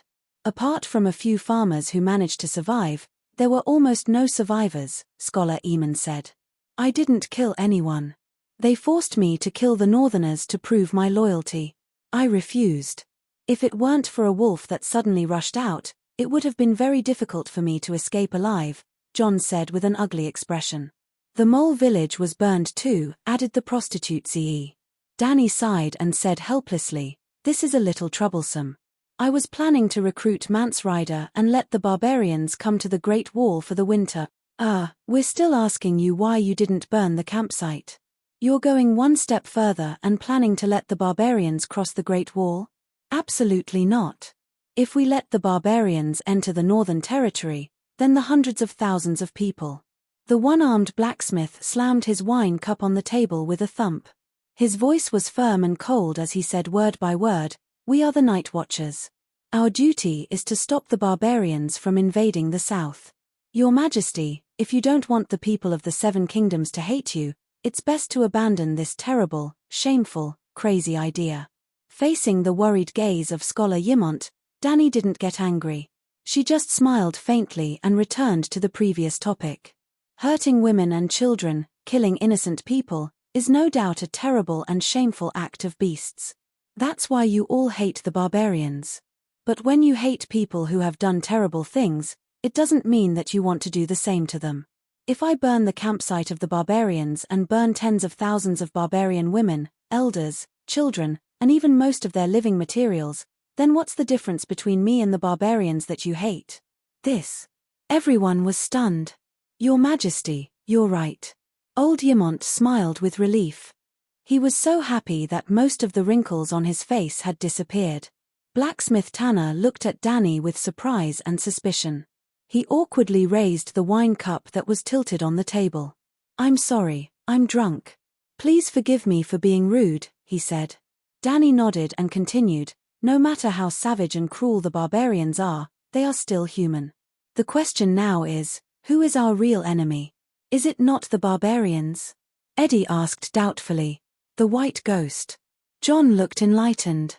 He nodded and said, the barbarians can only threaten the north, but the deviant ghosts can destroy the entire Westeros. We can't even be sure if there are deviant ghosts. Don't you think it's stupid to worry about something that doesn't exist? The red-nosed old man mocked. The deviant ghosts are real. John was so excited that his face turned red. The corpses really came back to life. John killed one, and a dozen of us worked together to kill the rest. Galen looked terrified. We didn't kill it. The corpse was cut into a dozen pieces, but it could still move. Every limb could move independently. We even sent the severed hand to King's Landing. That little bastard didn't believe us at all. He even ignored Sir Alisa until the severed hand completely melted. Without any evidence, the City of Knowledge and King's Landing were even more convinced that we were lying, Eddie cursed. Dany looked at the red-nosed old man and said meaningfully, let's go outside the wall tomorrow.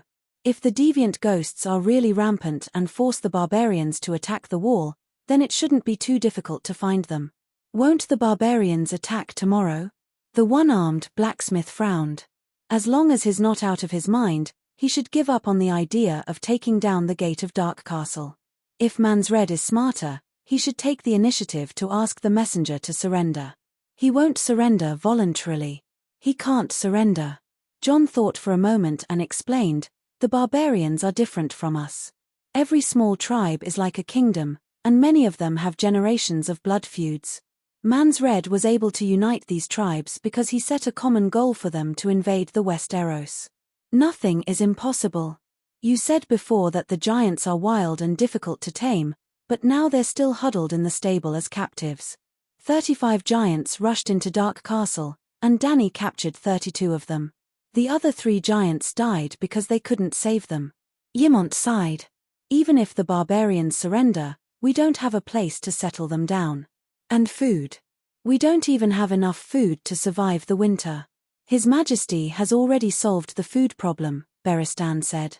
No, sir, I'm not sure yet. Dany shook her head and said strangely, I'll definitely send some food to the wall, but it's very likely that I won't be able to buy much real food. Well, I'm playing futures, and futures don't equate to real goods. If the Night Watchers want to survive the winter, they have to ask the 7 Dukes and the King's Landing for help. After all, I don't even have a place to stay in the Westeros. They are the real masters. They came in a hurry last night. After dealing with the assault team, the Night Watchers had another thing to do for Scholar Ymont. During the day, they were attacked by the barbarians again, so they didn't have time to talk to the descendants of the Targaryen family. At this time, the treatment of the wounded, barbarian captives, was left to Dr. Perestan. After dinner, old Ymont carried an oil lamp and went to the gate of the King's Tower with the help of John and Eddie. Dany, wearing a black patterned Shadow Lynx cloak, was sitting on the threshold and looking at the 2 dragons gnawing on a bone at the gate. When they saw someone coming, Blackie and Whitey couldn't help but raise their heads and spit out 2 streams of fire from their nostrils. John and Eddie looked at them in awe, then consciously stepped back, leaving space for the 2 Targaryens. I can't believe it. It's like a scene from a dream. The dragons are right in front of me. Your Majesty, you've completed the Targaryen family's unattainable dream for hundreds of years. The true dragon has been born once again. The old man leaned on his walking stick. The night wind messed up his sparse white hair, and sparkling tears seeped out of his old eyes. The way you descended from the sky on the Megalosaurus last night was the most shocking and exciting scene I've seen in the past 100 years. The dragons have really been resurrected, old master. I have to say, if you ancestors didn't mess around and left me a few more dragon eggs, I would have probably organized a Megalosaurus army by now. Dany chuckled. Old Ymont was stunned and asked curiously, how did you hatch a dragon? What's the motto of the Targaryen family? Dany asked in return. Blood and fire come from the same source, old Ymont said without hesitation. How did you understand this sentence before? Old Ymont thought for a moment and said, conquer the world with blood and fire. The blood of Aegon the Conqueror flows in the body of every Targaryen. Perhaps that's what the person who came up with this motto meant, but to me, it has another meaning. Blood and fire come from the same source. Blood is made of fire, and fire is the beginning of life. Ah, what do you mean? Scholar Yimont asked blankly. Simply put, hatching a dragon requires fire, but it's not just fire. In essence, hatching a dragon is a form of witchcraft. In the past, the Targaryens relied on two kinds of people to hatch a dragon, the fire wizards and the priests of the seven gods. This is nonsense. The most basic logical question is, if the fire wizards and priests really hatched a dragon, who would the young dragon belong to? Old Yimont frowned and said, the young dragon will only choose to be a dragon knight when it matures, and only the Targaryens with the blood of the true dragon can tame the megalosaurus. Look, I know witchcraft. Blackie sneezed at the right time, and a string of fire snakes shot out from its mouth. The dragon flames did not fly out in a straight line, but instead circled around Danny and changed shape. The old scholar was stunned as he watched the bright red flames turn into a python, then a fire dragon, then a bell, a fire castle. Pythons, fire dragons, bells, and other fiery creations were all vivid and lifelike. Even their scales and surface patterns were clearly visible. They had almost become real fiery creatures. Finally, the dragon flames shrunk into a bright red ball of light the size of an egg and floated above Danny's head. Only the great wizard Valeglia can do this kind of witchcraft. Do you know anything about the great wizard? Old Yimont said blankly, I know a little. The great wizard leads the wizard council, and controls the entire world through the magic ball. I am the mother of dragons. These dragons are my children. The difference between the dragon knights that appeared in Targaryen and the mother of dragons is like the difference between the fire wizards who perform at the docks and the great wizard. And your actions of letting the fire wizards and priests hatch a dragon, whether or not it will succeed is another matter. This in itself is giving away the ownership of the megalosaurus to others. Dragons can only be hatched by themselves, it belongs to whoever hatches it. That's why I can break the restriction of the dragon knights who can only control one dragon, and all 4 dragons listen to me. Chapter 292. 4 dragons. Old Yimont was shocked. Danny lifted her cloak, took out the warm red dragon egg from her pocket, and smiled at the old man. The other 2 help me guard Slaver's Bay, and soon, there will be 5. This. The old man looked at the dragon egg covered with fine red scales and was shocked beyond words. It's about to be born. Yimont's voice was dry. About a week. So fast. Beristan on the side was surprised. The last golden dragon egg was nearly 10 months old. This time, the dragon egg is hatched in less than 20 days. We have to wait for 10 months. Old Yimont smiled bitterly. Igo directly took the dragon egg and put it into the wildfire without delay. Well, Yimont's younger brother Igo, Aegon V, Danny and Rye's grandfather, was the perpetrator of the Midsummer Hall tragedy.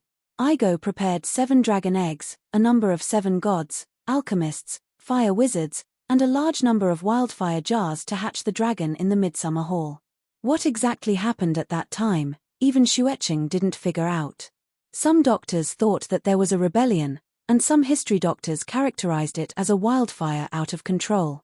In short, except for the loss of the 7 precious dragon eggs, Igo, his eldest son, and eldest daughter-in-law, Prince Long Fu Lai and Jenny of the Barren Stone City, all died in the fire. Coincidentally, on the day of the tragic death of the first generation's man was the day of the birth of the second generation's man, Rhaegar. That's right, Rhaegar was born on the night of the fire in the Midsummer Hall, and he was even born in the Midsummer Hall. Queen Layla also participated in the dragon hatching ceremony.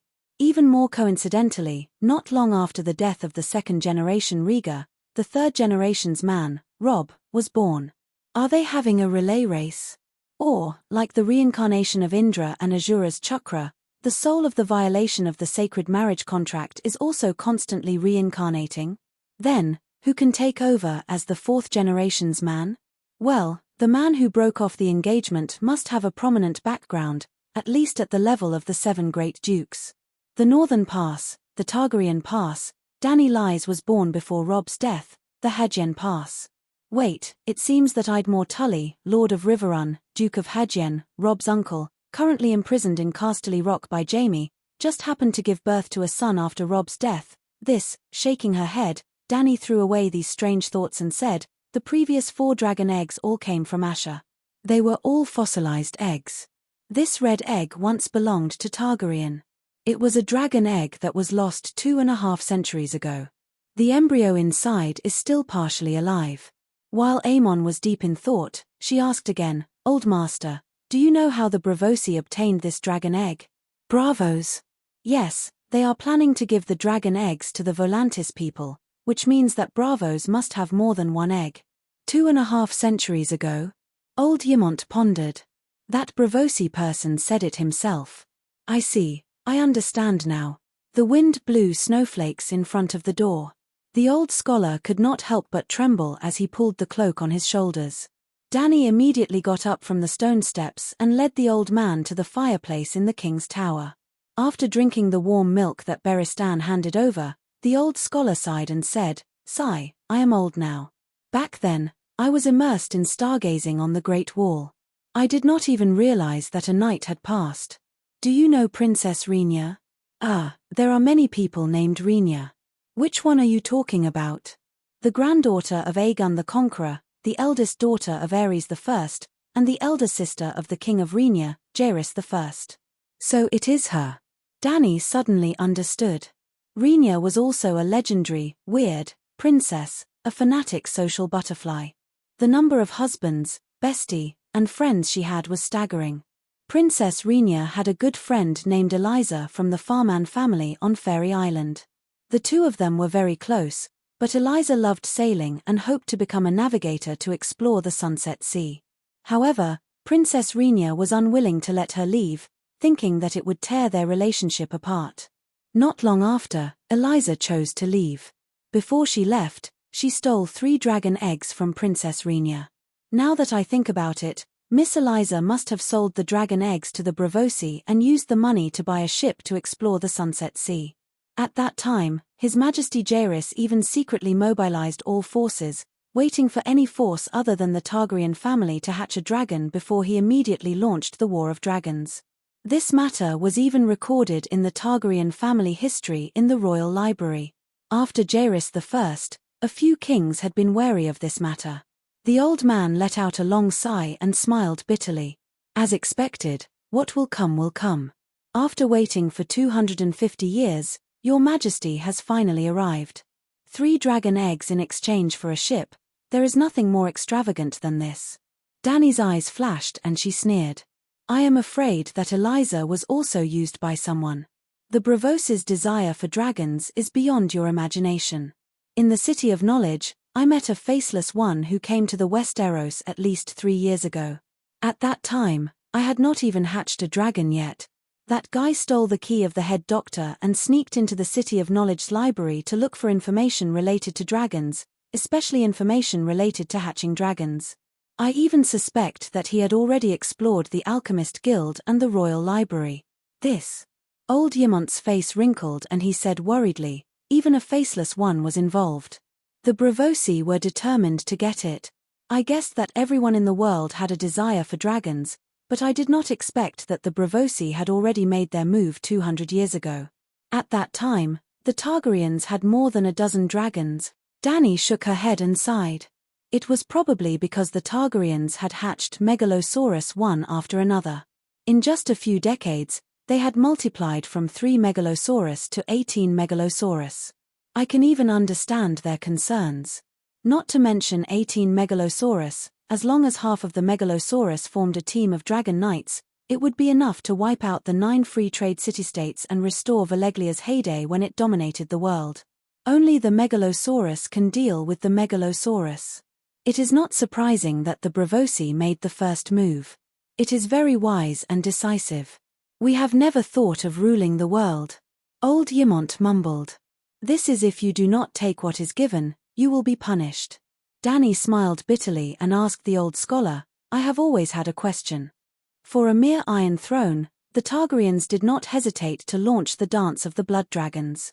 But why did those stupid ancestors never think of riding the dragons to the neighboring continent of Ursos to take over a piece of land and build their own Iron Throne? I don't know. Maybe we have been assimilated into this continent and have completely regarded ourselves as Westeros, unwilling to leave our homeland." The old man looked at Dany meaningfully. "They are different from you. You have been wandering around since you were young. I am afraid you do not have such deep feelings for the Red Keep, the King's Landing, and the Seven Kingdoms. This is not a matter of deep feelings. Dany shook her head. For the family, the Iron Throne can only support 3 dragons at most, one for the king and one for the queen, and another for the crown prince.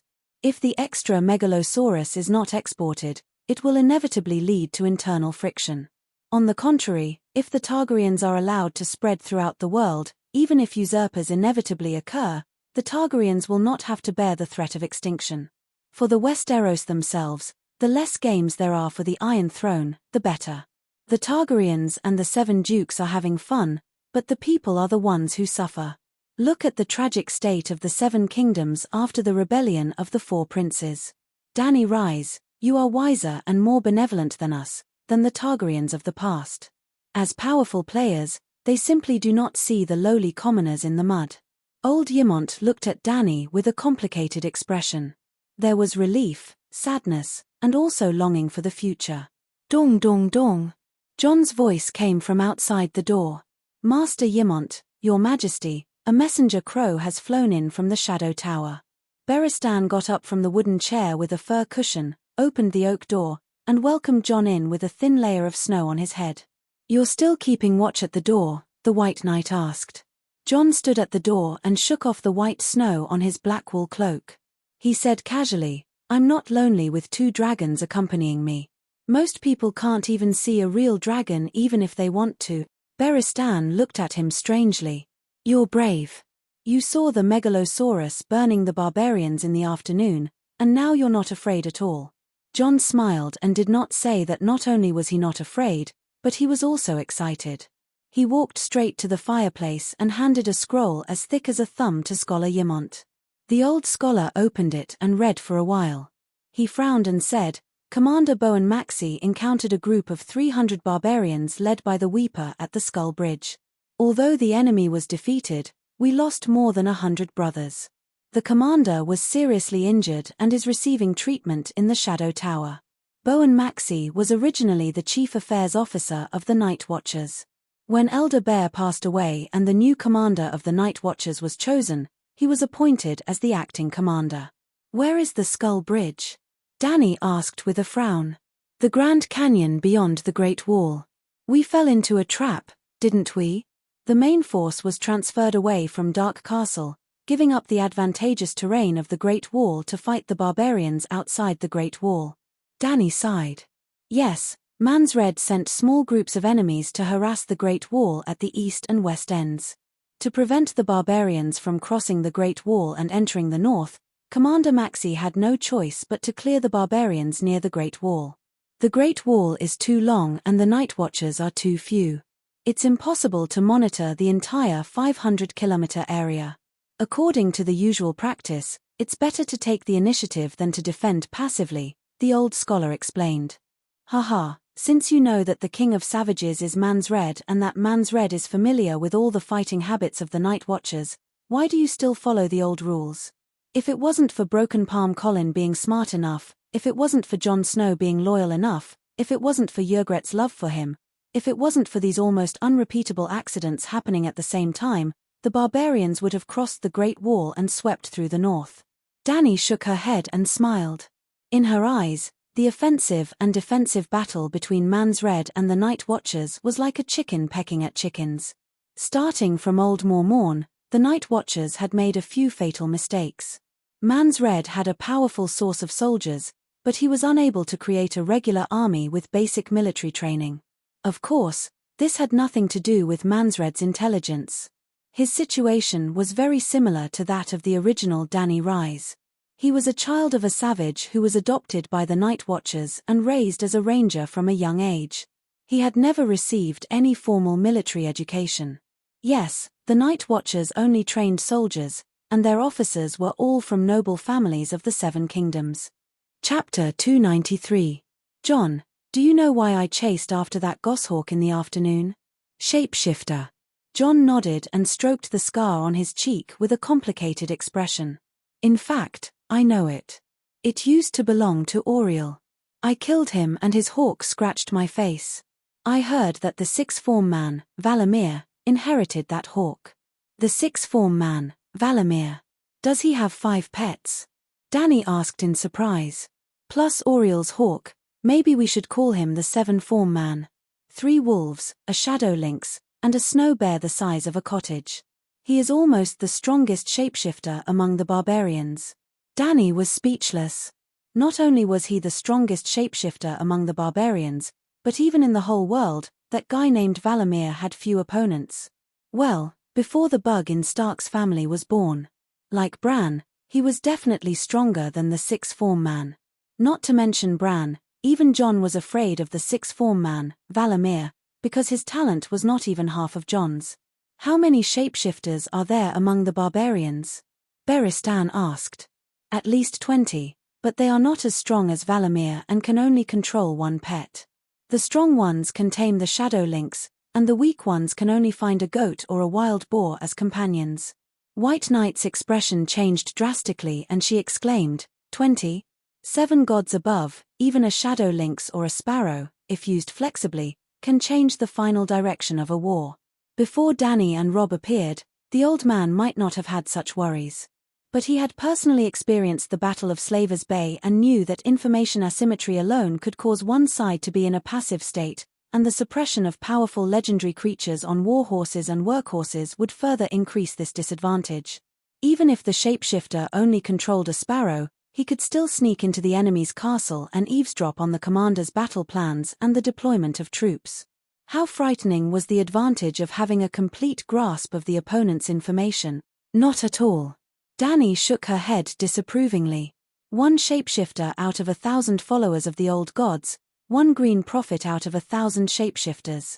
There are about 140,000 savages outside the city. Only a dozen shapeshifters are considered few. Jon hesitated. The northern region also believes in the old gods, but why have I never heard of the shapeshifters? Danny looked at him and chuckled. Riding a horse to find a horse. Aren't you a wolf spirit? I'm not. Jon waved his hand and hurriedly denied, as if the Dragon Queen was slandering him as a villain or a monster. You're instinctively denying your own essence. Jon, I understand that shapeshifters have been demonized by the Andals and the City of Knowledge. You don't want to be treated as a monster. But as a follower of the old gods, denying yourself and shapeshifters is equivalent to cursing out loud that the old gods are evil gods. The hexomorph Valamir is the strongest shapeshifter among the savages. But I heard from the savages that when he was a child, he controlled the hunting dog at home to kill his own brother. He committed the crime of kinslaying. When he grew up, he took away his master's wolf, house, and territory. It's more hateful than breaking a sacred oath. He controlled a dozen villages nearby with his force. Anyone who dared to resist his rule would be torn apart by the wolves. He also used the shadow lynx to plunder the women in the villages. According to His Majesty, the gift of shapeshifters comes from the blessings of the old gods. Why would the old gods bless such an evil person? Jon said agitatedly. He agreed with Danny's statement. The shapeshifters were related to the belief of the old gods. But among the shapeshifters he had seen, none of them were good.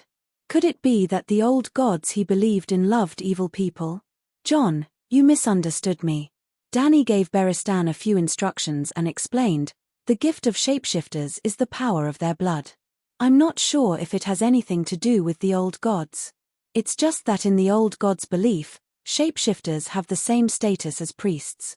You can question the character of a shapeshifter, but there's no need to deny the profession system of the old gods' priests. Just like the Church of the Seven Gods, there are no less despicable archbishops than shapeshifters. But I believe in the 7 gods, and it doesn't affect my pride in my identity as a bishop. Another simple example, I have the gift of witchcraft, but Sir Beristan doesn't. If both of us believe in the Light King at the same time, I don't need to be devout to become the Red God Priest with mysterious power. But he doesn't have any power even if he's devout.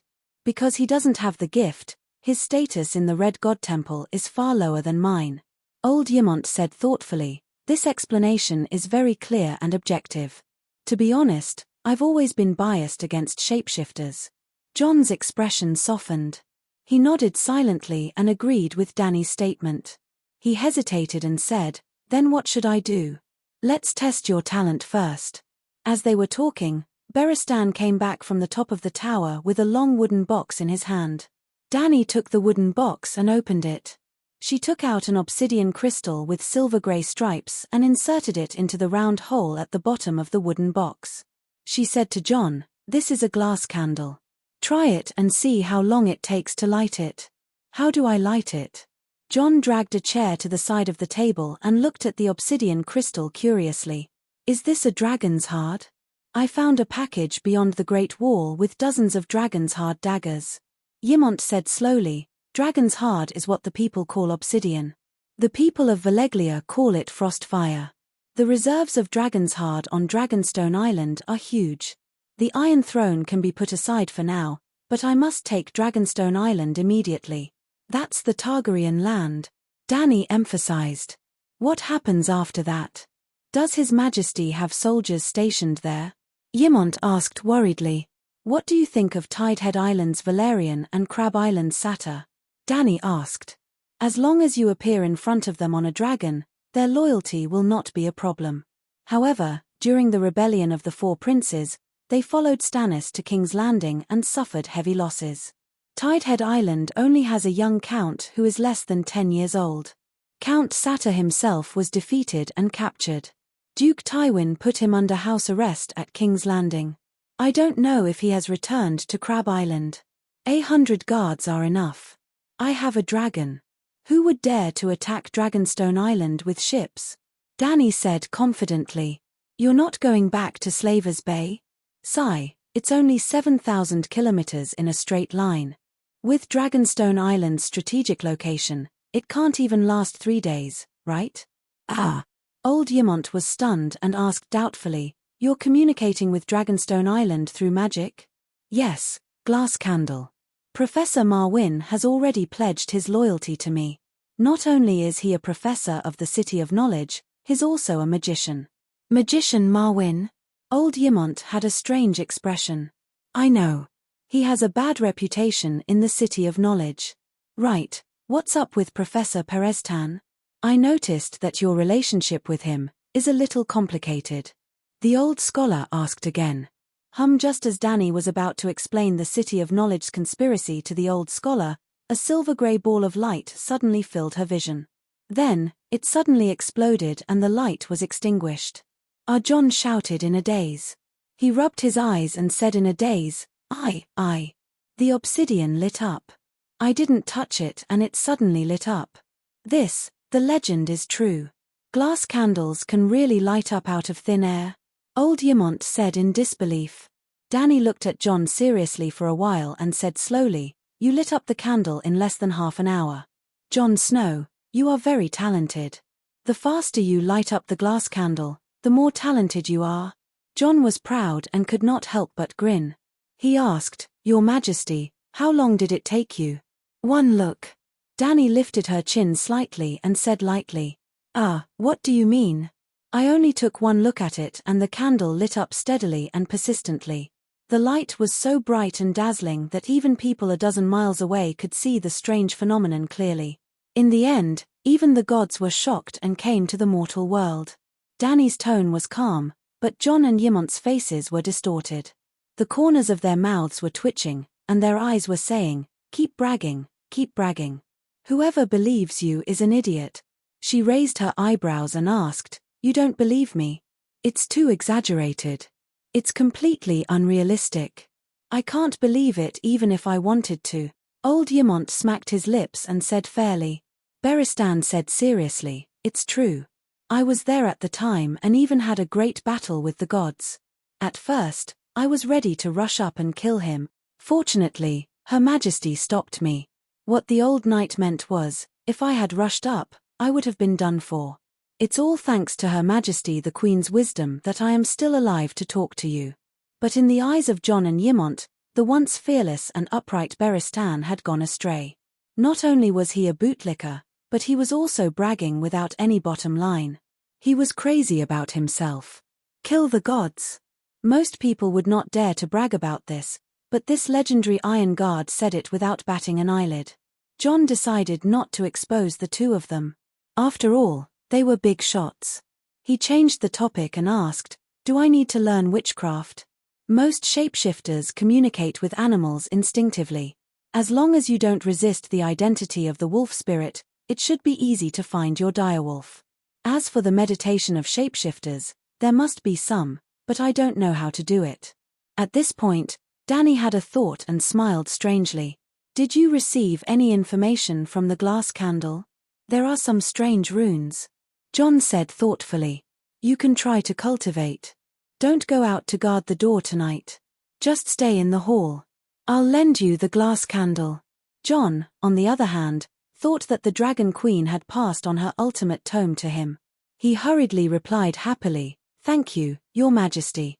He wondered what would happen if the child of prophecy became a shadowbinder. "Your Majesty, I see that you can communicate with the Megalosaurus without any hindrance. Are you a shapeshifter too?" Beristan asked curiously. "No. A shapeshifter is a human soul that enters the body of an animal and controls the body of a companion pet. No matter what the pet's will is, its body is completely human, just like a human turning into another form. I control Blackie by giving him instructions. He can fully understand me, but he always maintains his independent will. It's like when I ask you to do something, you can fully understand it, but it's up to you whether you want to do it or not. You can listen, or refuse, or even disobey. Also, my soul can't enter the body of a wolf, a shadow lynx, or other beasts. I can't control other animals except for dragons. Shapeshifters sound evil." John frowned. "The profession is neutral. Whether you're evil or good depends on what you do. My dear nephew, when you become a shadowbinder, you'll understand how pure and kind the shapeshifters are." The next morning, the wind stopped and the snow stopped. The sun shone on the earth, and the sky was clear blue. The Great Wall was like a huge crystal standing between heaven and earth, reflecting a beautiful, colorful halo. What made the Night Watchers even happier was that the barbarian army did not attack again as Danny expected. However, under the Queen's insistence, the Night Watchers reluctantly released a barbarian captive. The barbarian took away a sheepskin scroll with the seal of a three-headed dragon. On it was written the Dragon Queen's request for a negotiation between the Night Watchers, the barbarians, and the Dragon Queen. Since the weather was clear and the visibility was high, Danny rode Blackie to the depths of the Great Wall after breakfast. She maintained an altitude of more than 1,000 meters, preparing to search for the legendary other ghosts. Chapter 294. Screech Blackie whizzed over the savages' tents, blocking the golden sunlight and casting a huge shadow. "Ah, the devil dragon is here." A spear-wielding woman milking a goat, a man in animal skin chopping firewood, a butcher slaughtering fat pigs. Even Man's Red, who had walked out of his tent to ponder over the contents of the Dragon Queen's letter, looked up and saw the black dragon circling in the blue sky. His expression changed drastically. There were children wailing and crying, mothers calling for them urgently, barbarians swearing and pulling their bows with all their might, shooting arrows into the sky that were as fast as shooting stars but were weak and powerless.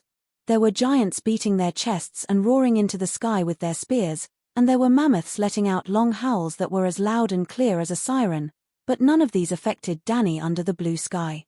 The golden fingers of the rising sun reached into the hazy white fog in the early morning. The vast ghost forest was in full view in front of her. In addition to the tall oaks, soldier pines, and iron trees, there were also many rivers and lakes embedded in the forest. The surface of the rivers was covered with a layer of ice and snow, reflecting golden light under the sun. In the silent forest, there were few birds and beasts, and there was no sound of flowing water. Except for the whistling of the wind caused by high-speed movement, Danny could not hear anything.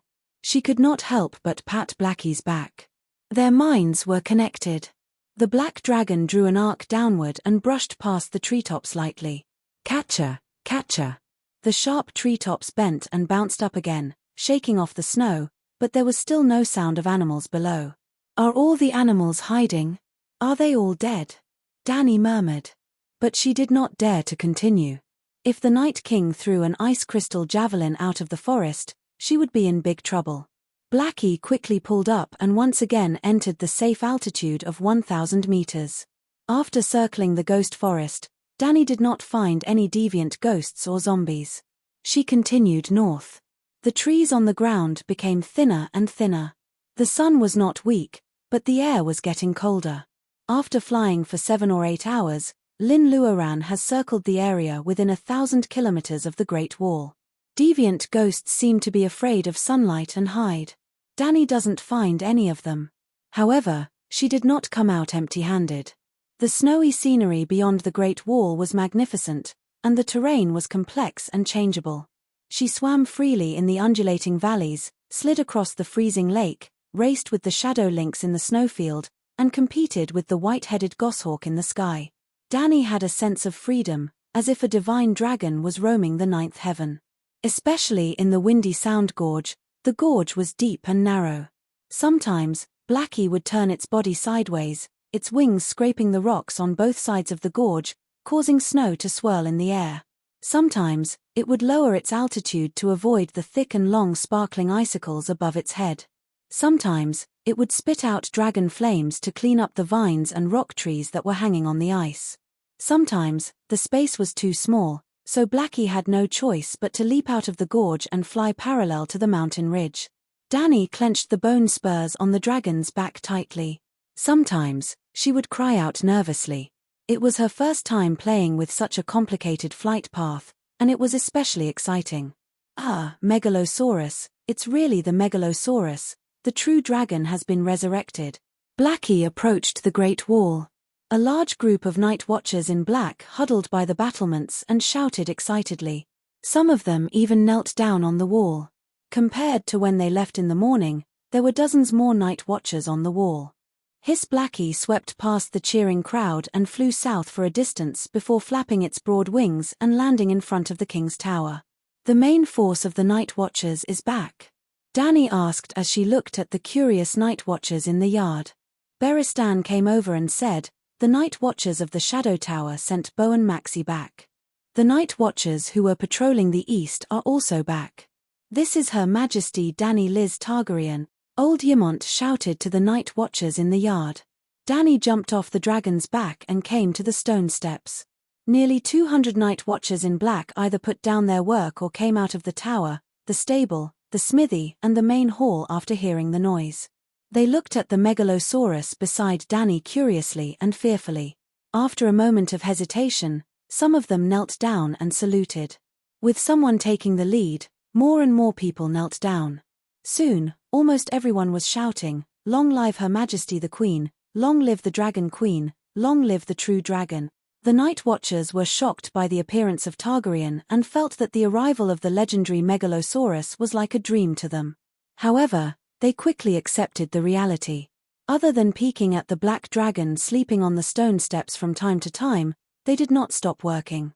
Dani looked around and asked, "Did Whitey go hunting?" "He flew to the forest in the east not long after you left," Beristan said. "Your Majesty, let me introduce." Old Ymont led a few night watchers over. Other than the one-armed Tanner, Dani did not know any of them. "This is Bo and Maxie, the Commander-in-Chief and also our General Affairs Officer," Old Ymont said as he pointed at a red and fat bandaged man who looked like a red pomegranate. Max's waist was injured, so he wrapped a thick white cloth under his woolen cloak. "Greetings, Your Majesty." The pomegranate man saluted cautiously. "Sir Dennis Mallister, the Commander-in-Chief of the Shadow Tower. Thank you for coming to the Wall's aid, Your Majesty." He was a man in his 60s with a white beard. He was tall and strong, with a red face and a loud voice. His eyes shone brightly. He was similar to Beristan. Count Yonos Slynt. A short and strong man with a double chin looked at Dani with a twinkle in his eyes. "Count Slynt?" Dani raised an eyebrow and said strangely, "Count Slynt, you helped Lannister kill Ed Stark and killed Robert's 13 illegitimate children for Cersei. You must be Lannister's most trusted aide. I have a question that I don't understand. Can I ask you?" "Ah." The man with the double chin blushed and stammered, Your Majesty, I am not that close to Lannister. I have already put on the black cloak." You can't punish me for my relationship with Lannister. Hehe, where is the courage you had when you beheaded Ed Stark in front of St. Basil's Cathedral? Dany sneered. The person who beheaded the Prime Minister was Eileen Pine. I all you did was pin Eddard Stark to the ground, so that Eileen Pine could behead him with his sword. Barristan said coldly. Knight, Sointi was about to argue when he suddenly realized something and emphasized, Your Majesty Dany Rise, Ed Stark and Robert are the main culprits who stole your father's throne. Sigh, I don't care about your rotten past. Like you said, put on the black cloak and let bygones be bygones. Dany waved her hand and said unhappily, I just want to ask, as Lannister's most trusted aide, can you answer my question? Why did Joffrey change his mind? Lannister promised Ed that as long as he admits his crimes and puts on the black cloak, he will let him and his daughter go back to the north. That way, the lion and the wolf won't fight. It's the best choice for both of them. About that. Sont was just about to breathe a sigh of relief when his expression became troubled again. Seeing Ymont and the other Night Watchers' curious expressions, and the monster behind the Dragon Queen looking at him hungrily, he gritted his teeth and said, Littlefinger spent 6,000 gold royals to buy me over to Ed Stark. In order to deceive Stark and make him think that everything is under control, Littlefinger and I have already sided with the Queen Dowager. Or rather, I was Queen Cersei's subordinate from the very beginning. The money should have been refunded. After all, it was just an act. But Littlefinger came to me and told me his worries. He and I have betrayed the Prime Minister. When Ed returns to the north, he might not do anything to Lannister, but he will definitely take revenge on us two insignificant people. Then, he told me. By the Seven Gods, that guy is really smart. He completely understood Joffrey's personality and knew that he would definitely go back on his word. Littlefinger told me to get rid of Ed and Stark as soon as King Joffrey gave the order, especially Cersei and Varys, before anyone could react. That money became my service fee. That's how it is. So Littlefinger really. Barristan was shaken and had a complicated expression.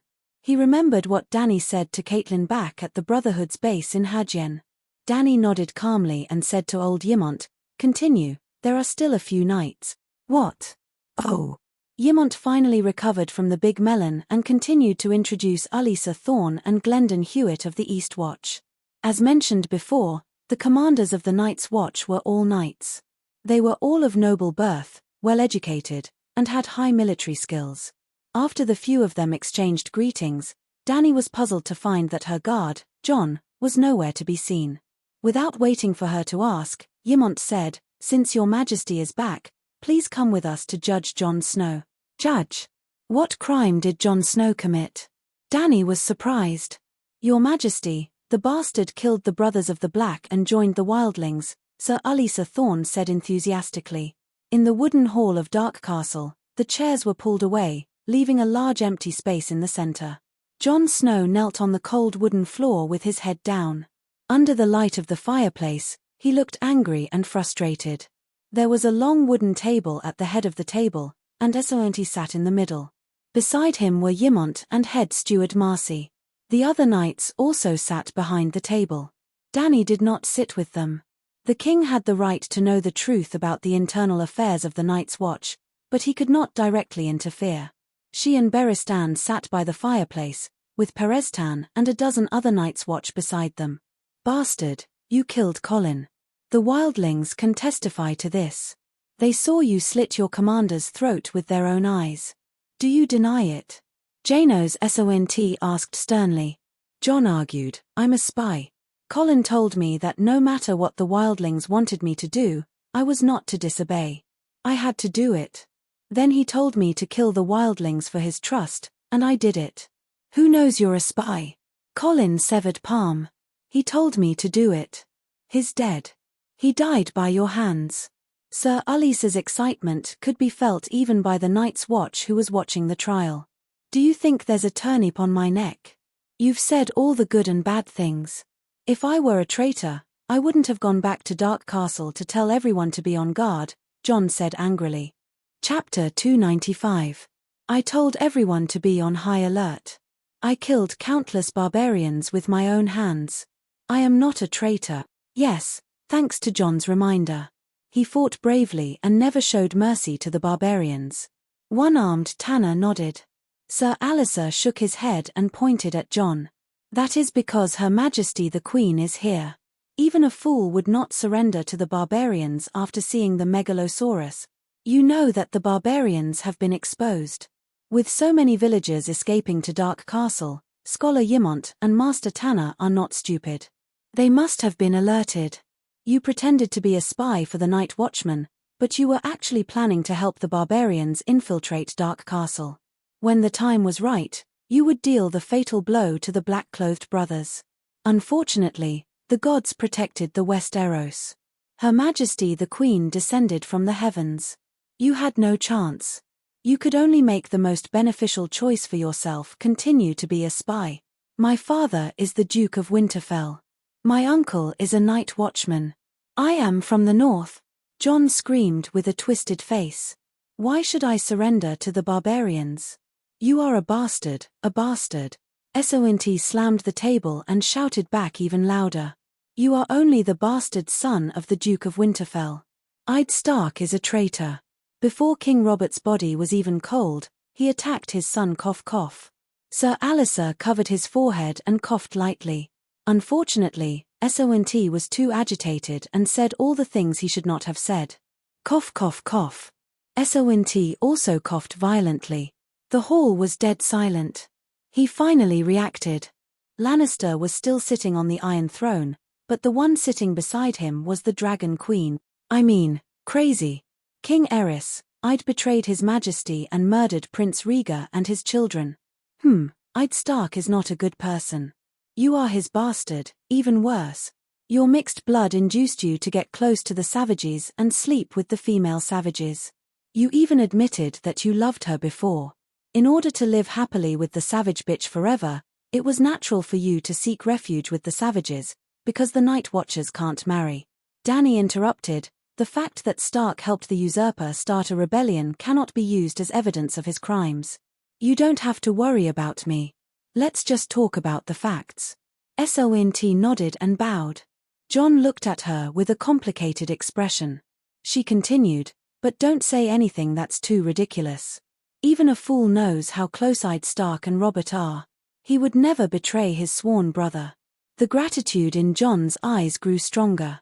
He didn't care how they treated him, but he couldn't stand the slander about his father.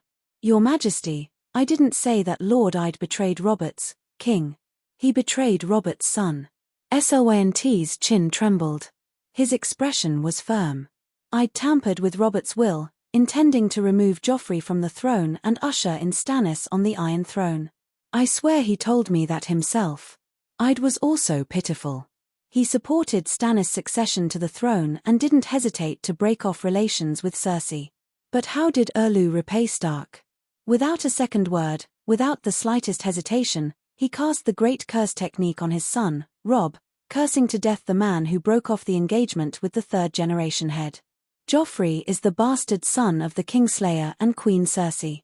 My father knows of this, Jon said loudly. You dare to slander the Queen? Esowinti was furious. Sir Alistair covered his mouth and coughed lightly. Esowinti stole a glance at Dany. He sighed in relief when he saw that her expression was normal. But with this interruption, he was at a loss for words. Sir Alistair took over the conversation and scolded Jon loudly. I've seen through your evil heart. There are more than 100,000 savages, 400 to 500 giants. But the Night Watchers lost all their elites at Fist Peak, leaving only a few hundred old and weak. You believed that Manslade would eventually cross the wall and kill us all, so you sought refuge with the savages. The evidence is conclusive. Jon Snow, plead guilty. I'm not guilty. Jon met Sir Alistair's gaze coldly. His Majesty has captured so many savages. You can ask around and see if they know that I'm a spy for the savages in Dark Castle. Bring in the prisoners. Soon, a dozen savage leaders were brought into the hall. Among them was Yegaret the Fire Kiss. What, Jon, you didn't betray me. You're our spy. Who gave you this mission? You should have told me earlier. I shouldn't have shot you with an arrow. Hearing Sir Alice's question, Yegarit's eyes widened in surprise and a little resentment. Was this guy really stupid, or was he high enough to defend his lover? Sir Alice's face darkened as he continued to ask the next savage. But they either didn't know, or they were spouting nonsense.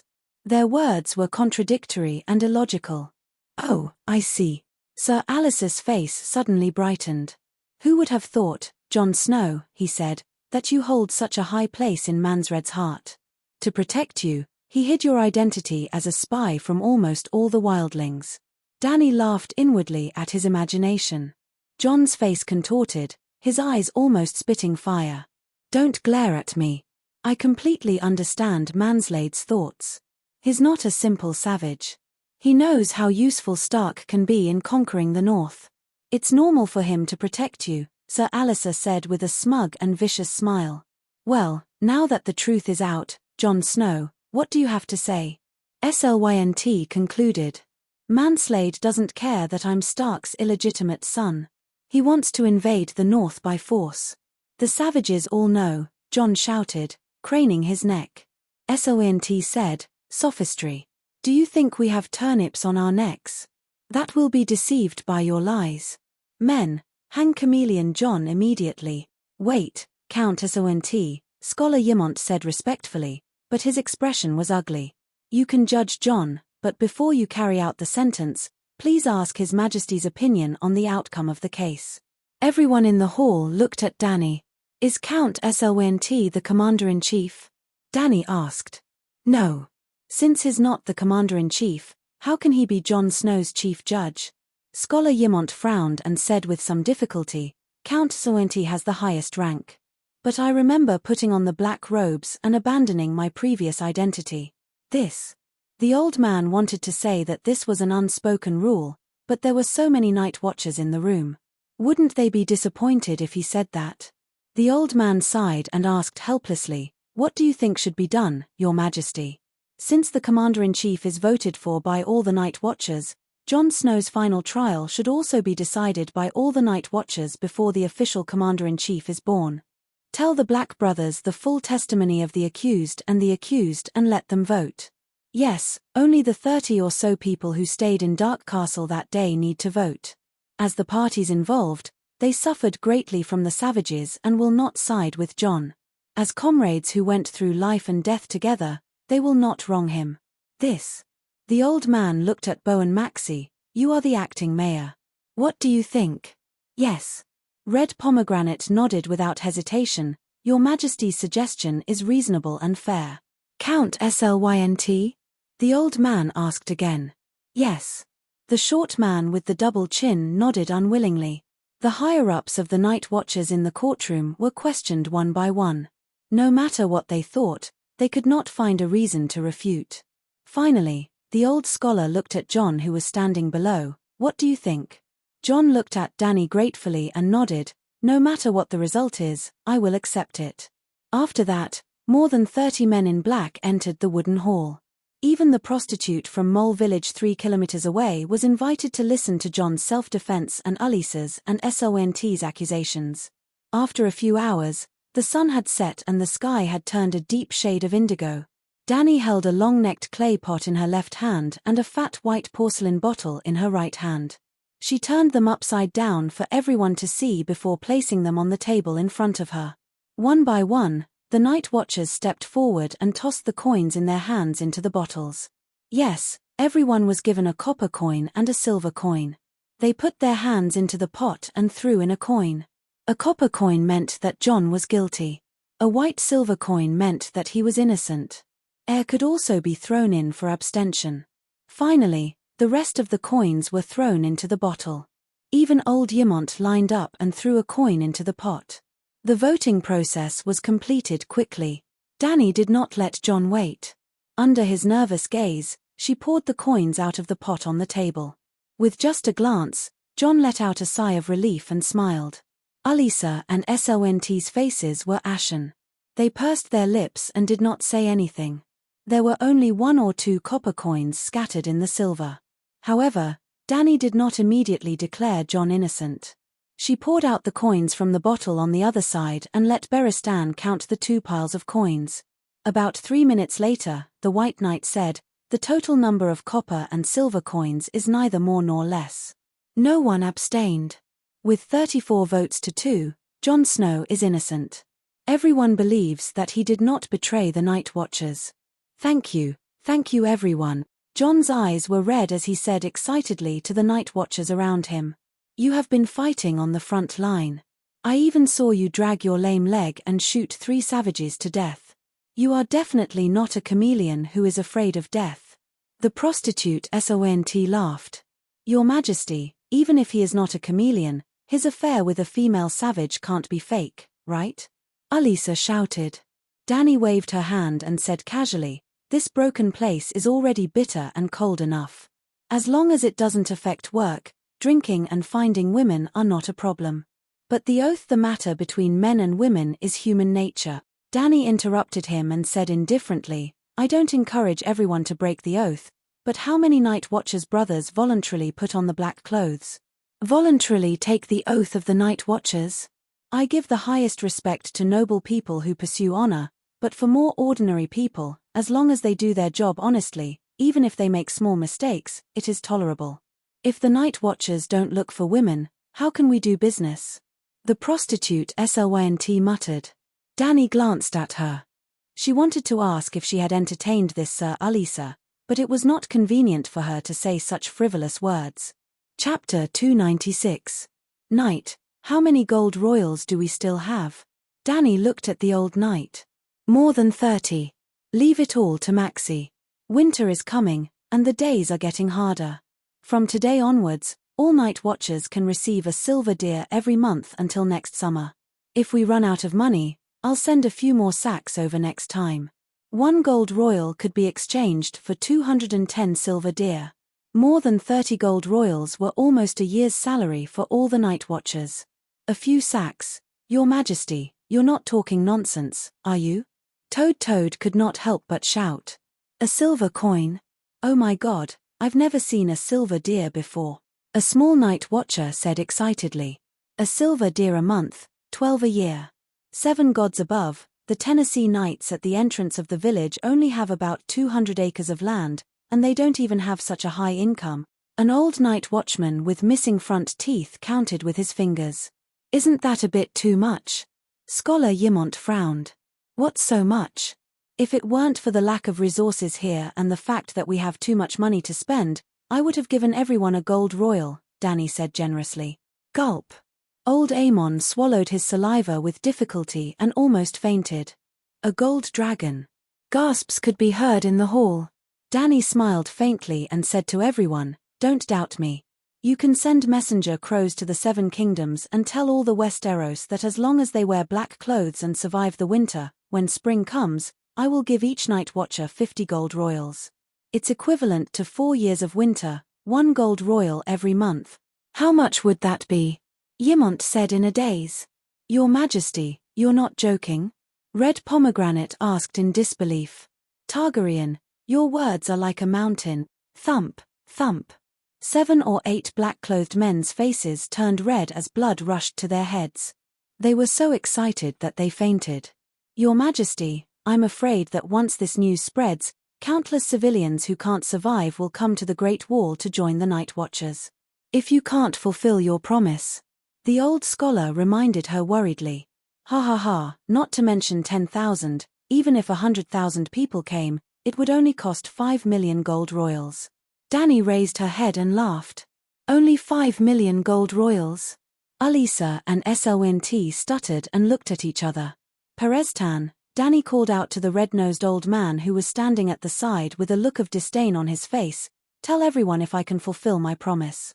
The old man glanced at everyone in the hall as if he were looking at a country bumpkin.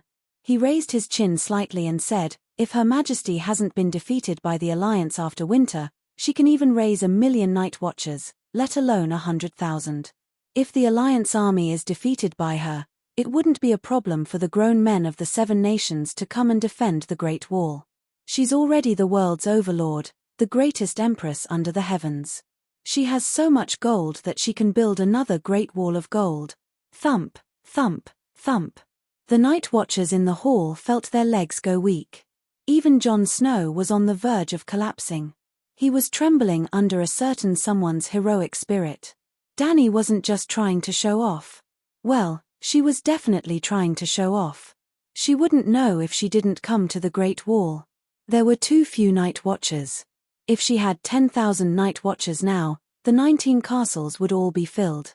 First of all, the barbarians would no longer be a threat. Well, with her around, Dany wasn't worried about the barbarians taking down the Great Wall. But a few hundred night watchers couldn't take down 100,000 barbarian captive. Secondly, as long as she didn't ride her dragon and wander around outside the Great Wall, it would be difficult for the Night King to cross the Great Wall if there were enough night watchers. Compared to the fate of the entire world, even if she didn't have any feelings for the Westeros, a few million gold royals was worth it. It was at least 10,000 times better than Robert spending it on wine and women. Congratulations to Her Majesty. Long live the Queen. Long live the true dragon. Long live the Megalosaurus. This time, the hall was almost full. Hundreds of night watchers raised their cups and toasted to Queen Dany. Their shouts shook the sky and their emotions surged.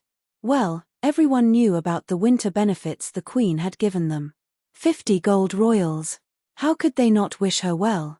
After 3 rounds of wine and 5 dishes, Dany, who was sitting at the head of the table, cleared her throat and said to the night watchers on both sides, "Commander Mormorn has been dead for more than half a year. A new commander hasn't been chosen yet. What do you think? We'll be negotiating with the barbarians tomorrow. Let's not talk about whether we can succeed.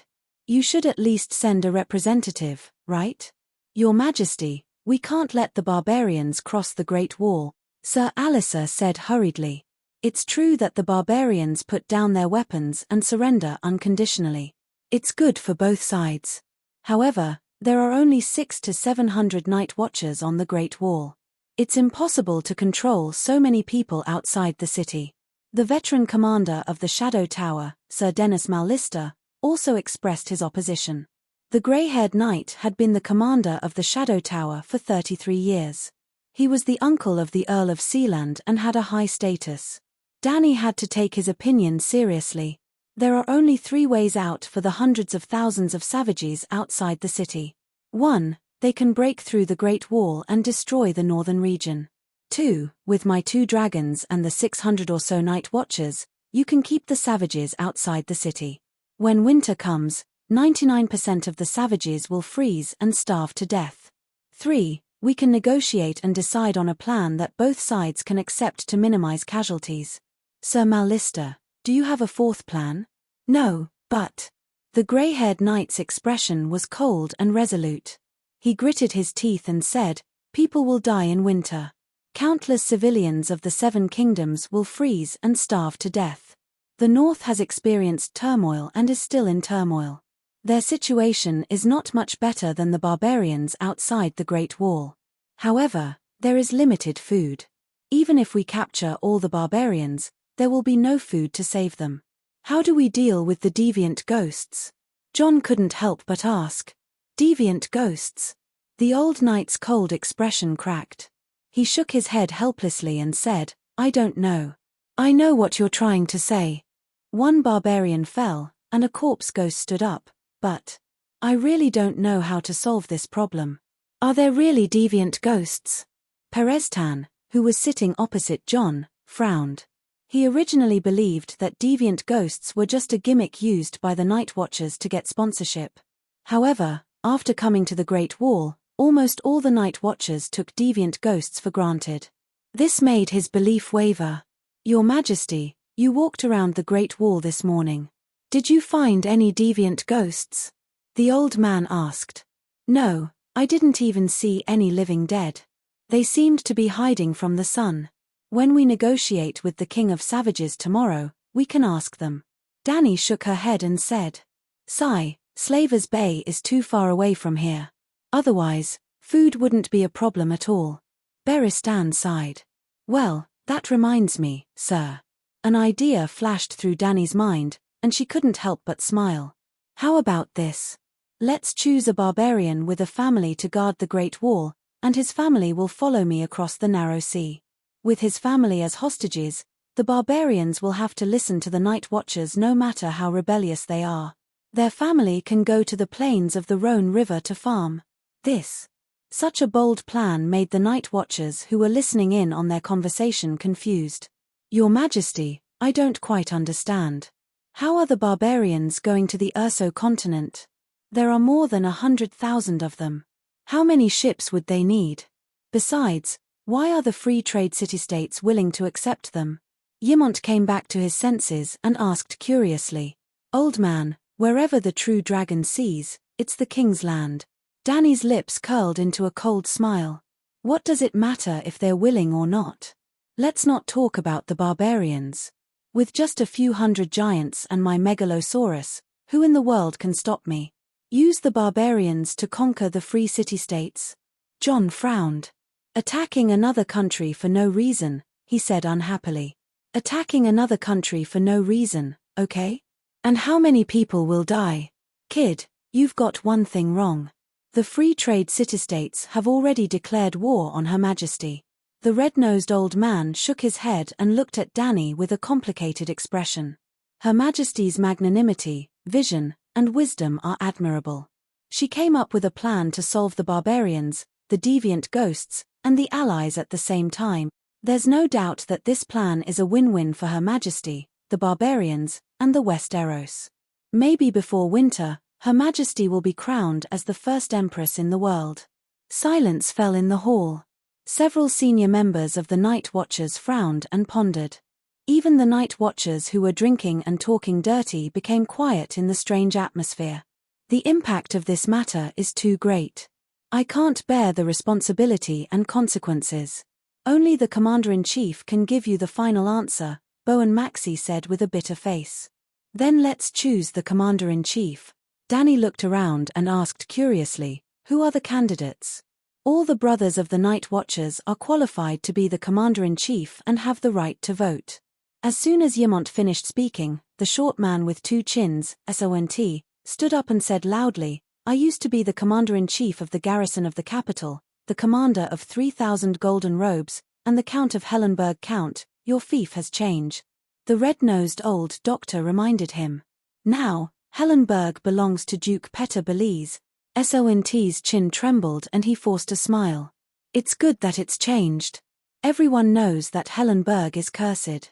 Blackheart Hole was burned to death in the city by Balerion on the day Hellenberg was built. Then, the Caholis family was wiped out by Redheart Hellenberg.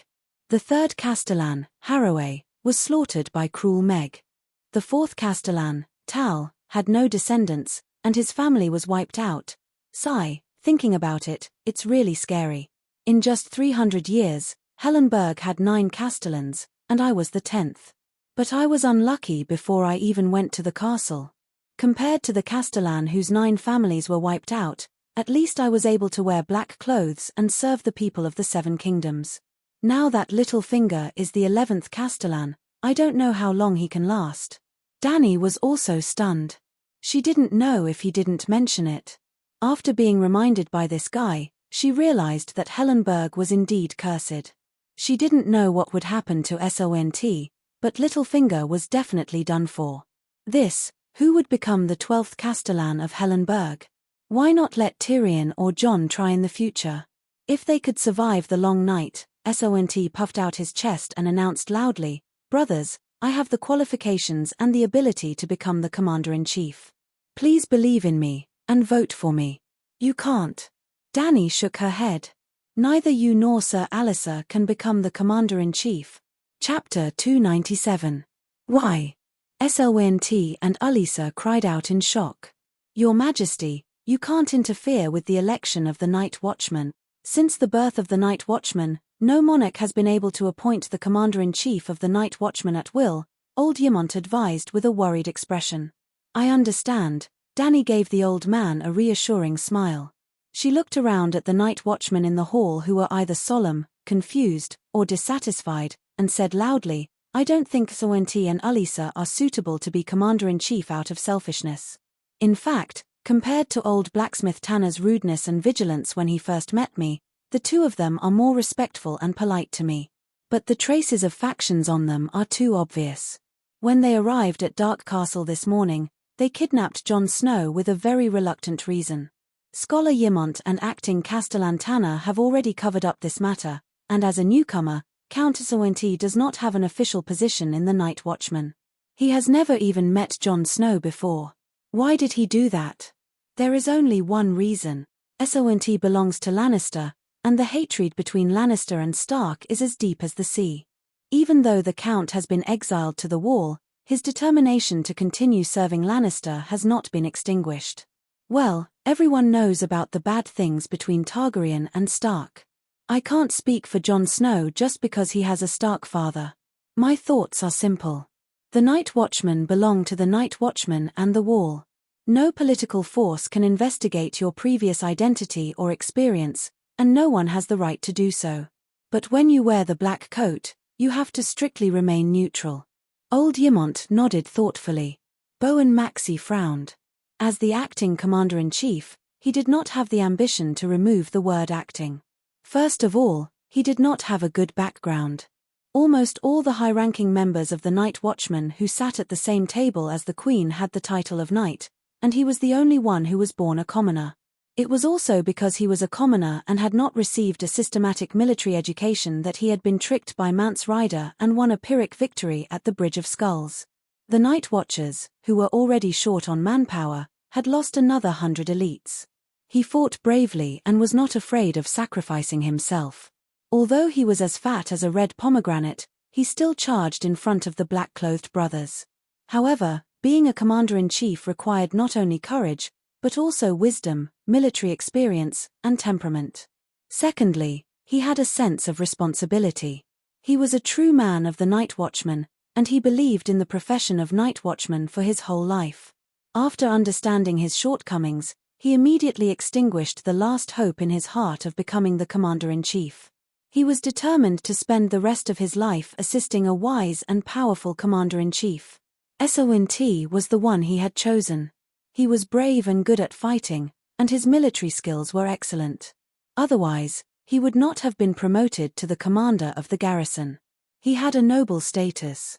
He was now a count with real power. He had connections with the court.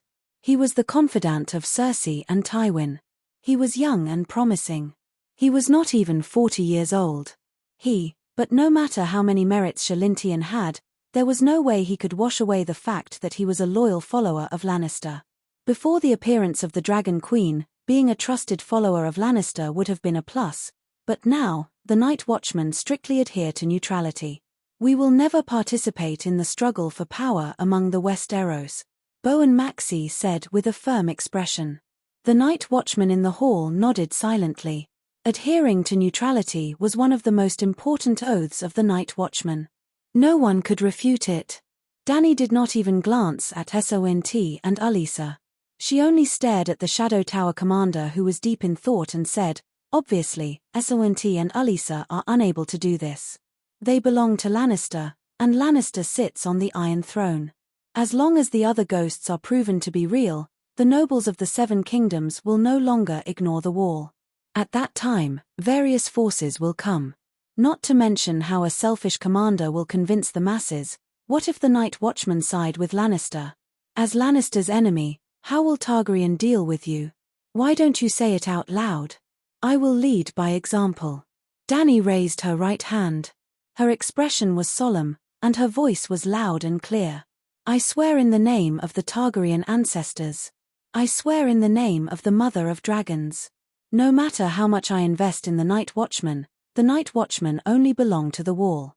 I will never ask the Night Watchman to serve my personal interests. Good. Bowen Marcy, Blacksmith Tanner, Mal Lister and the other higher-ups of the Night Watchman cheered loudly. The Night Watchman brothers in the hall clapped excitedly. Even Jon looked at Dany with admiration and worship. This woman. Professor Perestan had a complicated look in his eyes. His emotions were in a mess. If the other ghosts were real, if the other ghosts were as powerful as the legends said, if the other ghosts really had the intention of crossing the Wall, then the nobles of the Seven Kingdoms would end their disputes and head north together to resist the enemy. However, the War of the Usurpers and the Rebellion of the Four Princes, had caused the blood feud between the nobles to be as deep as the ocean. Would they be able to trust each other and deal with the common enemy peacefully? Dragon Queen's vow at this moment was undoubtedly a good start. The forces of the Seven Kingdoms would unite under the neutral Night Watchman without any selfish motives. They would only serve the Westeros. Thinking about it this way, Dragon Queen's decision to exclude Alyssa and Slnt as candidates for Commander-in-Chief was not only correct, it was also very wise and decisive. The Night Watchman had to be neutral. Otherwise, the plan of the Seven Kingdoms to resist the other Ghost Alliance would never be realized. Unconsciously, the red-nosed old man also began to clap. He was filled with emotions. Apart from the conflict of ideas between the true world and the magic civilization, the Dragon Queen's talent, magnanimity, and wisdom were far beyond the players of the Seven Kingdoms. They were not even on the same level. She was truly a wise ruler of the Seven Kingdoms. Your Majesty, I think you misunderstood me. After the cheering stopped, Sir Alyssa's thin and stern face turned red.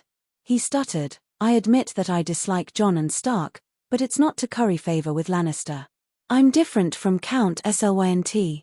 I'm not a confidant of Cersei and Tywin.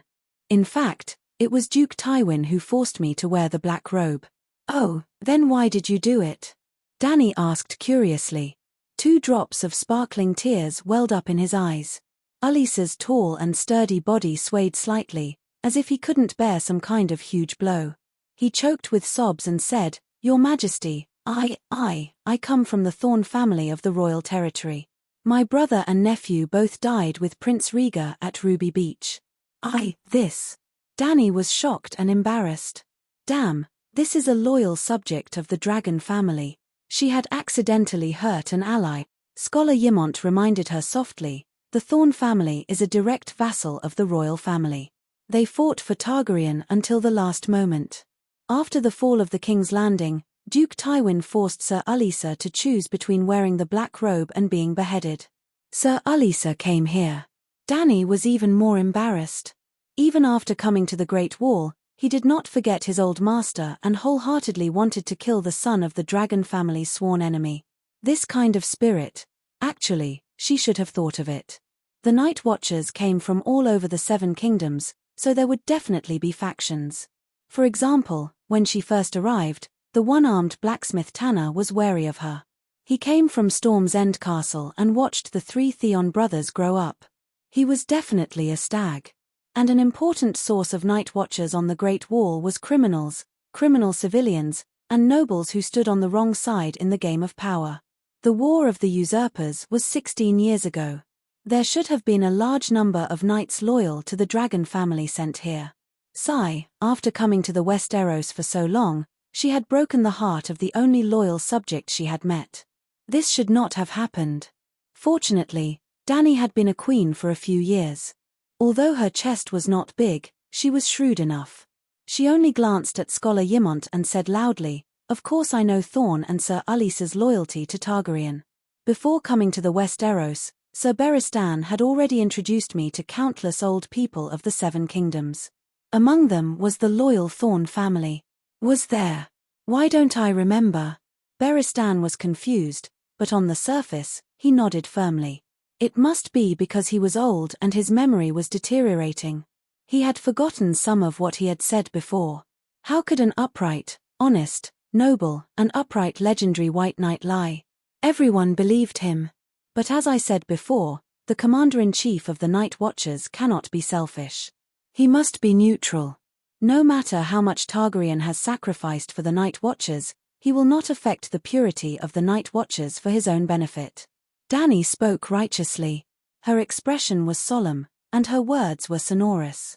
Targaryen, you must do what you say. You must be firm in your actions. You must be firm in your actions. Your Majesty. Scholar Ymont choked on his words. Your Majesty. Bowen Marcy was so moved that his eyes turned red. Your Majesty. Sir Alyssa finally shed tears. Your Majesty. Fortunately, this king was smart enough to turn the awkwardness into emotion. The men in black were moved to tears, and this set a good example for them. The Night Watchers will never participate in the politics of the Seven Kingdoms. Who knew if some future commander-in-chief would be stabbed to death by his own men in black? Half an hour later, the lively banquet ended. Dany, accompanied by Beristan, old Ymont, and Jon, left the main hall of the castle and walked towards the king's tower. Your Majesty, this afternoon's trial. Jon's grey eyes flashed with a mixture of gratitude, admiration, and worry. Thank you. No need to thank me. The strength of an organization depends on its reward and punishment system. Those who do well will be rewarded, and those who do wrong will be punished. If justice is lost, the hearts of the people will easily scatter, and honor will naturally disappear. It is already hard to endure beyond the Great Wall. Without unity and honor, how can the Night Watchers fight? Dany shook her head. Jon was stunned, and asked hesitantly, Your Majesty, when winter is over and summer comes, after you take back the Iron Throne, what do you plan to do with Winterfell's Stark? Ha, Winterfell now belongs to Rhaemys Snow, right? Dany smiled meaningfully. The people of the Northern Territory will not forget Stark, Jon said with certainty. Screech walking up the stone steps, Whitey, who was lying at the door, stretched its neck and called out to Dany. Dany patted its chin and asked, Where have you been? I haven't seen you all day. Winter is coming, and the beasts in the forest have all hidden. It's not easy to find them. Scholar Ymont lifted the oil lamp and looked at the charred corpse of the beast in front of Whitey. It has a long horn, could it be a deer? But it's so tall and strong, more like a wild horse. Strange, I don't recognize it. Ah, a unicorn, the old man suddenly exclaimed. I remember now, this is a unicorn. 7 gods above, the white dragon killed a unicorn. Chapter 298. Unicorn? Dany and Jon exclaimed at the same time. Even Beristan, who had opened the door of the king's tower, turned around in surprise and asked, Scholar Ymont, are you sure there are unicorns beyond the Great Wall? But I don't see any unicorns in Mansred's army. No, Whitey didn't go beyond the Great Wall. I warned them not to hunt beyond the Great Wall. Dany shook her head. She walked to the beast's body and examined it carefully. 99% of its fur was burnt, and there were a few tufts of long silver hair on its hooves. The most striking feature was the long black horn that Whitey had thrown aside. It was 1.2 meters long and as thick as the rim of a cup.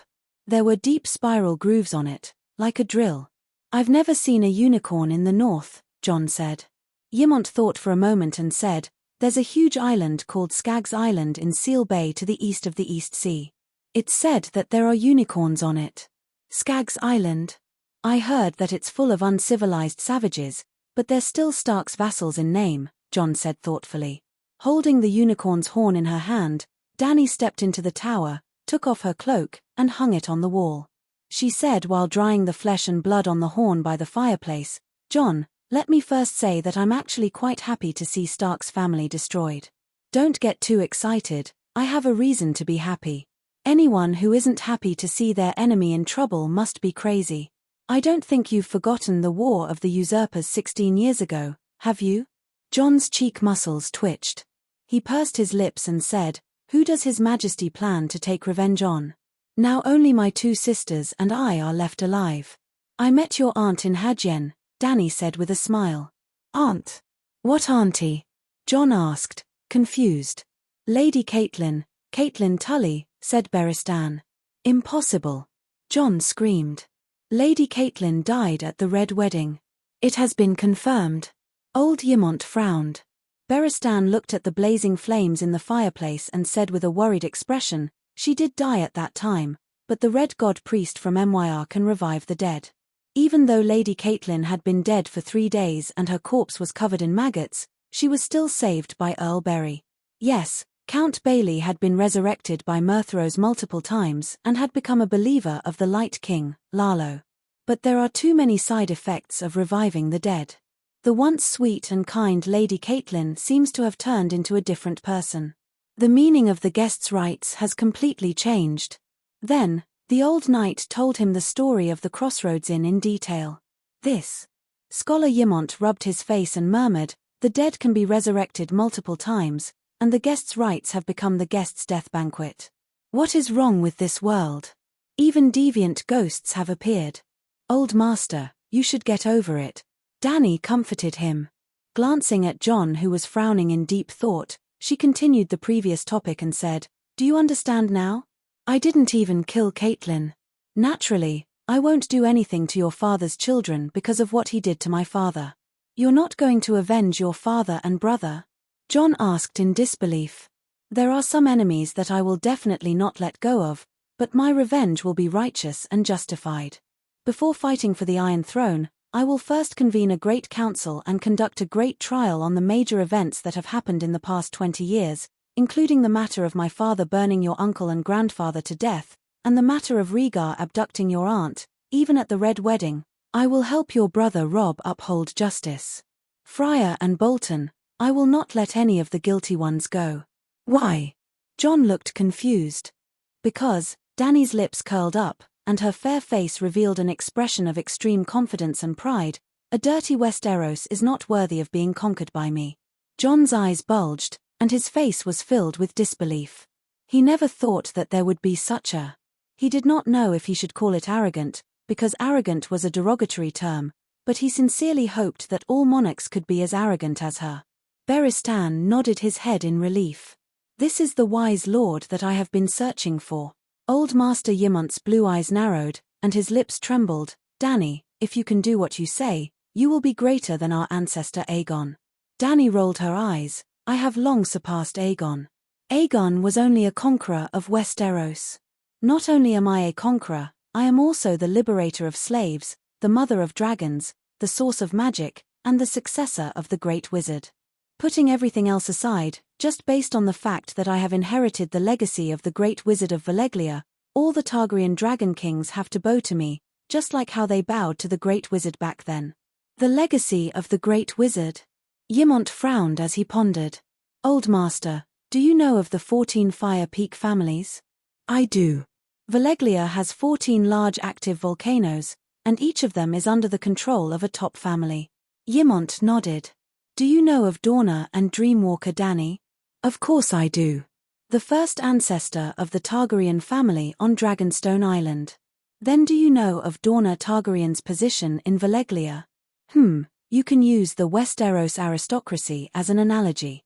The old man said hesitantly, "The 14 Fire Peaks are equivalent to the 7 Great Dukes. Our ancestor's position in Valeglia was not high. He was probably at the level of a knight, and Valerian and Sitiga were the knights of our family." "That's right. Then do you know of the Great Wizard's position in Valeglia?" "What position?" Ymont asked curiously. "The King of the 7 Kingdoms. His legacy is equivalent to the Iron Throne. Now, a small family of a fallen knight has seized the Iron Throne. Tell me, how is this achievement compared to Aegon's?" Dany said with a faint smile. "That exaggerated?" The old scholar opened his mouth wide, his face full of disbelief. "It's not exaggerated at all. In the magical civilization of Valeglia, magic power is equivalent to status." Ymont nodded and asked again, "What can the legacy of the Great Wizard do?" "What can it do?" Dany thought for a moment and sighed. "Give me 20 years, and I can probably bring the destroyed Valeglia back to life in this world. But what's the point? Valeglia's civilization has reached a dead end. This is too scary." John was shocked at first, then overjoyed. He asked excitedly, "I learned a meditation spell in the glass candle last night. Is it the legacy of the Great Wizard?" Looking at the flickering shadows in John's grey eyes, Dany held back her laughter and shook her head. "John, you're really talented. It's only been a day, and you haven't even learned the basic runes, but you've already successfully built the meditation rune. However, you do not have the Targaryen blood, so you cannot learn my spells." Congratulations, you have become a shadow-binding knight." Plop. Beristan and old Ymont, who understood the meaning of shadow-binding knight, were so shocked that they almost fell off their chairs. "What is a shadow-binding knight?" John asked blankly. "It's the same as shape-shifting. It's a misunderstood profession." "Your Majesty, how can you let John learn the shadow child witchcraft?" Old Ymont stomped his walking stick and complained.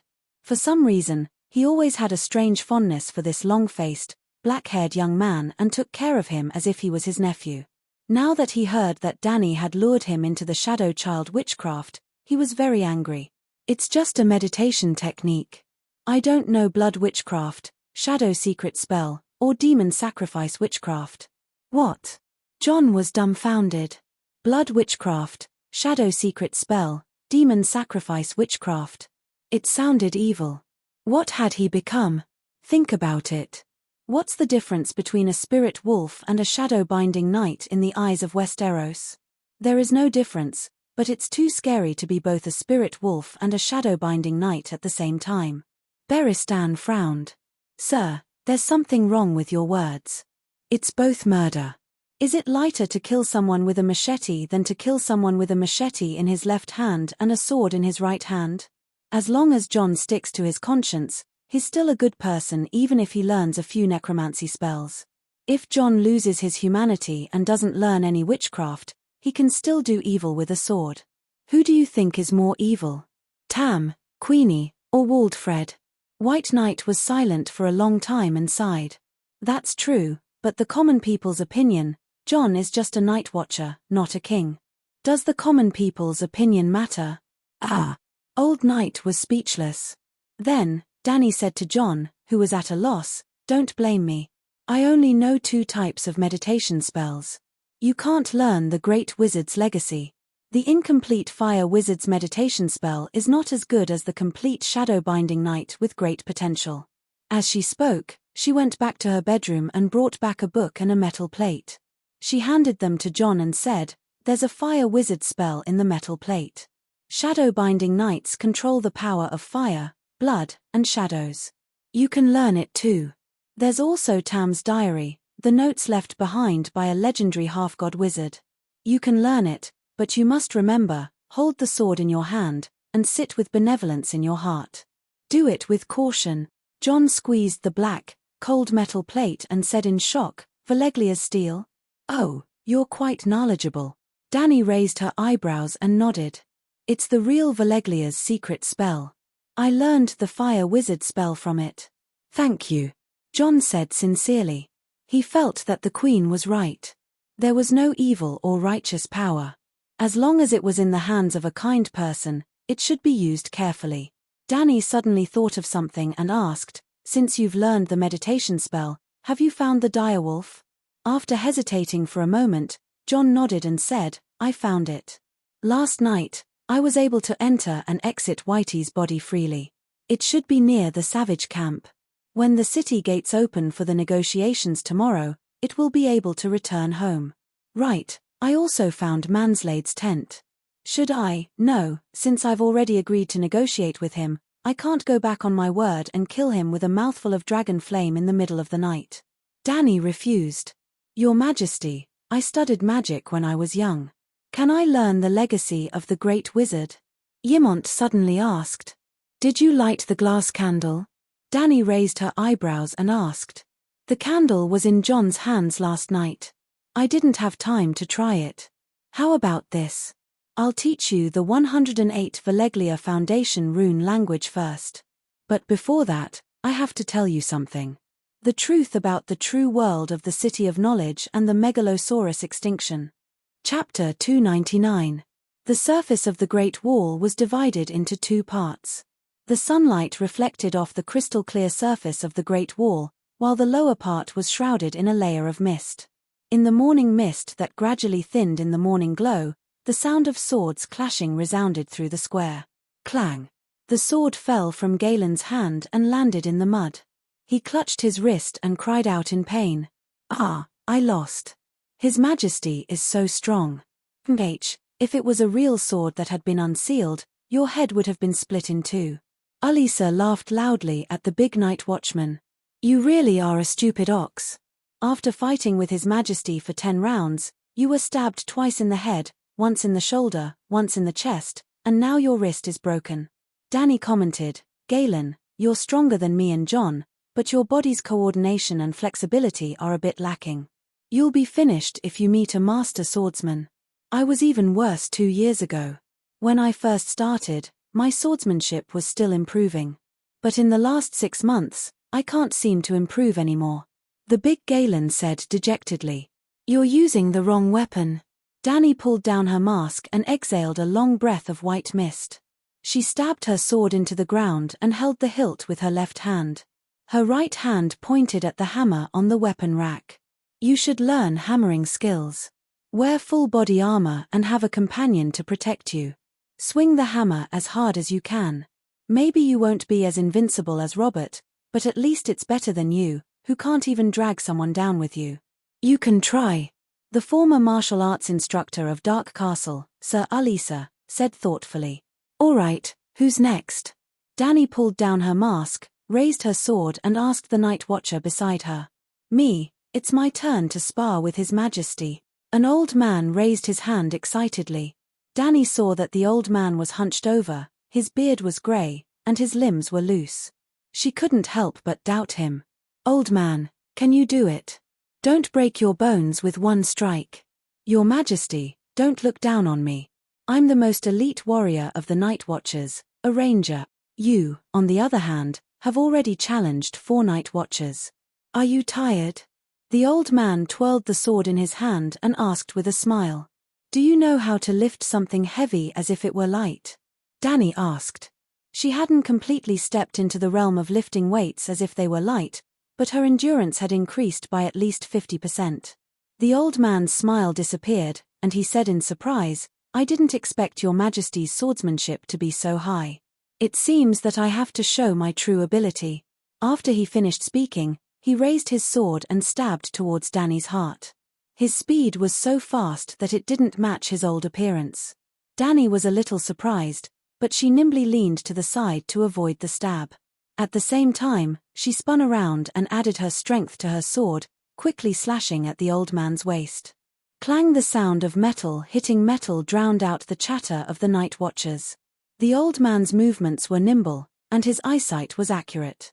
He stopped his left foot and used his left foot as a fulcrum to gently rotate his body. Then he stretched his right foot and lowered his center of gravity. He held the sword upside down with his right hand and pressed the middle of the sword with his left hand, just in time to block Dany's fierce attack.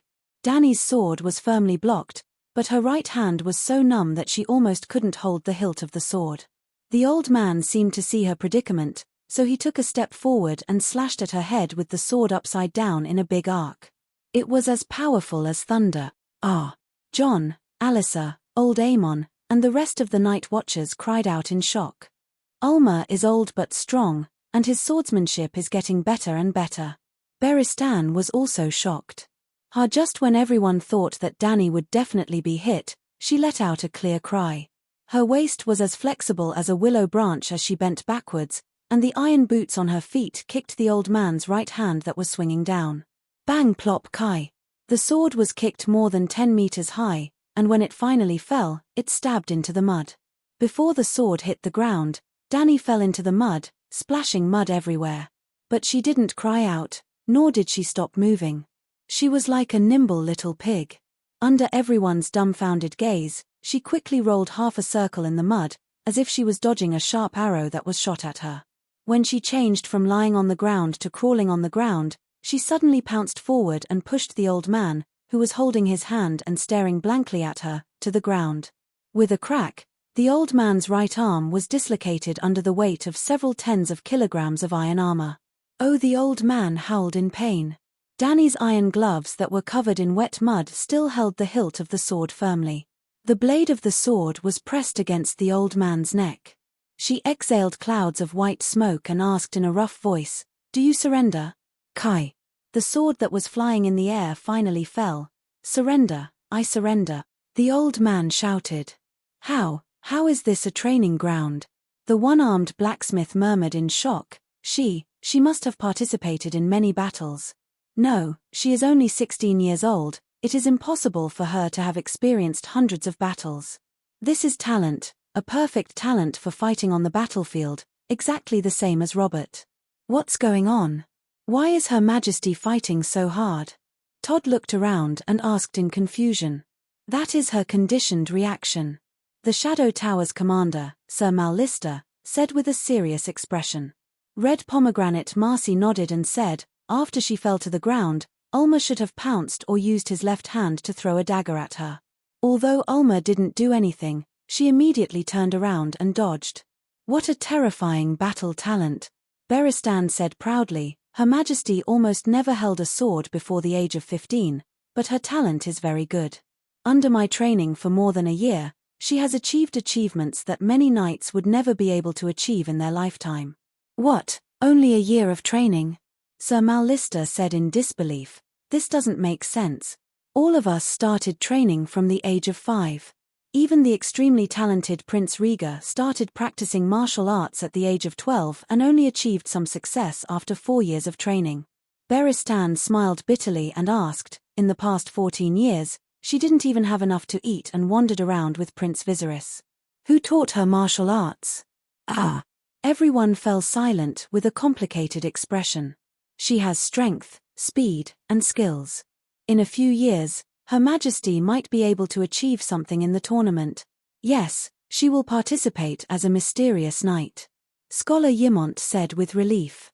Perestan glanced at him with a wooden face and said strangely, in a few years, Her Majesty will become the first female knight to win the tournament in the history of Westeros. 7 gods above. Red Pomegranate Marcy said in shock, when did this happen? The red-nosed old man said, a few days ago, in the old town. In order to recruit free riders to deal with the pirate attacks, the Hyder and Tyrell families jointly organized a Honeywine River tournament. Her Majesty changed her name to Layla Vesuvius and Sir Beristan as her knight attendant. When the two of them came to the old town, they happened to encounter this matter and she signed up as a mysterious knight. Layla Vesuvius. Yimont said thoughtfully, her mother's name is Layla and Vesuvius is the surname of the king's illegitimate son. Did anyone recognize her identity? Master Tanner asked curiously. She looks very similar to Queen Layla and Madame Leilei. Even I can see that something is wrong. She dyed her hair black, her eyebrows and temperament changed. The old professor shook his head. She defeated Valiant Garin, Laughing Baylor and Horned Hill Deacon consecutively. She won the crown of love and beauty and took off her helmet on the spot to put on a golden rose crown. Hee. There were thousands of people here, including me. I have never been so shocked in my life, but no one doubted her identity. The crown of love and beauty. Gosh, what a legendary experience. I reckon the people of the old town will never forget such a scene. Scholar Yimont was fascinated. He could not wait to see the scene of the Targaryen descendants in the Glory Martial Arena with his own eyes. Isn't that so? When the news spreads, everyone will know the true identity of Layla who put on a crown for herself. Every day, there will be poets reciting her deeds in taverns all over the world, the red-nosed old man said bitterly. John listened with envy and admiration. He grew up listening to old Nan's stories. Fool Florian and Chungchi, Nymeria, Clever Ran, City Builder Brandon, Star-Eye Simeon, Bard Bell. There was no doubt that soon, Queen Dany Rise who fought for her crown for herself would also become one of those legendary heroes. This was the dream that he, Robb, Bran, and even Theon the Chameleon, the 4 brothers shared when they listened to the stories. Legendary heroes were too far away, but he did have the intention to make a name for himself in the tournament. He even fantasized that after he won the crown of love and beauty, he would give it to his little sister. Little sister was Jon's exclusive name for Arya. Maybe his father would think better of him, maybe Catelyn. Auntie would not be so sarcastic to him. She would often mock him until he ran away from the crowd with tears in his eyes, but the dream became a dream. He became a night watcher and no longer had the right to participate in the tournament. As for Robb, Theon, Bran and the rest, Perestan. The Queen's voice came from afar. I'm here. The red-nosed old man on the stone steps craned his neck and asked curiously, What's the matter, Your Majesty? Why are you so blind? Come down and treat this old man's injuries. Oh, I'm coming. The old man was stunned. Only then did he remember that he had become a night watcher. Old man, your swordsmanship is very strong. If it weren't for your old age and slow movements, I wouldn't be your opponent. Dany wiped the mud off her body as she spoke to the hunchbacked old man who was groaning on the ground. Ulma is actually better at archery. Beristan walked over with a half-filled wooden bucket and helped Dany clean the mud on her armor. I didn't expect a white raven like you to still remember me. The hunchbacked old man glanced at the White Knight and snorted. I also didn't expect a bandit like you to not be taken away by the stranger. The White Knight said bluntly. You know each other? Danny was interested. His hands paused for a moment before Beristan said in a complicated tone, Ulmer once shot an arrow through one of the hand of the White Bull Sergino. He's a bandit of the Imperial Forest Brotherhood. He's somewhat similar to the Brotherhood without a flag in Hadjen. A few decades have passed in the blink of an eye. Both of our companions are no longer around. Your Majesty, I'm more willing to let you remember that I once stole a kiss from a Dornish princess. The old man who was lying on the stretcher and being examined by the doctor winked at Danny and said with a smile. Woo-woo. As the few of them were talking, a long and loud horn sounded from the Great Wall. 2 horns, the barbarians are here. Chapter 300. The horn sounded twice. The barbarians had arrived. A 4-meter-tall giant riding a woolly mammoth arrived at the city wall. He held a 7-meter-tall banner with 7 stripes in his hairy hands and let out a deafening roar. The banner represented peace. The barbarians accepted Danny's request for negotiation. Your Majesty, I'll represent you. The barbarians are cunning and barbaric. It's hard to guarantee that they won't attack, Beristan said worriedly in the main hall of the castle. Danny shook her head and refused. The 2 dragons are guarding the city wall. If anything happens, they'll slide down. We're fully armed knights. We can't hold on for more than a few breaths, right? Beristan thought for a moment and reluctantly agreed. What about you? Danny looked at the leaders of the Night Watchers. Who will represent the Night Watchers? There's no commander-in-chief. We've decided to send a representative from Dark Castle, Shadow Tower, and East Watch. Red Pomegranate stood up and introduced, Sir Mallister will represent Shadow Tower. Sir Glendon Hvert will represent East Watch as the head instructor. Lastly, Jon Snow will represent Dark Castle. Why Jon? Beristan frowned. The young man is a good man. He's brave, and his swordsmanship is superb. But isn't he a bit too young? In fact, Beristan wanted to say that the fact that he was judged as a prisoner yesterday meant that his position here was not high. How could he represent Dark Castle? Tanner explained, in fact, Jon is the successor of Commander Mormorn. Everyone knows why the old commander chose him as his personal secretary. And Jon did a good job. His knowledge, loyalty, and fighting skills are unmatched among the new generation of Night Watchers. Jon had 3 supporters at the Great Wall, Commander Jerome Mormorn, Scholar Ymont, and Master Blacksmith Tanner. At the same time, the 3 of them were also Jon's mentors. Jon could not become the representative of Dark Castle without the support of Ymont and Tanner. Of course, Danny's suppression of Alisa and Slint last night had also helped him eliminate 2 great enemies and 2 competitors. Okay. Danny nodded. I won't interfere with the internal affairs of the Night Watchers. Just make sure that he can represent Dark Castle. The city gate was opened. Glenn, Todd, and more than a dozen Night Watchers passed through the twisted and narrow tunnel and crawled out of the city gate. Under the gaze of the flag-holding giants, they each carried a high-back wooden chair to 400 meters away from the city wall, which was almost halfway between the Great Wall and the Wildlings' camp. The chairs were arranged in a circle with a diameter of 10 meters. Behind each of the 4 chairs was a flag with a black background and a red 3-headed dragon, as well as 3 similar black flags. Well, the Night Watchers were dressed in black, wore black robes, and held black flags, just to represent 3 different castles. The patterns outlined on the flags were different simple drawings of 3 different castles were drawn in grey paint. After the Night Watchers planted the flag and left, the giants holding the colourful flag rode the mammoth back to the camp of the savages. About 10 minutes later, the sun dispelled the last trace of the morning fog on the ground. Under the clear sky, everyone could even feel the warmth of spring. Danny, who was wearing a black striped Shadow Lynx cloak, led by Beristan, Jon, the tall Glenn, and the grey-haired Mallister followed behind her. At the same time, the fence of the opposite camp opened, and a middle-aged man with black hair and a ragged cloak walked out first, followed by more than 10 barbarians who were either wrapped in animal hides, wearing rusty mail armor, or weird bone armor made of beast bones. On the wide snowy ground, the 2 groups of people slowly walked towards each other. The sky was blue, the snow was white, the sun was warm, and the breeze was gentle. Glenn, who was leaning against the battlements on the city wall, pulled his collar and found that his clothes were wet with sweat. He panted nervously and complained to Eddie beside him, "The savages are too cunning. There are only 5 of us, and there are 16 of them. Yeah, if we really fight, we'll be at a disadvantage." Eddie swallowed and stared at the group of savages with his eyes wide open, as if trying to distinguish the expressions of each of the savages.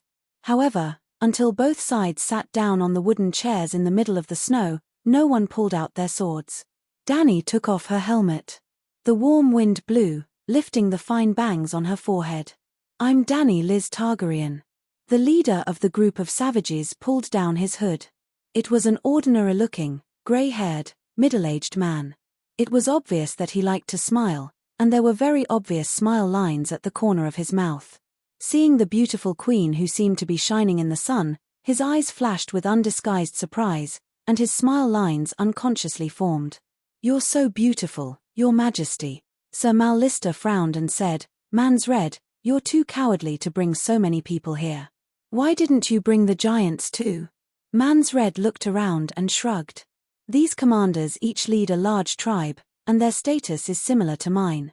If Giant Marg hadn't been captured by you, I would have brought him here too." Dany sat down on her own chair. Beristan stood behind her, armed to the teeth, and Mans Red sat opposite her. There were not enough chairs, and a few of the savages began to quarrel. In the end, in order to snatch the wooden chairs, the 2 bearded men even hugged each other and wrestled. Dany and the others were stunned. "Now I believe you, their status is similar to yours." Dany's mouth twitched. She glanced at the gloomy king of savages and said strangely, "I thought you were the king of beyond the Great Wall, and your words carried weight." She really didn't plan to play the game of 2 peaches against 3 men. The Night Watchers had prepared 12 chairs, and the Night Watchers had only taken 4. The remaining 8 chairs should have been enough for the savages. She didn't expect so many of them to come. "Those without chairs, stand behind me," Mans Red growled. The savages also felt a little embarrassed. A few of the commanders who had snatched chairs reprimanded them loudly, and those without chairs glared at their companions with red faces.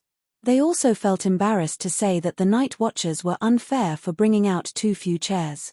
After all, only 5 of them came, and took up 4 chairs. While the remaining 8 were hesitating, a red-haired, red-bearded savage threw his oak shield into the snow and sat on it.